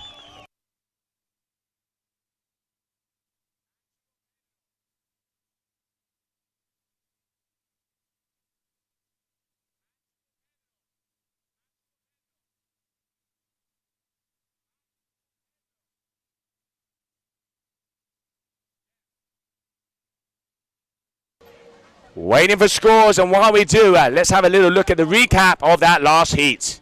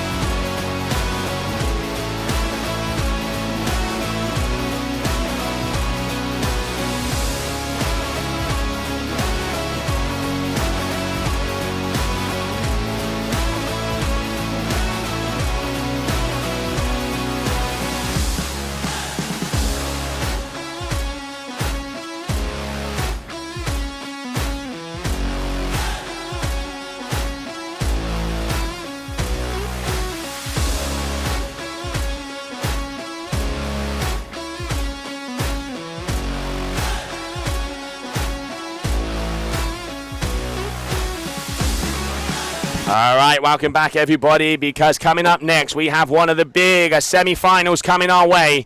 Mitu Monteiro versus Ayrton Cosolino. David versus Goliath, the two boys here from Ponta Preta, rocking the Italian flag. Cosolino rocking the Cape Verdean flag, Mitu Monteiro. And I tell you what, the beach is packed.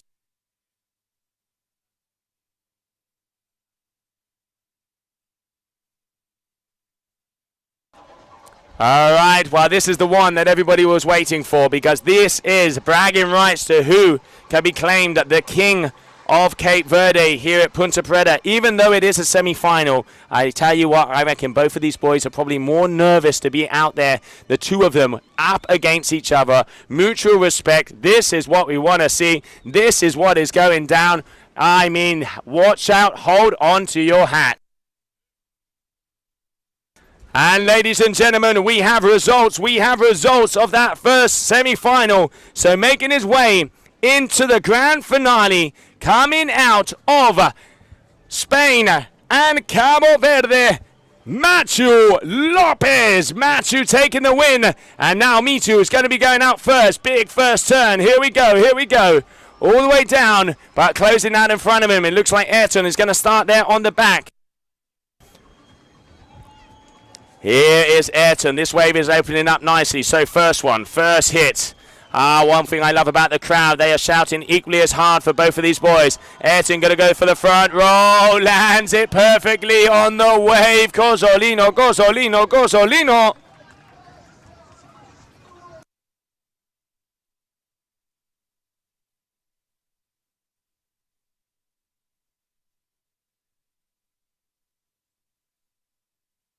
Here we can see the replay of that. Nice little move there from Ayrton.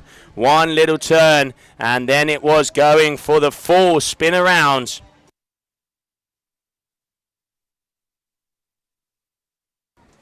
And there is that spin, just so elegantly done, making his way back onto that wave before it closed out. Beautiful stuff there from Ayrton Cosolino, and scores to be dropping for those first two. You can see Mitu over there with a 2.53, and there is a little bit of movement out there happening now. Mitu looking like he is about to drop in on his second wave attempt. So, looks like sets are coming in now nicely for these two riders on the water. Mitu there looking over his left, looking over his right, starting to shape up. A little bit of a nicer face on this wave. Here we go. Mitu, big hack at the start of that wave. Looping the kite, gaining momentum, and again a nice big second slap before it starts to get a little bit more mellow. So just the two turns on that wave for Mitu, but a scored wave to come. Yeah, we can see that first one from Mitu at 2.53. This second one looking better, but still, I reckon Ayrton's wave, 5.57, was better. These boys are just getting warmed up. 18 minutes of fun, top two waves count. Two of the best riders, and probably two of the best riders that know this break. They have grown up here. They have, kind of paid their dues to Punta Preta. Was talking to Joe Silva. He says Mitu has a contract with Punta Preta. He can find gold. He can find the diamonds in the rough anywhere. But I tell you what, Ayrton looks like he has the fire in his eyes. Fire in the eyes from start to finish. Ayrton's had some tough, challenging heats to get to this point. We are in the heat 2 of the semi-final. Who will be joining Machu Lopez? We have 14 minutes to wait and find out. But Ayrton Cosolino, he sure does have the fire in the belly. He does. And I tell you what, he's also flying around. Airline Cosolino there with that nice front roll, mixing up the freestyle. Interesting, that's not the easiest ones to score. And now it looks like Mitu is out in front trying to see if he can scavenge a wave here on the inside, because let's not forget he was looking for the bowers on that top right-hand corner. Yeah, it got a little bit in the pocket on the last one, but it's only just tiny little, sections where the hair gets a bit wet. And you can see actually as well, Ayrton Cosolino at the back there, just waving his hand. I wonder if he's wanting to change kit, or if he's wanting to maybe change the board, the kite size, or if he's just wondering whereabouts he's positioned in the heat.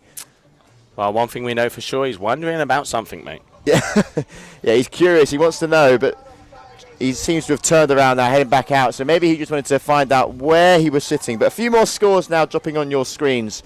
Mitu bumping up into that first position. But that score is combined from two waves, whereas Ayrton Cosolino sitting on the 5.57, which is, in these conditions, I must say, Joe, a good score for the time being. Yeah, it is. And we can see the beach is starting to fill up.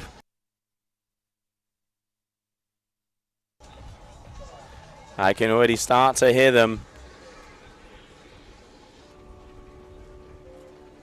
Your two semi-finalists on your screen now. Mitu, Ayrton. This is a home spot for both riders, but who is going to prevail?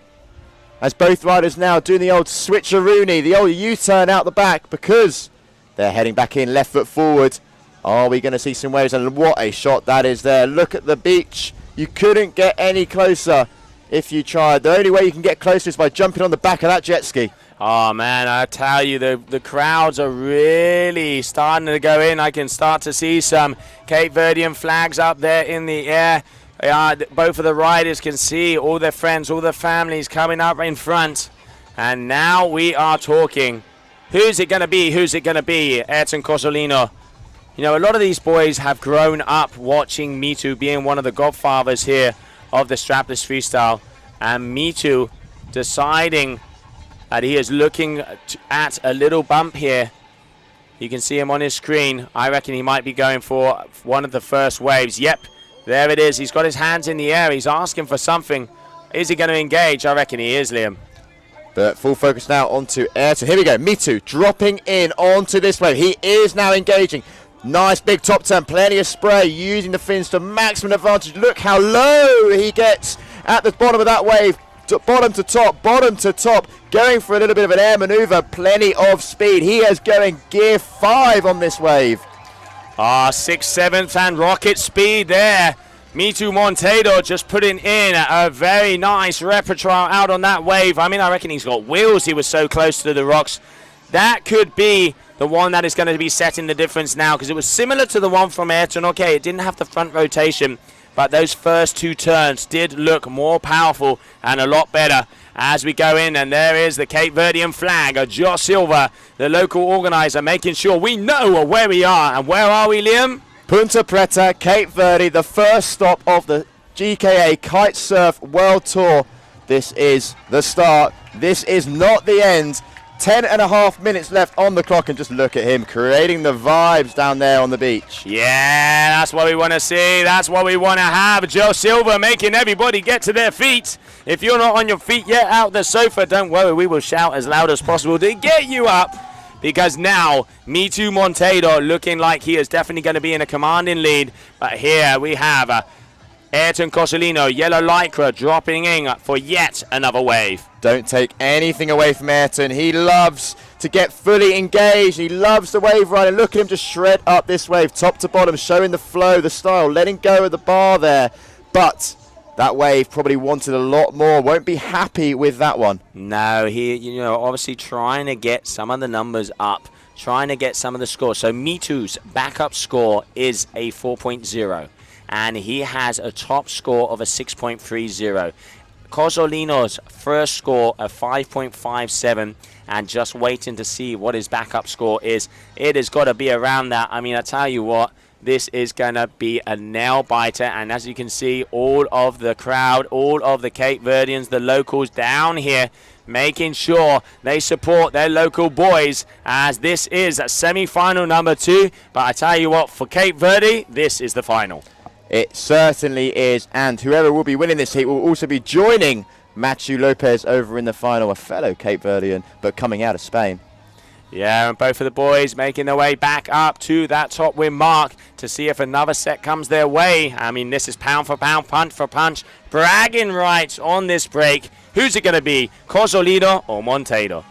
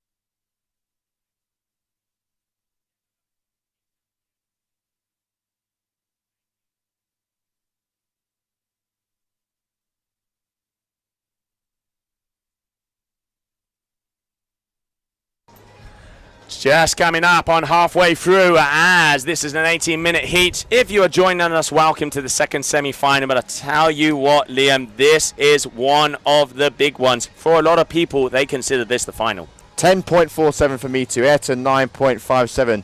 They do consider both of them. I mean, both finalists in everyone's eyes. But, you know, someone's got to make it through to the next round, and they'll be joining Matthew Lopez. Yeah, only 0.9 of a point in between the two boys out there now. David versus Goliath. I'm going to let someone choose which is which. Who is going to come out on top? I do not know. It looks like both of them are all the way on the right-hand side, and they are looking for those sets to come towards us. But here it comes. Both of them are joining us here. What is it going to be? What is it going to be? Looking at the corner of my eye, there's a little bit of rolling motion out there. You can see Ayrton just out in front at the moment, is needing to find that wave because he's definitely going to be wanting to improve on that 4.00.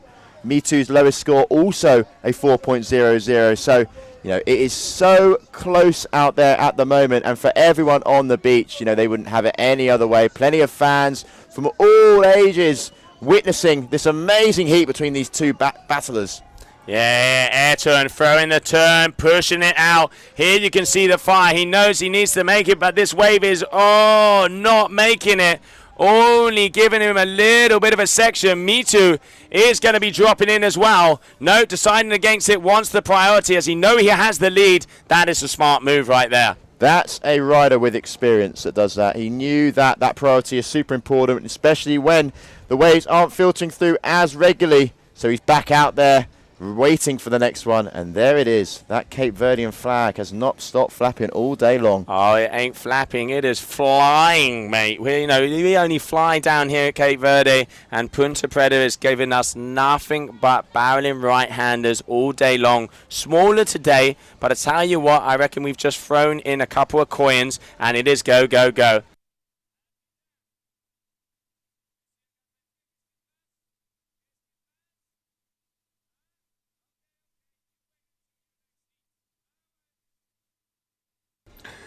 And the crowds are starting to get the beers. The crowd are starting to get the beers. The party has begun. And I tell you what, it's only a semi-final. Only a semi-final. After this, we've got a final. And then guess what? We've got another final. So it just keeps on coming.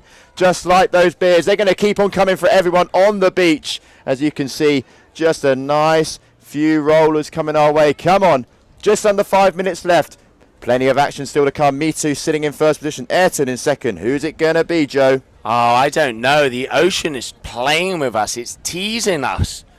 It is not giving it all in. And unfortunately, the sets have not been coming our way. We saw this in the heat with Matthew and Pedro. It became a waiting game, and they were having to scavenge, scratch, scrape in here on the inside, and even getting a little bit of seaweed on the fins. They're going so close to the rocks.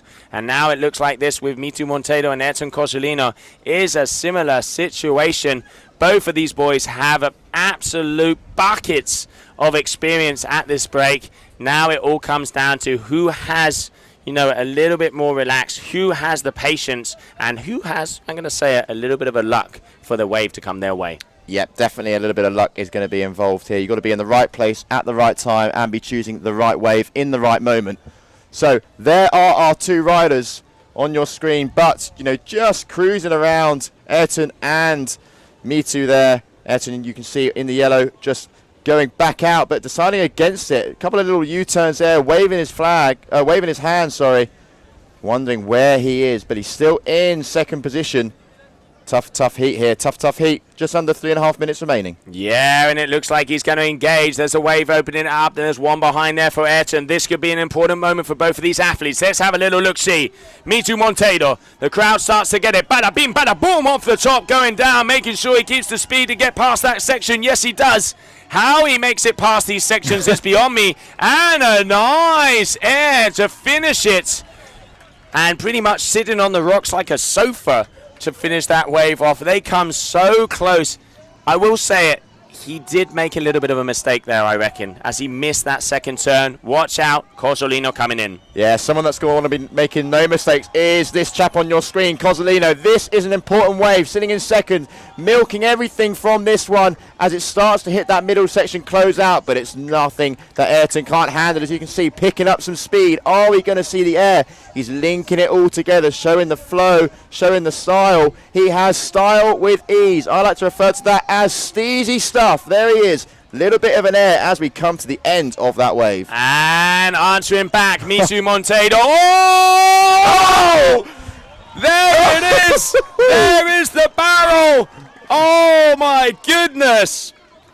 All the way along and getting absolutely pocketed.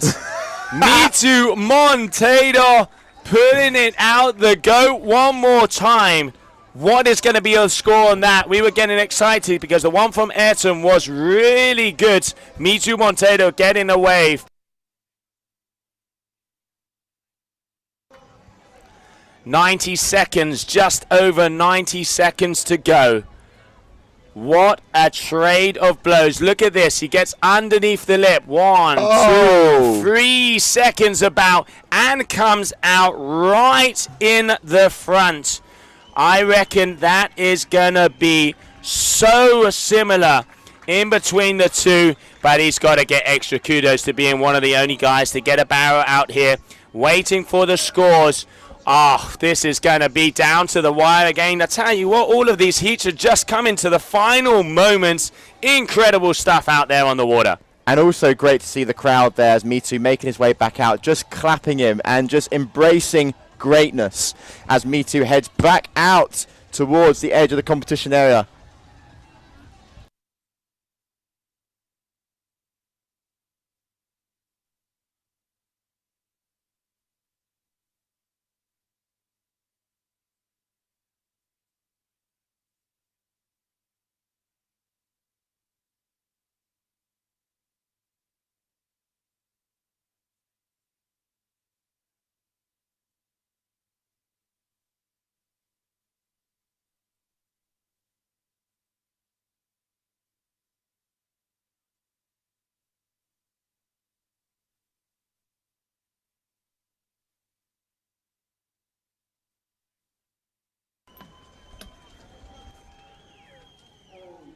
Oh, looking at the scores, waiting for the numbers to drop. Here we have Cosolino, Smackaroo off the top, and this little one.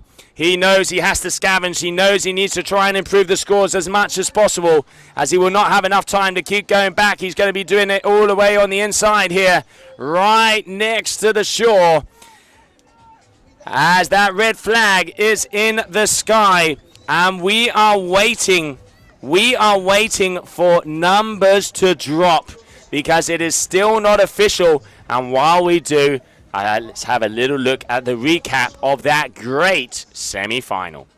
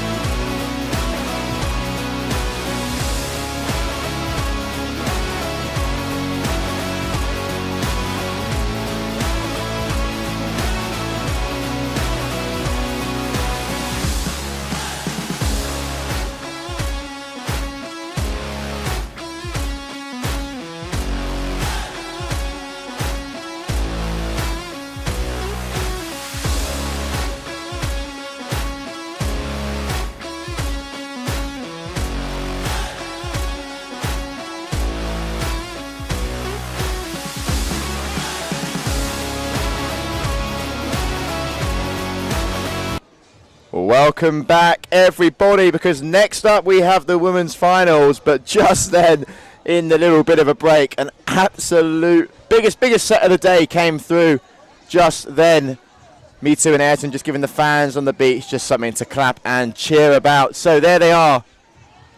The beach is getting busy, to say the least. As you can see, lots of the young locals wanting to get the pictures, wanting to get the shakas, wanting to get the high fives with their idols. But full focus now has to go on to the next heat because yellow flag is in the sky.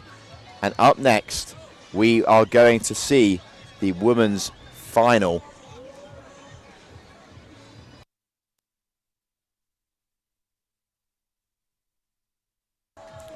But just before we jump in with the women's final. We're just going to have a little look at the results from the semis. So there you have it. Muna White took out Keziana Rodriguez.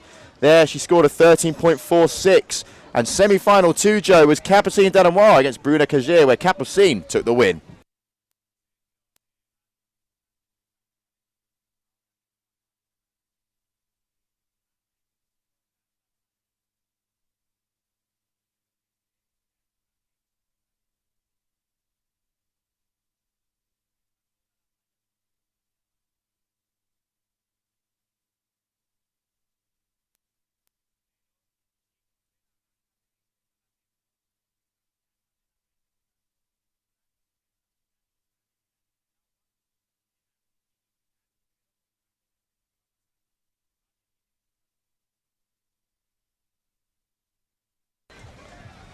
All right, so mini final of the women are going out in the water. Bruna Cagir, Kesiani Rodriguez. Cagir is going to be in the yellow. This is the battle for third position. Here we can see the Brazilian making her way down as she is all the way to the bottom. Bruna trying to make the most of these little inside rollers. And ladies and gentlemen, señores y señoritas, monsieur y mademoiselles, the winner of that semi-final and going in to the grand final here in Cape Verde, Mitu Monteiro. Taking out Ayrton Cosolino, Mitu Monteiro is going into yet another final. The GOAT has done it again. 2019, he was here taking the title. 2023, he is back 4 years later and finding himself in exactly the same position as is Muna White as well. So our two 2019 champions are back in with the final.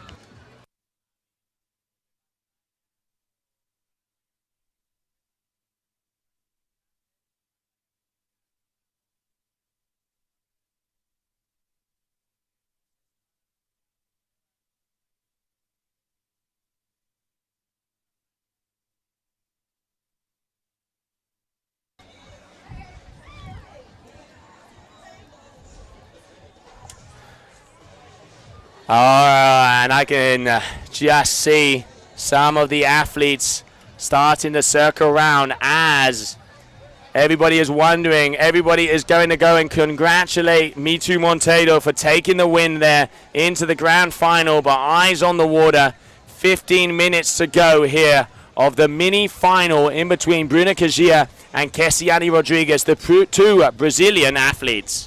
Brazilian battle on our hands right now as Bruna Cagir just sitting in first position with that 2.96. Kesiani Rodriguez, still some scores on the board to be dropping soon. And just a great vibe down here. There you have it. On your screen on the right-hand side, you can see Mitu there being surrounded by the local crowds, making his way back up the beach as he will be finding himself in the final against Machu Lopez. Amazing stuff. Very, very exciting to see that heat come in. What a time to be alive. What a moment. Yeah, and there we can see Mitu coming towards us as he is the grand finalist together with Machu Lopez. And I mean, what a way to do it. What a way to do it. A great battle there. Front and center.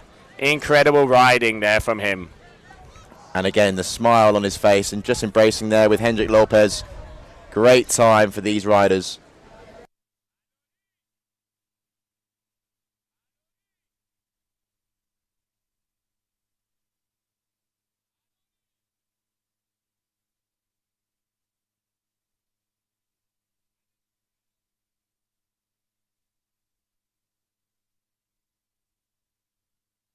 All right, both of the boys coming out here in front. Incredible work, Mitu Monteiro, but watch out, eyes on the water. Bruna Cagir, yellow lycra. Big set coming in here. Bruna getting engaged. First turn, dropping the kite again. Rail to rail action. Nice top turn there. She continues to filter through this middle section. Can she beat that closeout of the wave? Completely flatlining this middle part before putting in that little check turn, but going down. And just out the back, Kesiani Rodriguez keeping busy as well.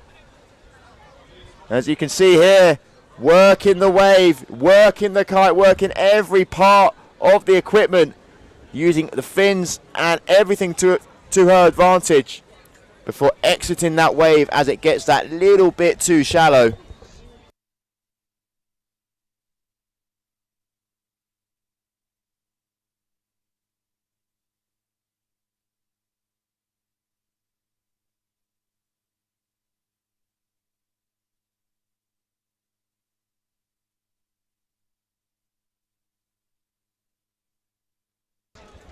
"12 minutes remaining, everybody tuning in at home. 12 all-important minutes." And here is the replay from Keziani Rodriguez, who also is just about to find herself on a wave out the front. So let's get all eyes on the prize, all eyes on the action out of the water. Boom, here we go. Just not being able to drop in on that, not generating enough power.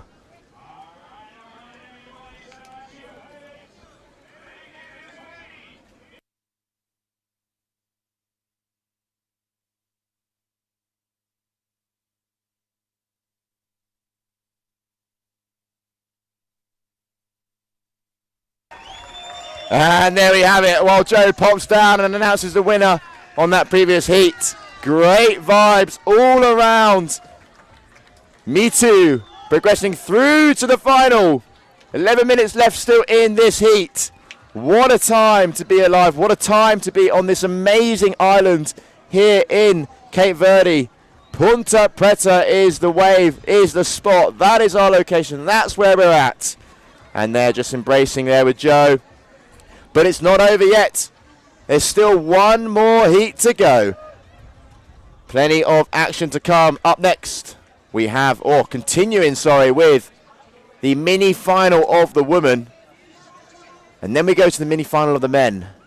And then we go to the final of the women and to the final of the men. And Bruna Kajia here on another wave. This one's opening up to be quite nice. Nice top turn. Plenty of speed though, but just crashing the kite, as you can see. He's going to want to be launching that one in the air as soon as possible.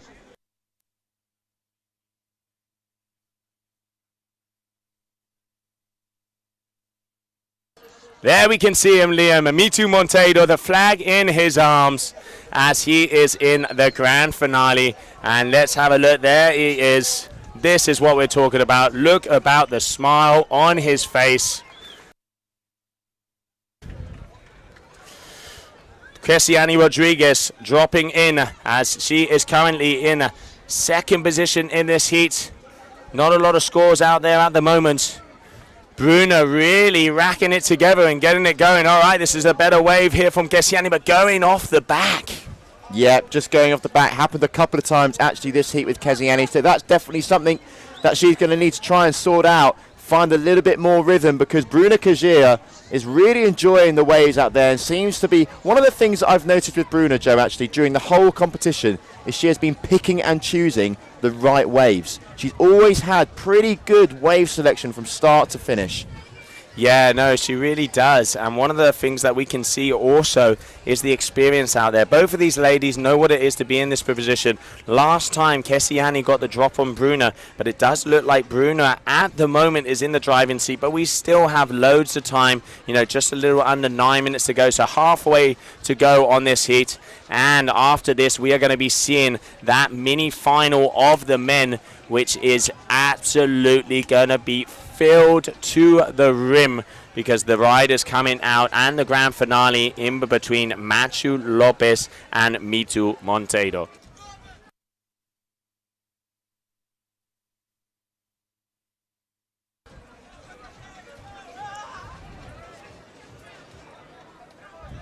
And there we have both our riders on the screen. And we're just going to have a little look-see one more time at that barrel here from Me Too Monteiro. Here we go. Look at that. 1, 2, 3, 4. Right, exiting. That is the wave that gave him the gem. That gave him his place in the grand finale here. The 2019 winner. The winner the last time we were at this spot. And I tell you, he is in there one more time. That was the cherry on the cake, that barrel there. Really, really nicely executed. And You know, from the start, from day one, we've always mentioned about experience but wave selection, and it just showed on that barrel.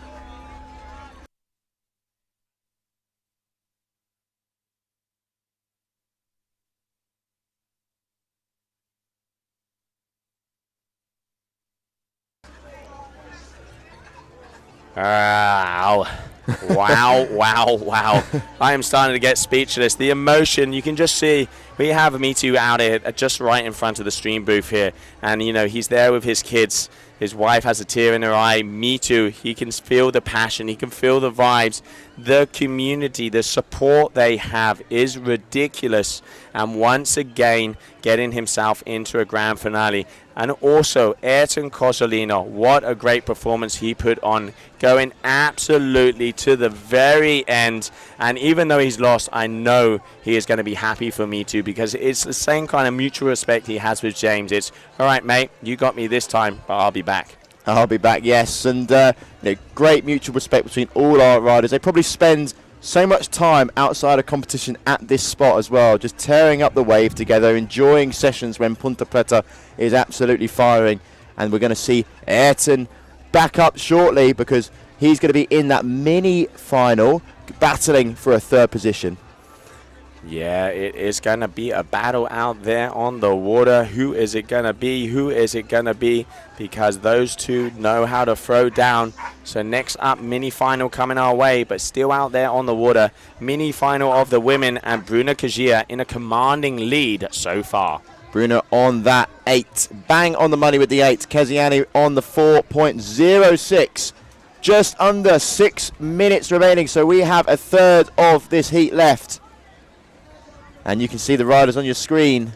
It's looking a little bit flat at the moment. We did have that really, probably the set of the day, come through at the end of that previous men's heat, where both Mitu and Ayrton were just able to put on a little bit of a show for our crowd.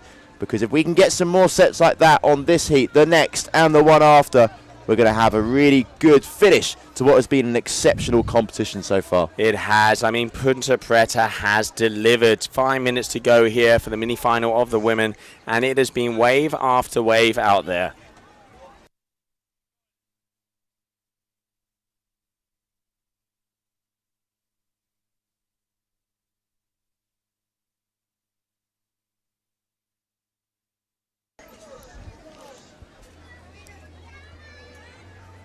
All the way on the right, it is taking its time, this set. Really, these girls are not being given anything. Bruna solidly with an 8.0 versus a 4.06. But we know that both of these riders are capable of getting big scores. Kessiani Rodriguez in the last competition, the final of last year in Taiba, took the win over Bruna. Bruna wants revenge, and at the moment she has that lead. Just coming up 4.5 minutes. The sun is shining, the vibe is here. The beach is starting to get packed, because once again we have a Cape Verdean final. We have a Mitu Monteiro up against the Spaniard Machu Lopez. Let's go, let's go, let's go.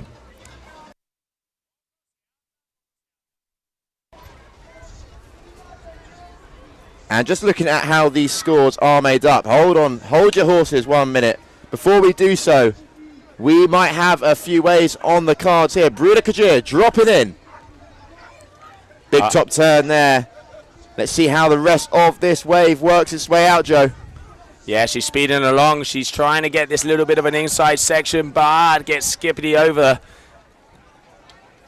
Just missing out on that one. Kessiani getting a nicer wave. This could make the difference. These are important moments. Nice hack from Kessiani. Does she ride out of it? Just goes off and loses her feet. That was a shame, because that could have been a score. Kajia getting a small number, and now Kessiani waiting as she has to improve her general score by just about 3.5 points. I don't think that's going to be enough. I reckon it's still going to stay with Kajia in first position, but just waiting for numbers to hit the scoreboard here with 3 minutes left to go.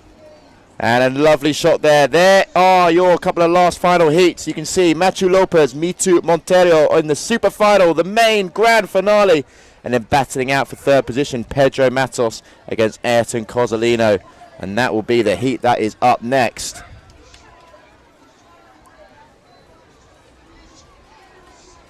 And having a little look-see at the scores there. That's some decent numbers coming up. I reckon both of these girls will be batting out their backup scores. And now both of them know that this is starting to get important. Here we can see Kessiani on the inside. She's starting to scavenge. She's starting to go for these little waves. All right, nice hack here. Let's talk about taking it close to the rock. She is going to be going skateboarding and 4x4 over there.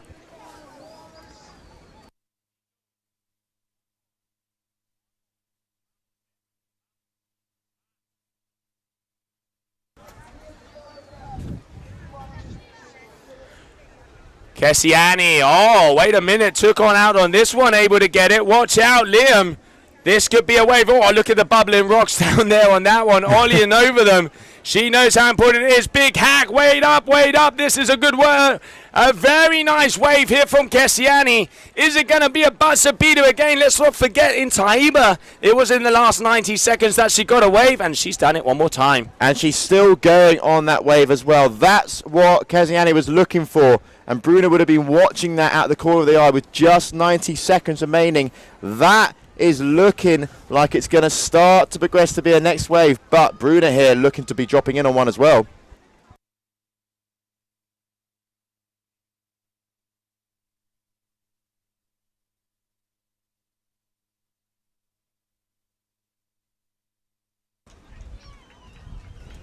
Bruna Kajia in a very nice wave as well, answering back. Now we have a set all the way down. I tell you what, these are very, very crucial moments. Who's it going to be?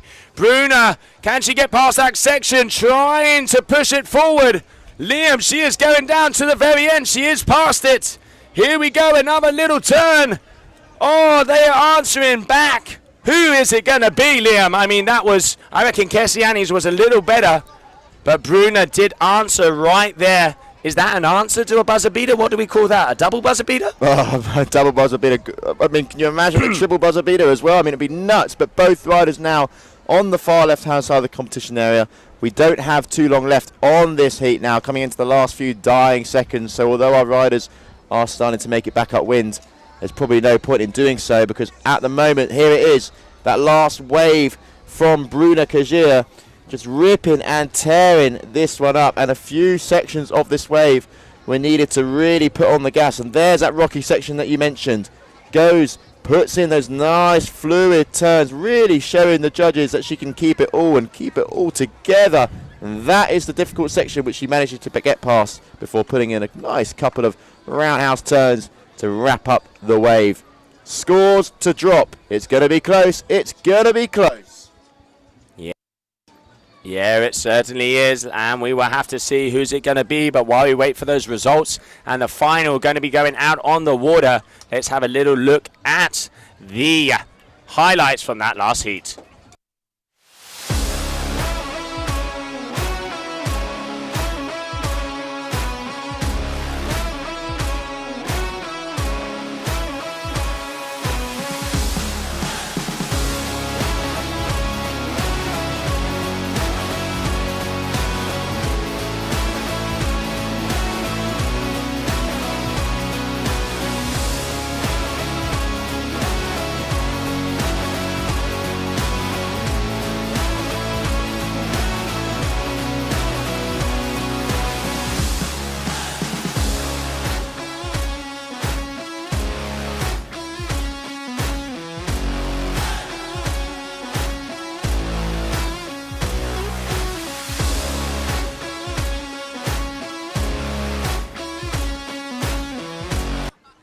And welcome back, everybody, as we are on the water, just getting ready for the mini final of the men. There we can see Machu Lopez going through to the final together with Mitu Monteiro. Pedro Matos and Ayrton Cosolino are now going to battle it out in the mini final of the men, and their green flag is just about to hit the sky.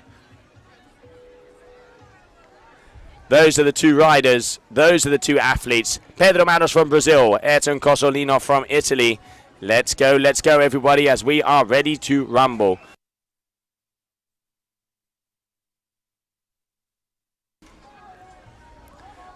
Cosolino on your screen, making his way out.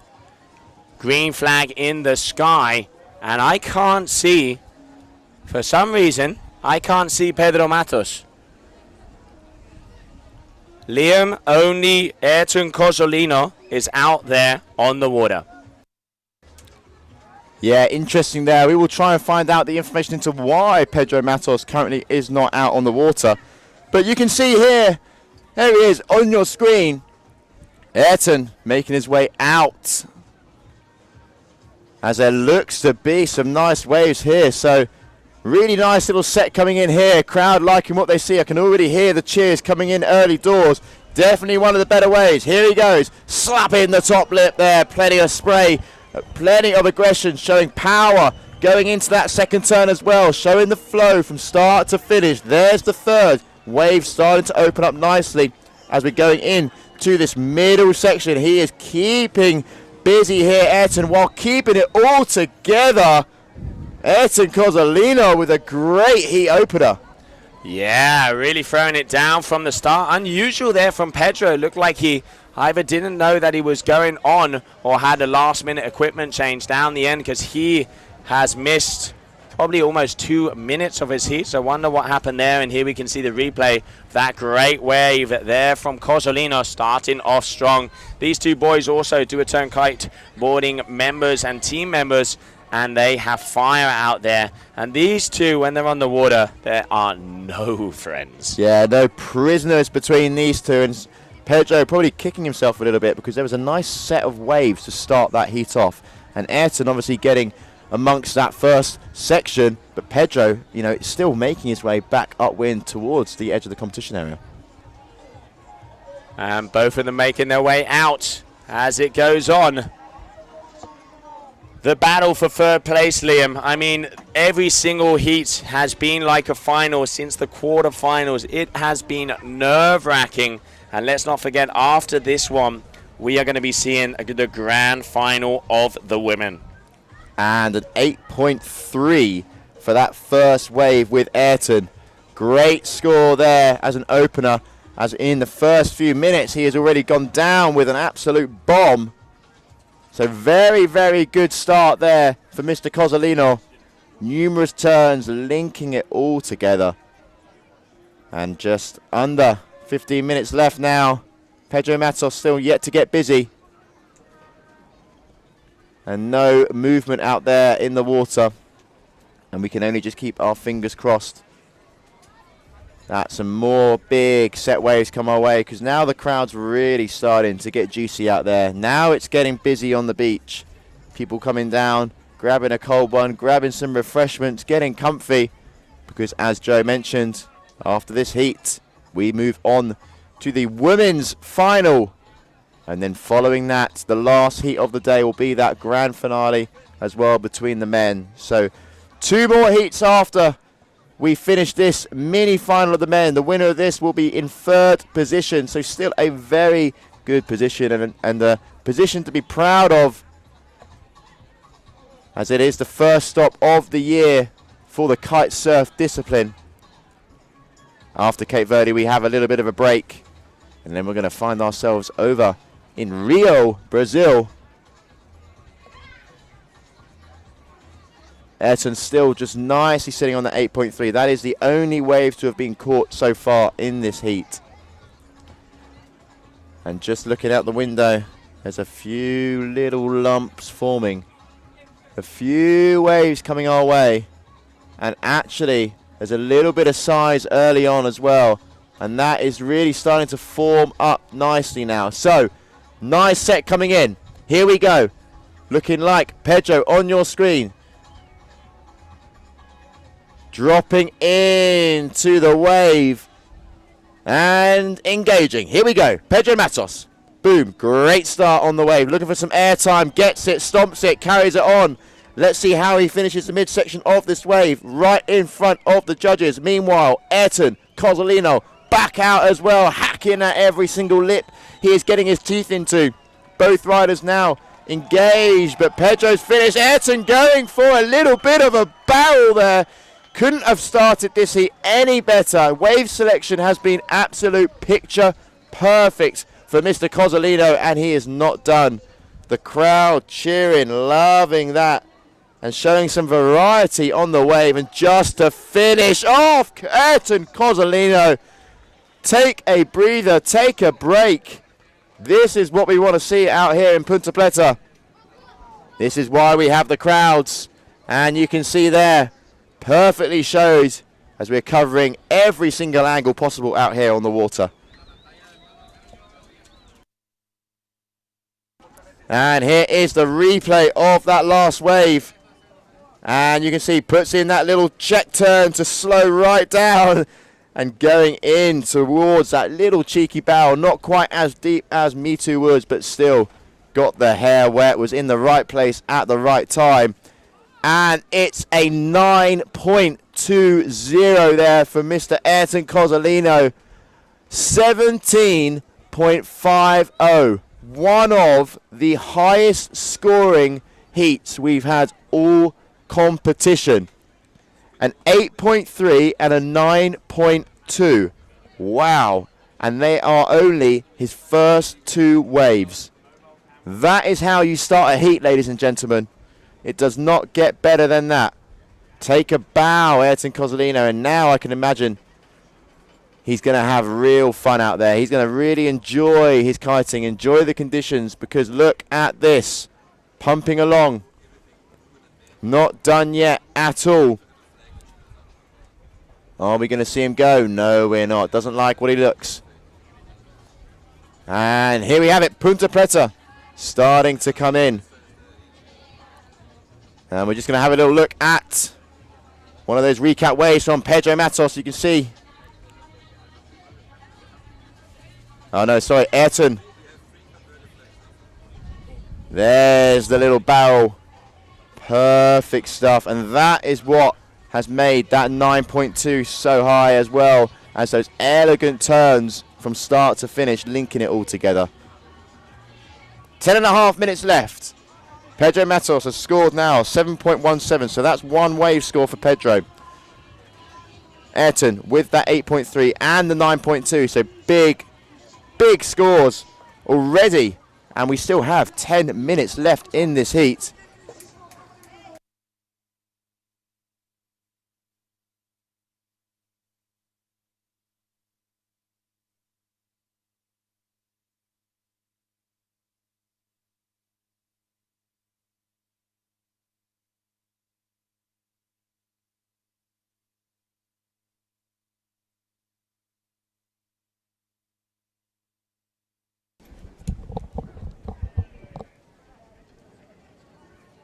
Wow, back up here, Liam. The vibe on the beach is just getting bigger and bigger. And I tell you what, Ayrton is getting that energy, because a 9.20 for that last wave. An impressive wave as well, from start to finish, and even got a little bit in the pocket. And judges really liking what they see. And there you can see flag flying high. It's windy out there, and there's definitely a little bit more sets coming our way. In the last sort of 5 minutes, we've seen the waves be that little bit more consistent, that little bit more bigger, and they're actually lasting that little bit longer and not closing out so close towards the shore. Yeah, and Ayrton putting in the groundwork early, having a little chat also out of the backs of some of the fishermen out there. Great stuff, because he is already at a 17.50. Now we are talking. He has made it hard out there for Pedro Matos.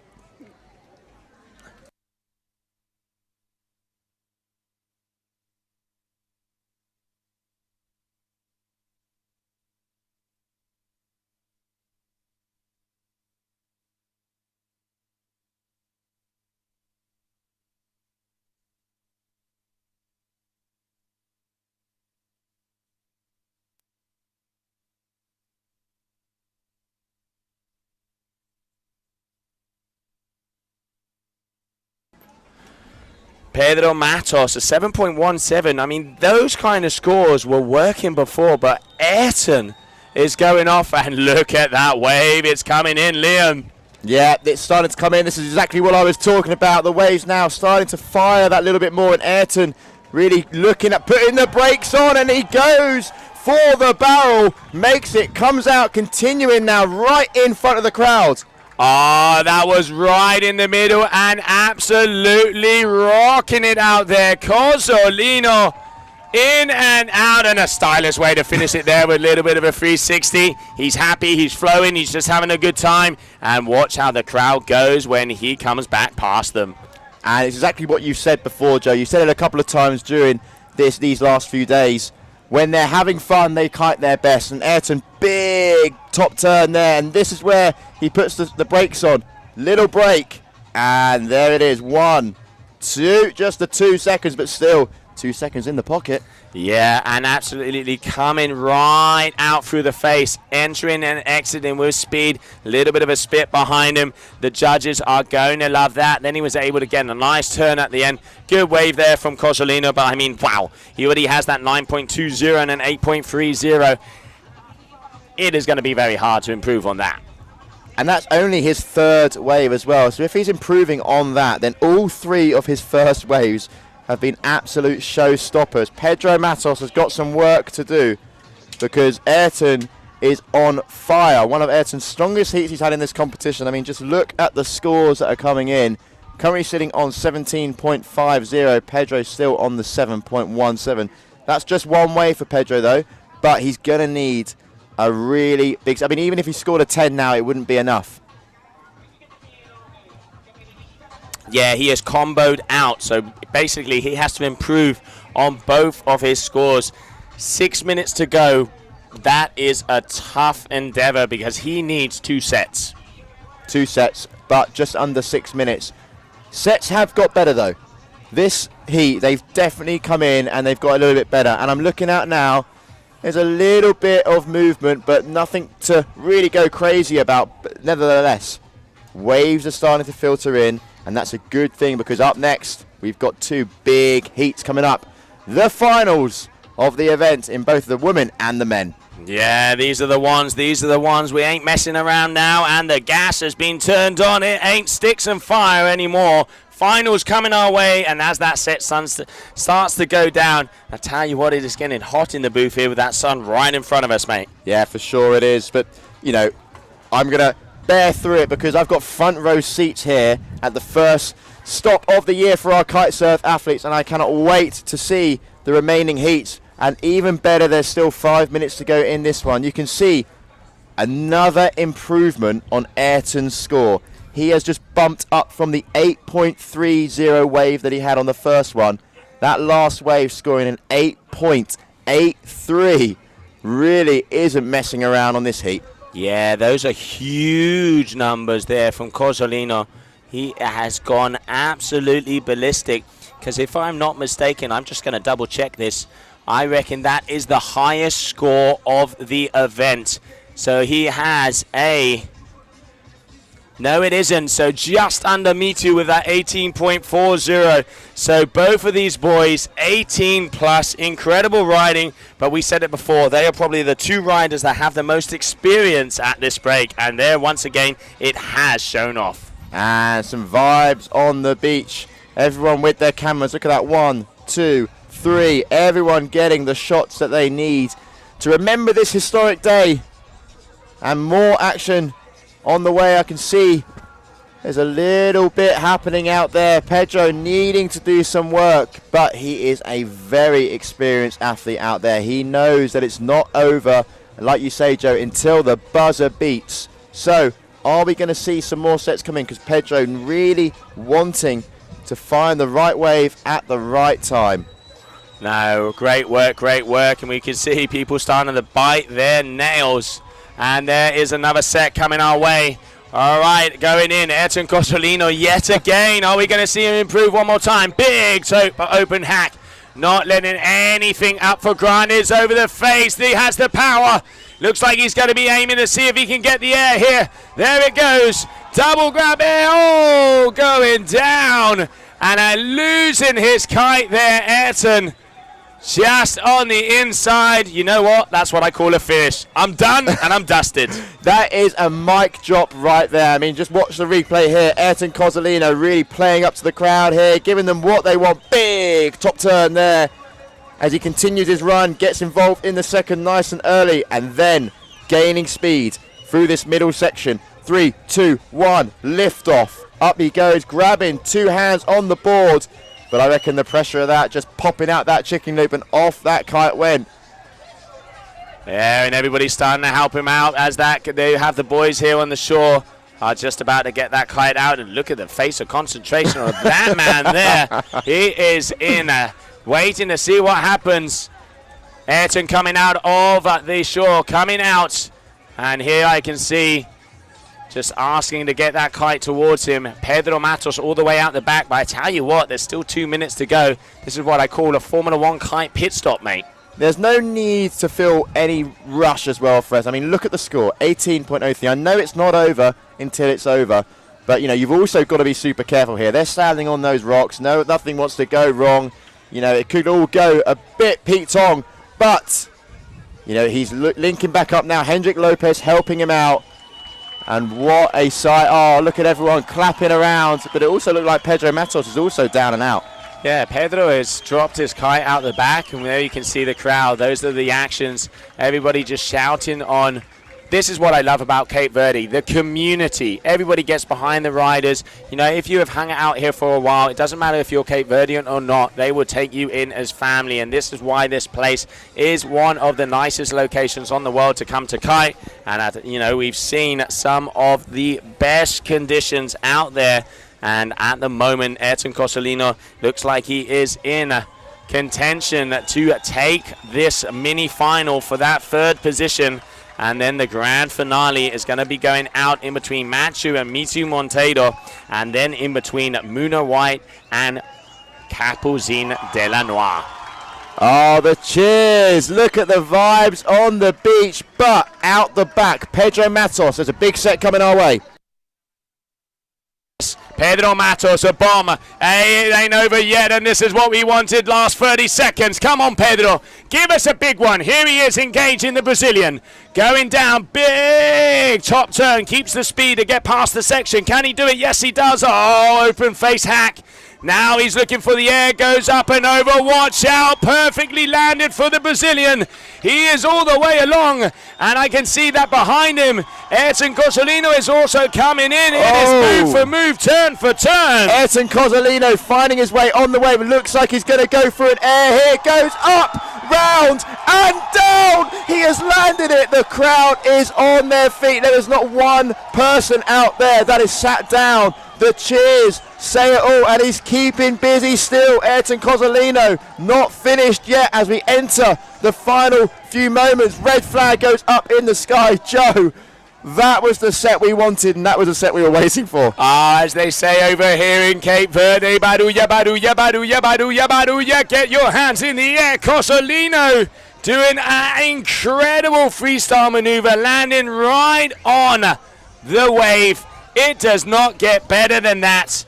Also, that wave from Pedro Matos was an absolute bomb. So I am going to say we are going to wait for the results to come in and just enjoy the highlights, because what a way to finish it off with one of the biggest sets of the day.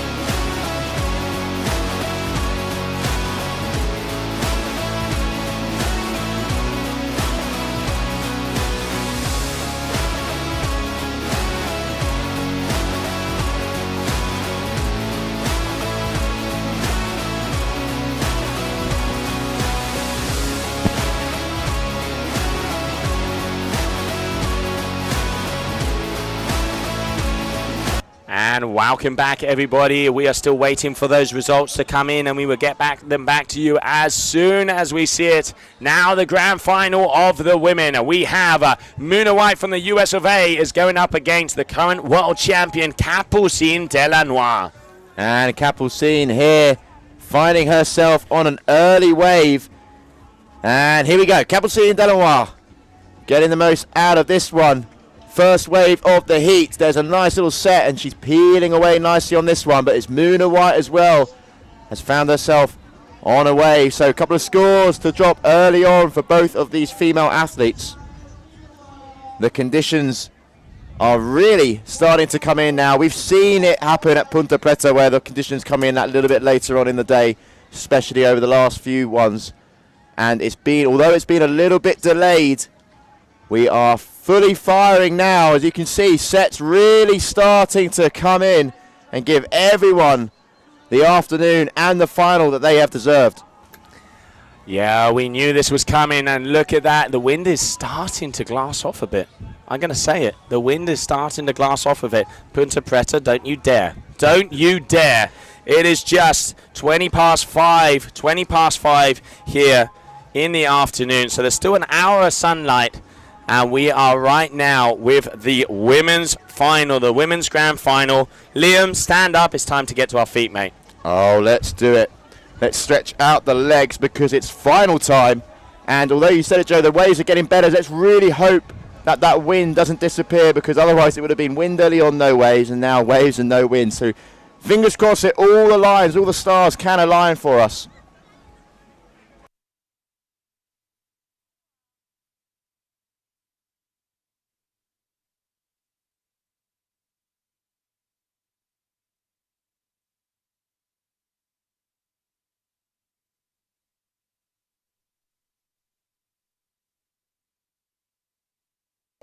Still waiting for those results in between Ayrton Cosolino and Pedro Matos. It is going to be close, whoever it is, but Ayrton pulling out an absolute banger. And one of the nicest freestyle moves, landing perfectly on the wave. What a final wave for him in this competition. That's the way to round off the few days. And there you can see Ayrton on your screen on the right-hand side, just being congratulated by numerous people. There we can see Lorenzo Casati's father also here. Good to see him compete in the event. But it's all eyes on Ayrton after that was a great heat. But as you mentioned, Joe, still some results to drop. And Pedro Matos also, hats off to you, my friends, for putting on a great show. And also that final wave really producing the goods. But Muna White, Capucine Delanois, Muna currently sitting on a 7.10. Capucine on that 2.2. So scores hopefully going to be coming our way shortly as more sets are on the horizon. 30 minutes left on the clock, and it does look a little bit flat out there. It was a bit scary though for a moment. It looked like the wind has completely dropped, but it is looking good now as the girls are back out there. They are on 10s and 11 meters, and I can see Mitu and the guys are starting to pump up their 12s just in case that grand final, Machu Lopez and Mitu Monteiro. And we are still waiting to see the results in between Ayrton Cosolino and Pedro Matos. But the girls have been throwing down out there. That's the two semi-finals where we saw Muna take out Kessiani Rodriguez and Capucine Delanois take out Bruna Kajia. Moving on to the big final, we have them there on the screen. White versus Delanois, and then in the mini-final, it was Kessiani Rodriguez with a 10.16 over Bruna. So Kessiani in third position, and in second position, Bruna Kajia. 12 minutes in this heat. Still waiting for that following set to come our way so that these two riders can really start to add to their current scores. Muna at the moment in front, your 2019 champion. That was the last time Muna competed, and it was here in Cape Verde. Can she do the double? Can she back up her result over there in 2019? Currently sitting in first position. We will wait and see. Trigon shaft de kor Toyota dynamique. Quem capita de shaft kor? And a wave here on the inside. Capucine Delannoy has got her teeth into it. So here we go. It's starting to get a little bit shallow, but she's working with what she has. Plenty of turns, hacking away, engaging the fins, but just getting off the top of that wave there. Yeah, Muna not getting all the turns that she wanted to be able to on that wave, but it was very, very, very close. And then we just saw here Capucine Delannoy on the inside. So she is looking to increase her score. Muna at 4.66, 2.44, totaling out at a 7.10. And then Capucine here on that wave, starting to get a groove on. Yeah, you can see there, that's a bit more of a nicer wave for Capucine, just building that confidence up. She's going up against Muna White, and speaking to Capucine in that interview after her semi-final, just asking about how she feels going up against Muna. Super, super happy. You can see the smile on the face, and she's going up against one of the riders who got her into the sport, got her, wanting to be a strapless rider, and here she is in a final. No, I mean, that, it is incredible. And Capucine, world champion at the moment, mixed it, comes from a freestyle background, pretty much didn't even know what a wave was, lives out there in prayer in that strapless paradise, and decided, all right, if I want to be a world champ, I've got to be complete. Went into the waves. Muna White, the complete opposite. She only concentrates on the waves. But I mean, hey, living out in Hawaii out of Oahu, I'd do the same. Exactly. I mean, you get some of the best waves in the world at those locations, and you can see that in Muna's riding. Super comfortable. She looks fully in control on every wave that she rides, but take nothing away from Capucine, because this young gun is going to be taking the fight and is also your current world champion. 5.68 for Capucine, chasing that 7.10, so another score has been added for her.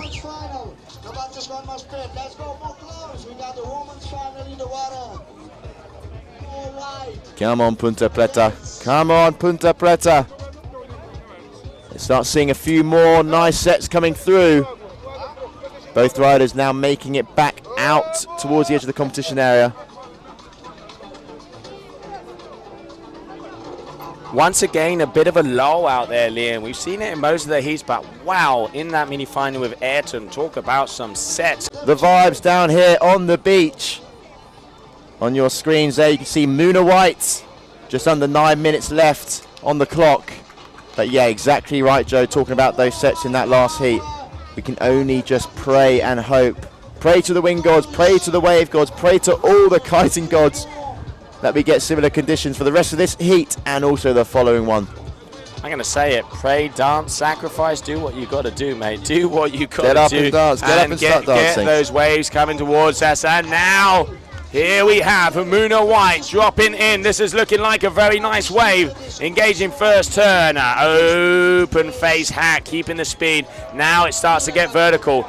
Nice sweet spot, letting that tail a little bit loose. Can she get past this section? No, decides against it.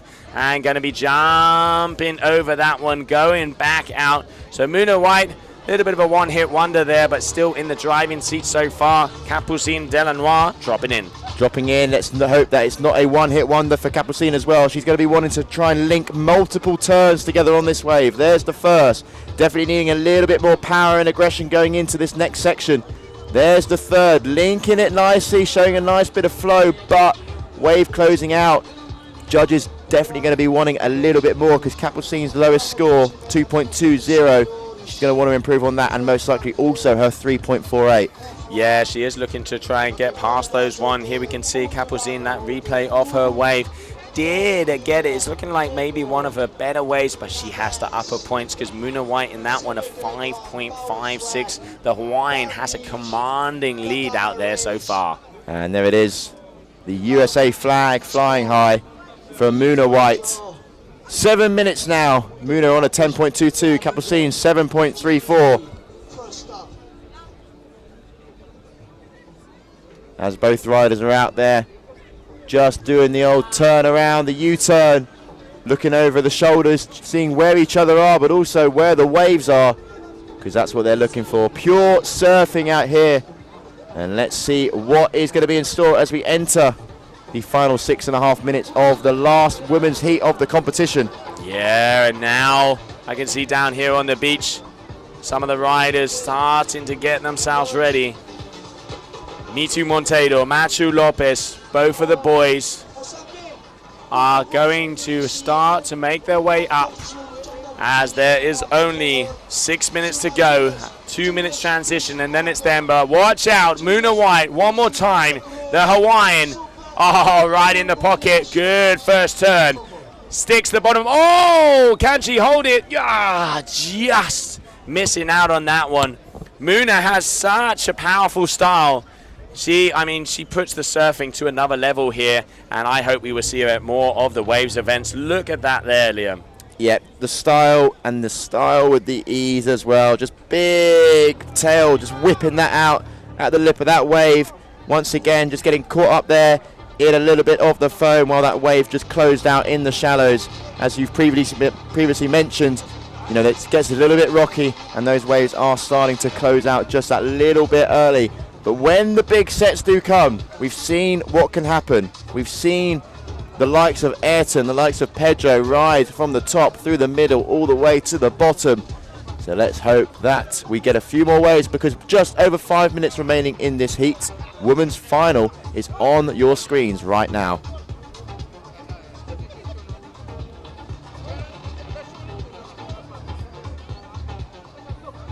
And Capucine trying to drive herself back upwind, because she is currently not in exactly the perfect position. You can see on your screen there, there's a few nice waves, but they are all the way onto the right hand side.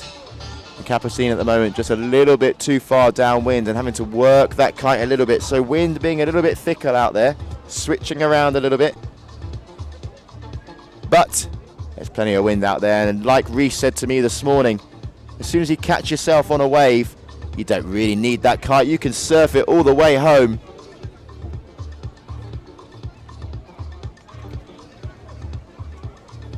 Yeah, just coming up on those 4 minutes. I reckon we might have enough time for one more set to come through. Muna White with a 5.56 and a 466, 10.22 average. Capucine Delanois, 386 and a 348. Not big scores for any of these girls, so a set wave, while surfed, could change the complete final. Anything can happen out there, but we are going to have to see, as there are still a little bit under 4 minutes to go. What a way to finish it off. The sunset is there, the waves are rolling in. Punta Preta, third day of competition. I mean, it doesn't get much better than this. Doesn't, and it can't. I mean, it's just been a brilliant few days of competition from start to finish. Obviously, yesterday being the highlight with some amazing heats and big waves, big swell. But, you know, right now, Punta Preta has definitely got a little bit better. Although the waves aren't as frequent, the ones that are coming through in the right moment at the right time are sure proving to be very well surfed and score very high. Ayrton Cozzolino proving that in the last heat, stomping some absolute monster scores early on. But right now it is Capucine against Muna, just under 3 minutes remaining. Yeah, and I just got the results in from the mini final of the men. Ooh. Took a time as they were waiting. They had a little look-see, and making his way through, getting that third place here in Cape Verde, Ayrton Cozzolino. So Ayrton Cozzolino in third, Pedro Matos in fourth. Those big moves there from Ayrton, making the difference and getting in the win. Brilliant stuff there from Ayrton. Some monster scores. Very well deserved. And here we go. That means that because Ayrton's now third, we've got a Cape Verdean final and a Cape Verdean third place. So very good for the home crowd here. And Pedro, hats off once again. Very well surfed, showing us why you are a force to be reckoned with out there.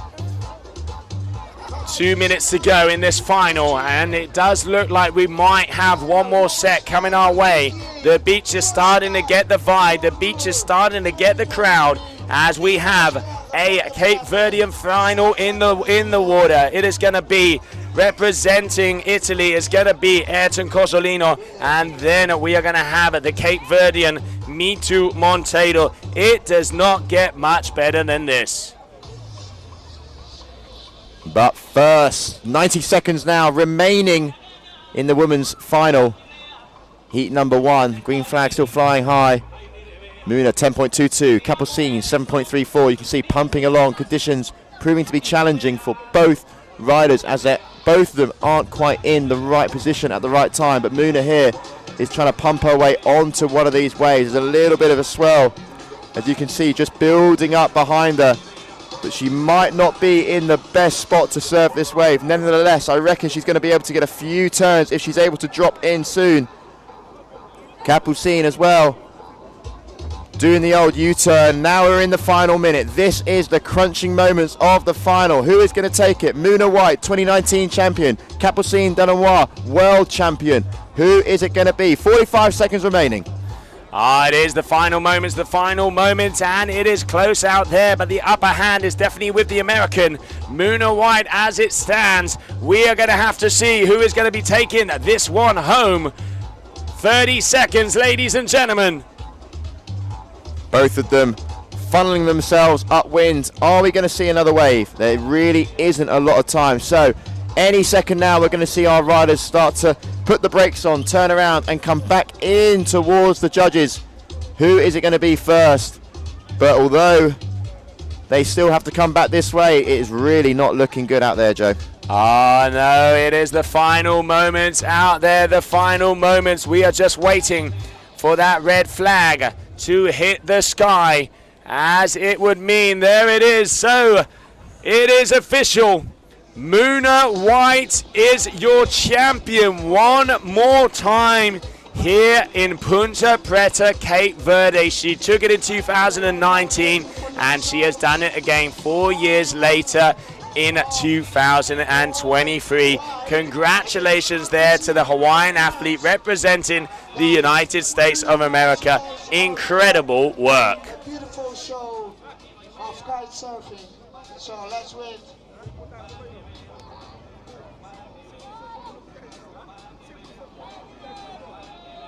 Final dem cheer. Wow. Okay, final dem cheer. Vencedora, Muna White. There is Muna saying hi to the crowd, just enjoying it out there, and she is once again your champion. From Hawaii, Muna White. Second place, we got Capucine from France. Segundo lugar, with Capucine from France. Muna making her way down.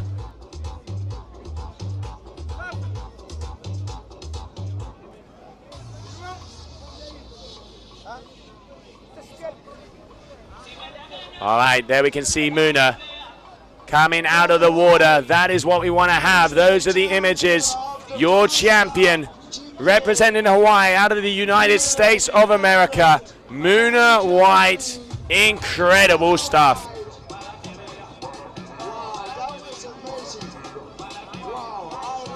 And there it is. There is the American flag.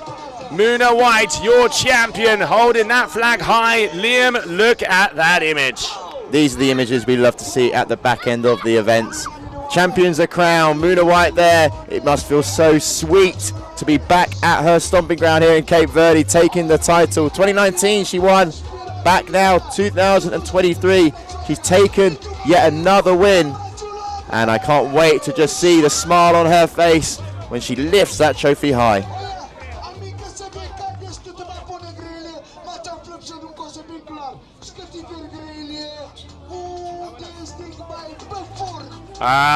Okay, the crowd is packed, This is the final. Machu Lopez coming out of Cape Verde representing Spain. Mitu Monteiro, the Cape Verdean legend. It looks like it is going to be Mitu here engaging on the first wave. Let's go out there. Here he goes in the yellow. Monteiro dropping in. Monteiro, first wave of the heat, and it's a good one to start. Big first hack turn, backs it up with a nice elegant looking second. Going for that third just while the wave closed out, but it's not the longest wave, but still three nice quick successive turns. Yeah, throwing down the hammer early on. We've seen Machu in the heats throughout the competition. He has been, I'm going to say, the more calm rider. He waits for the ones at the back, and talking about a smile. Muna White, there's our champion. Coming out of Hawaii, it says it all. 2019 champion, 2023, 4 years later, the next contest she does on top of the world. Incredible, and congratulations from us, Muna. Yeah, brilliant to see. And back to the action now. Mitu on your screen, heading back out. As at the moment, riders just looking to position themselves in the right place at the right time for when the right sets come. And you can see that score there from Mitu, 6.07. And now up in the sky, we have view on Muna.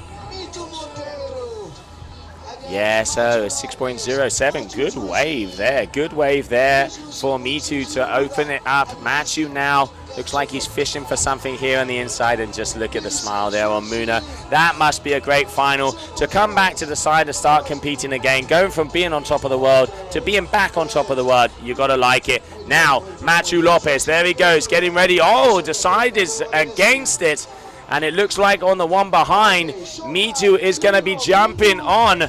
Here he goes, Mitu Monteiro. Oh, look at that, super close to one another.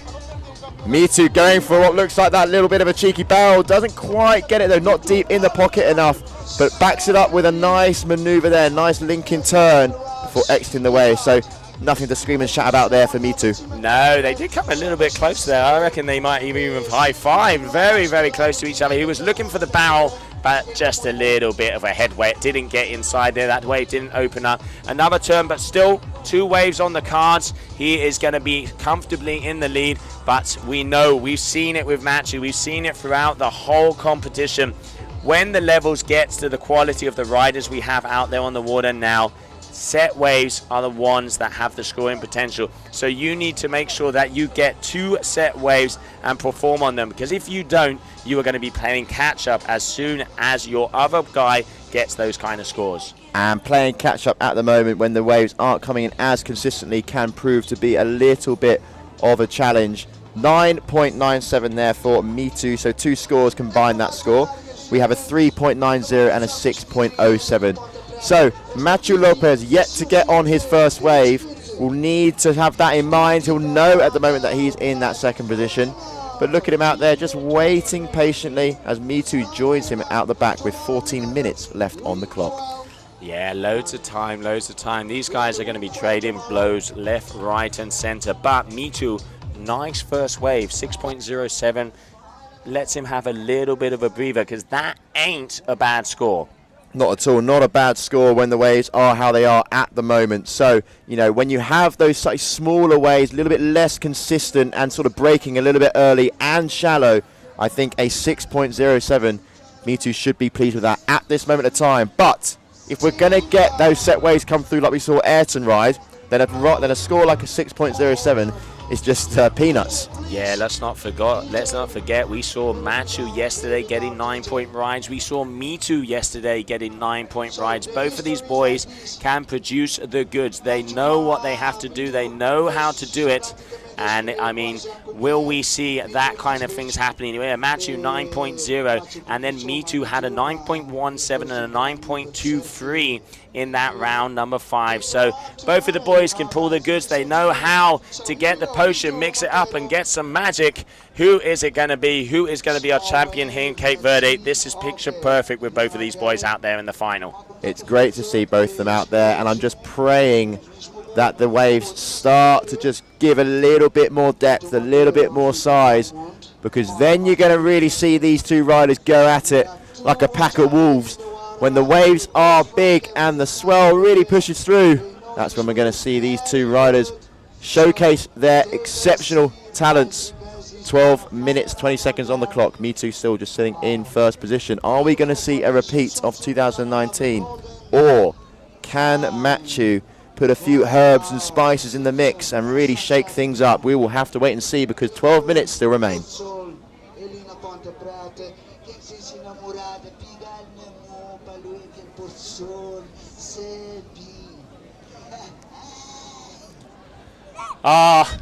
This is the silence before the storm. I know, it's the silence it's the before quietest the we've storm. been in about 2 days, Joe. Somebody crack one open. It is about to go. It is getting way too quiet in here. So, all right, ladies and gents, we're going to start shouting a bit. You know we like to get excited. Day 3.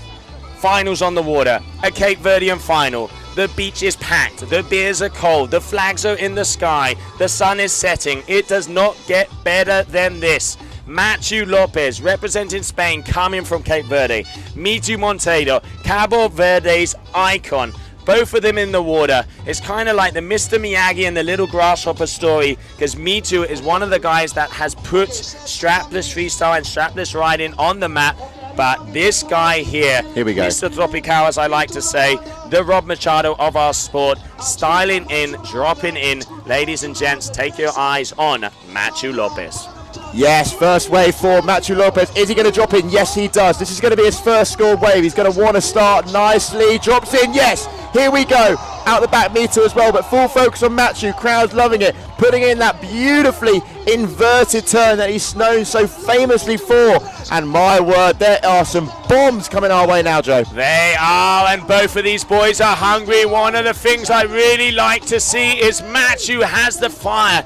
Lots of time, Matthew's worst enemy is himself when he goes out in heats. Normally, when you see Matthew out there in the first minutes of his heats, flowing, liking it, getting the moves, getting the scores, that's when you know he is in his comfort zone. He's also gone out there on the D-Lab. He's got the eluder, he's got the light winds. Mitu out there on the F1. This guy can ride in pretty much an absolute breath, but there, little bit of an unforced mistake there for Mitu, not getting the score that he wanted to on that one, and Matthew going vertical, move for move, over and over. I mean, these boys, this is going to be an exciting final. Less than 10 minutes to go. All right, I'll press refresh. You want me to do that? Yeah, let's do it. I want to see the scores. Give me the scores, because Matthew's wave was really nice. Rode it well. Nice couple of air maneuvers. Showed why that backside riding is so good. And just currently on your screens, you can see the score has not dropped for either rider just yet. And with 9.5 minutes, you can see there Matthew diving the kite. He has seen something he wants to get involved with. Is this wave going to just open up? I reckon it is. And you know when he's going to jump in. You know when he wants to get busy, because he switches round to backside. Yeah, he does, and this one it's opening along the reef. He's going to have to go very fast. He wants to be able to get some of ones, and this one, I reckon it might close out in front of him, but he is going. Boom. He knows how important it is. There he is. He puts the knocks. He goes for it. Matthew, first hack, letting that tail loose over the top. Once again, stern number 2, right in front of the cameras here, going all the way, getting a little caught up there, and finish it up. Medium wave, but I reckon he has a very good score for that first wave about to drop. We're still waiting for that to be confirmed, but obviously we can see just a little bit more than you guys can at home, because we have the judges panel on the computer. Hint, hint. So it does look like Matthew has a big score coming his way for that first one. Mitu at the moment a 9.97, but we know that this is going to come down to the sets waves. It's not going to be about scratching on some of these smaller ones. It's about waiting out, getting the backside bombs, getting the outside reef. I'm going to say it. Poseidon, please, triting the hell out of that ocean and send us some waves. Also with those waves with Matthew, we know that first wave he caught was better than that second wave. And looking at the scores, Mitu's worst wave is a 3.90. And I reckon that second wave from Matthew might just edge that 3.90. So it all comes down to the first wave of Matthew's. That one where he got those airs. Is that going to be enough to take out the 6.07 from Mitu and just shake things up a little bit?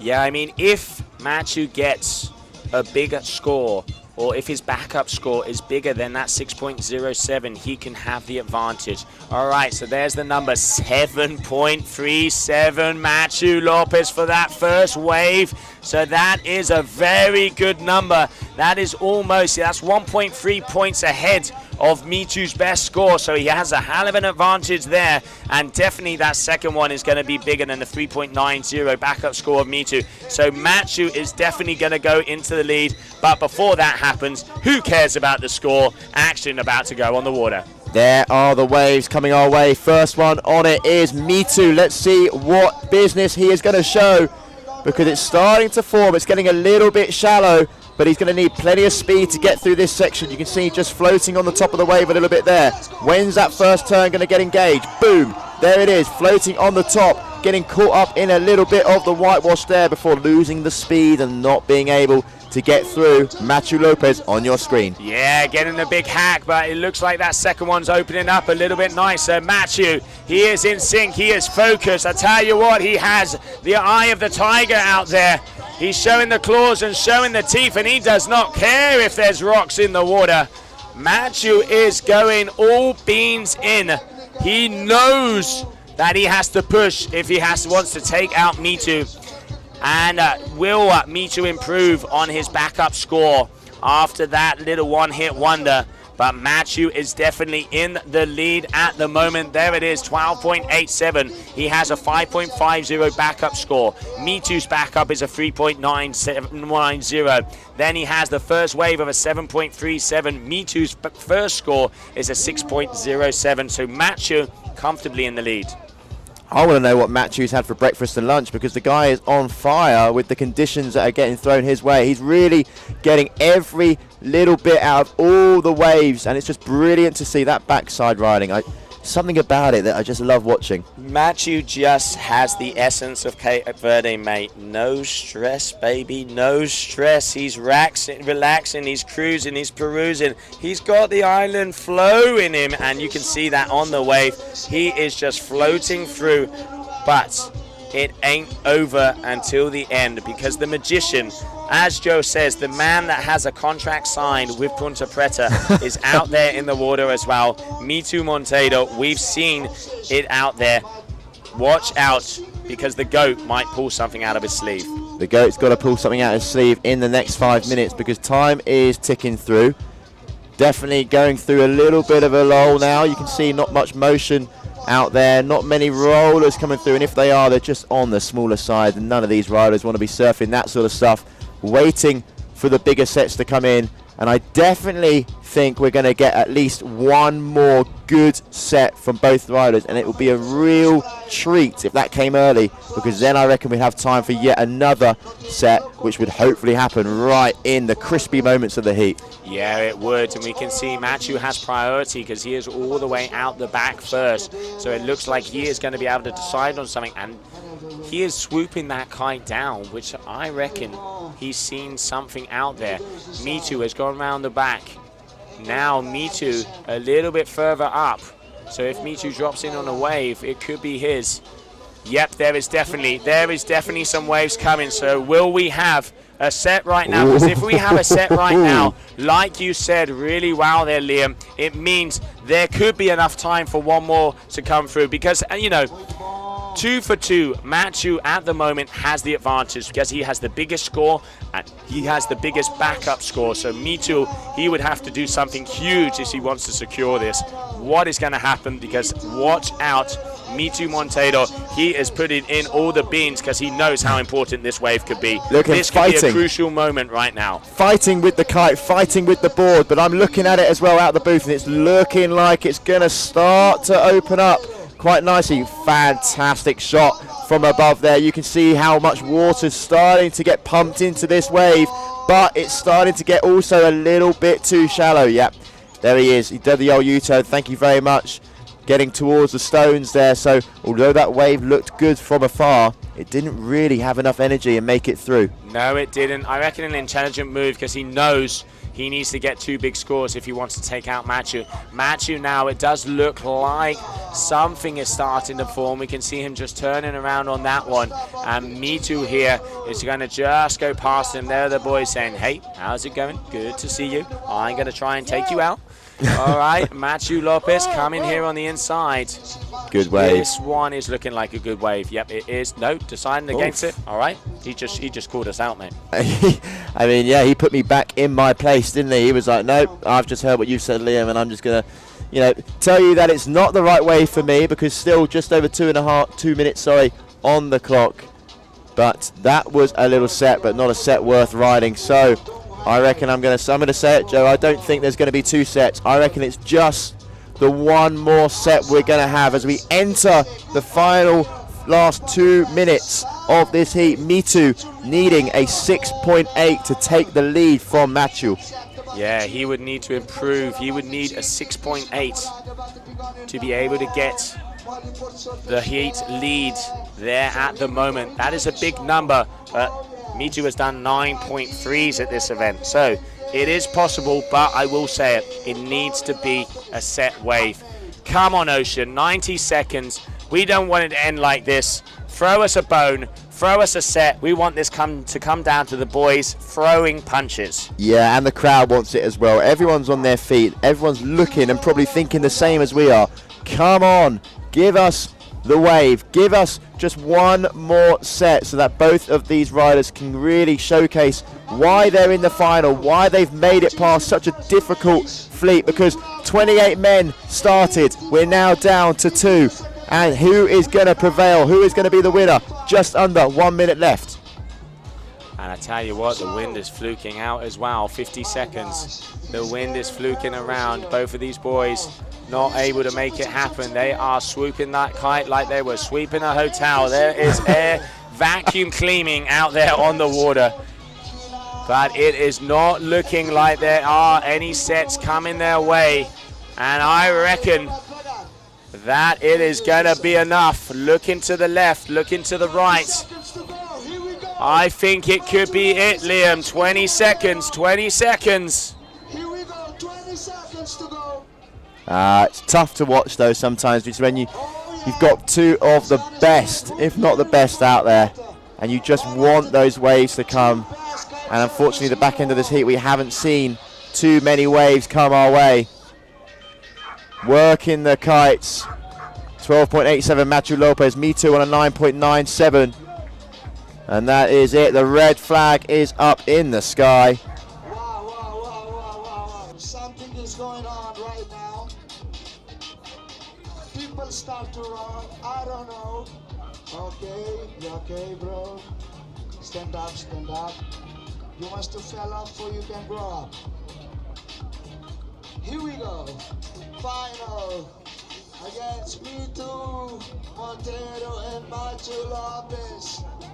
Wow.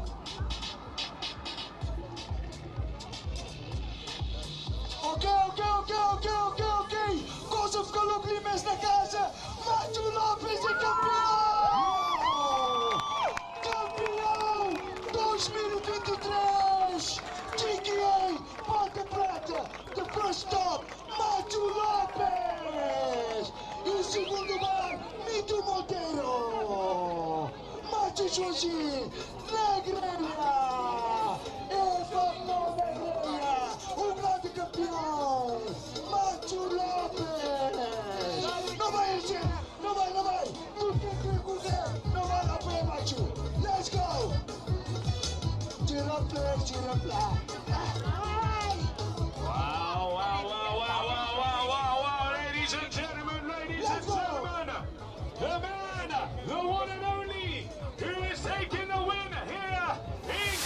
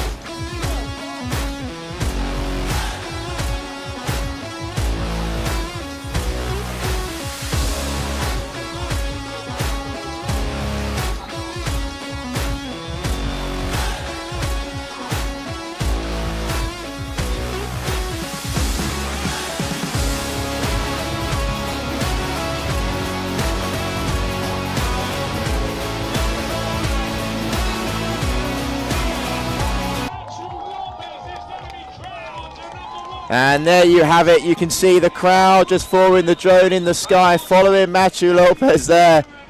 Super happy with his performance in this event over in Cape Verde. And the Stoke says it all. A great final between Mitu and Matthew. The wind got a little bit fluky towards the end there. And Matthew now making it in towards the beach.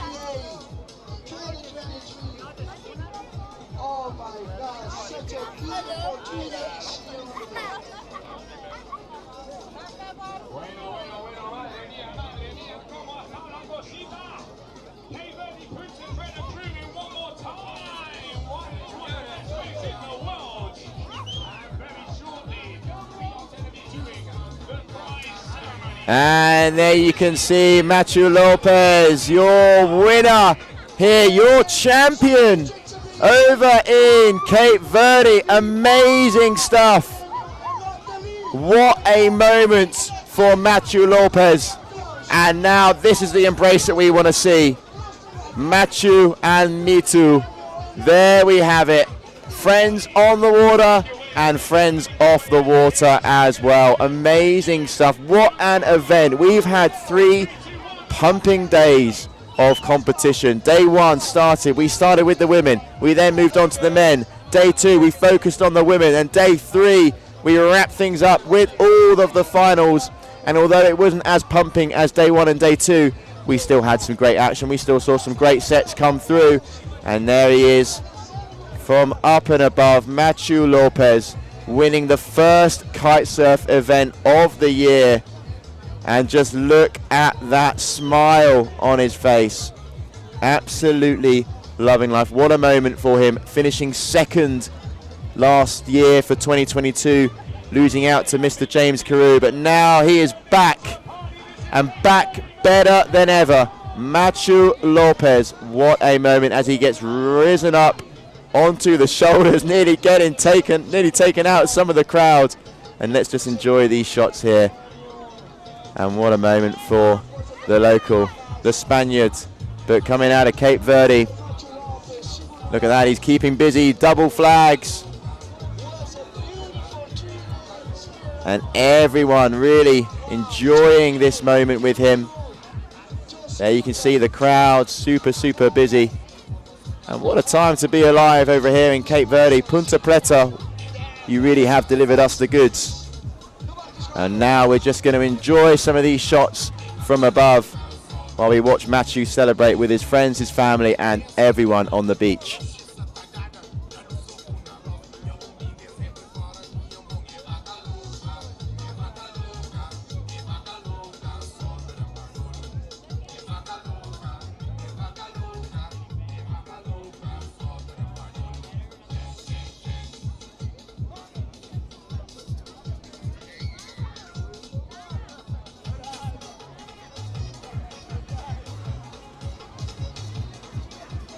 Okay, so to round things off here in Cape Verde, results, finals. We have Keziane Rodriguez against Bruna Kajir in the mini final.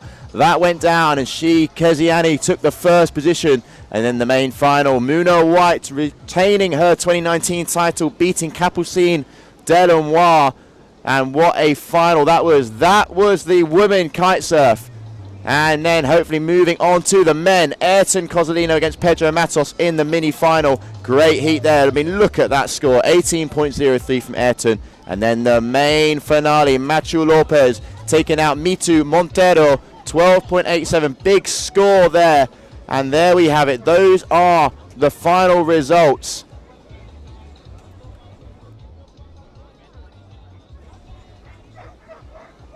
And brilliant stuff there. We can see back in towards the studio. Thank you very much. There we have it. Joe's down on the beach. And I just want to say a big thank you to all of you back at home that have tuned in. It's been 3 fantastic days to remember. Matthew Lopez has taken the win. And there, the sun is setting. The waves are still coming in. The wind's definitely starting to drop. But now it's time to enjoy the scenes down on the beach. It's a packed setting. Big thanks to everyone. I'm Liam Dredge, and I was joined by Joe Siasta. Thank you for joining us, and we cannot wait to see you at the next stop later on in the year.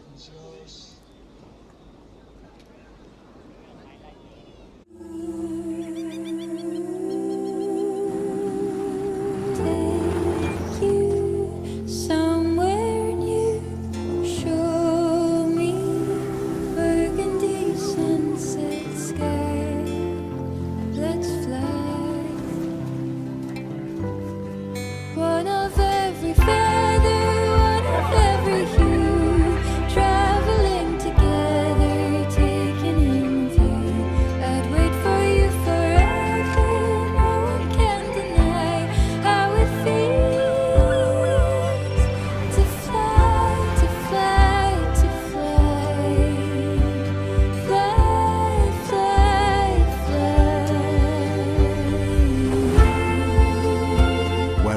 go in the world, one airline goes further to make it feel exceptional. Qatar Airways, going places together.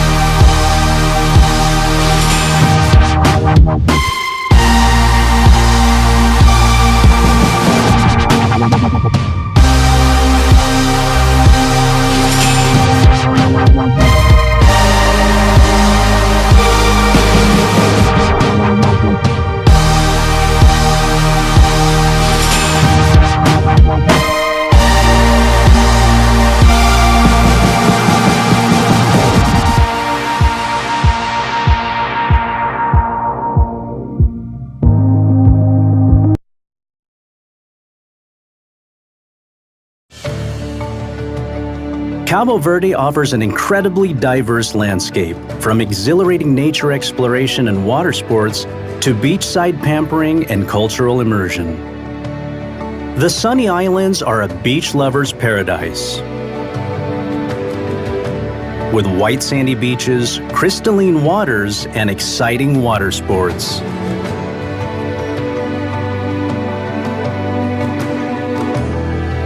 The Census Islands call all nature enthusiasts and ecotourists. Mountainous peaks give way to lush valleys and surrealist volcanic landscapes where premium coffee and wine are produced.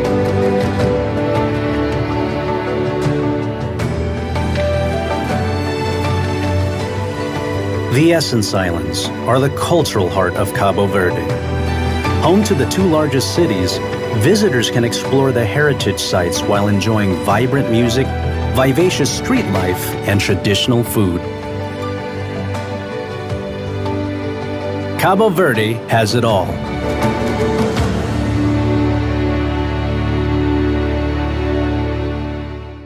CV Móvel.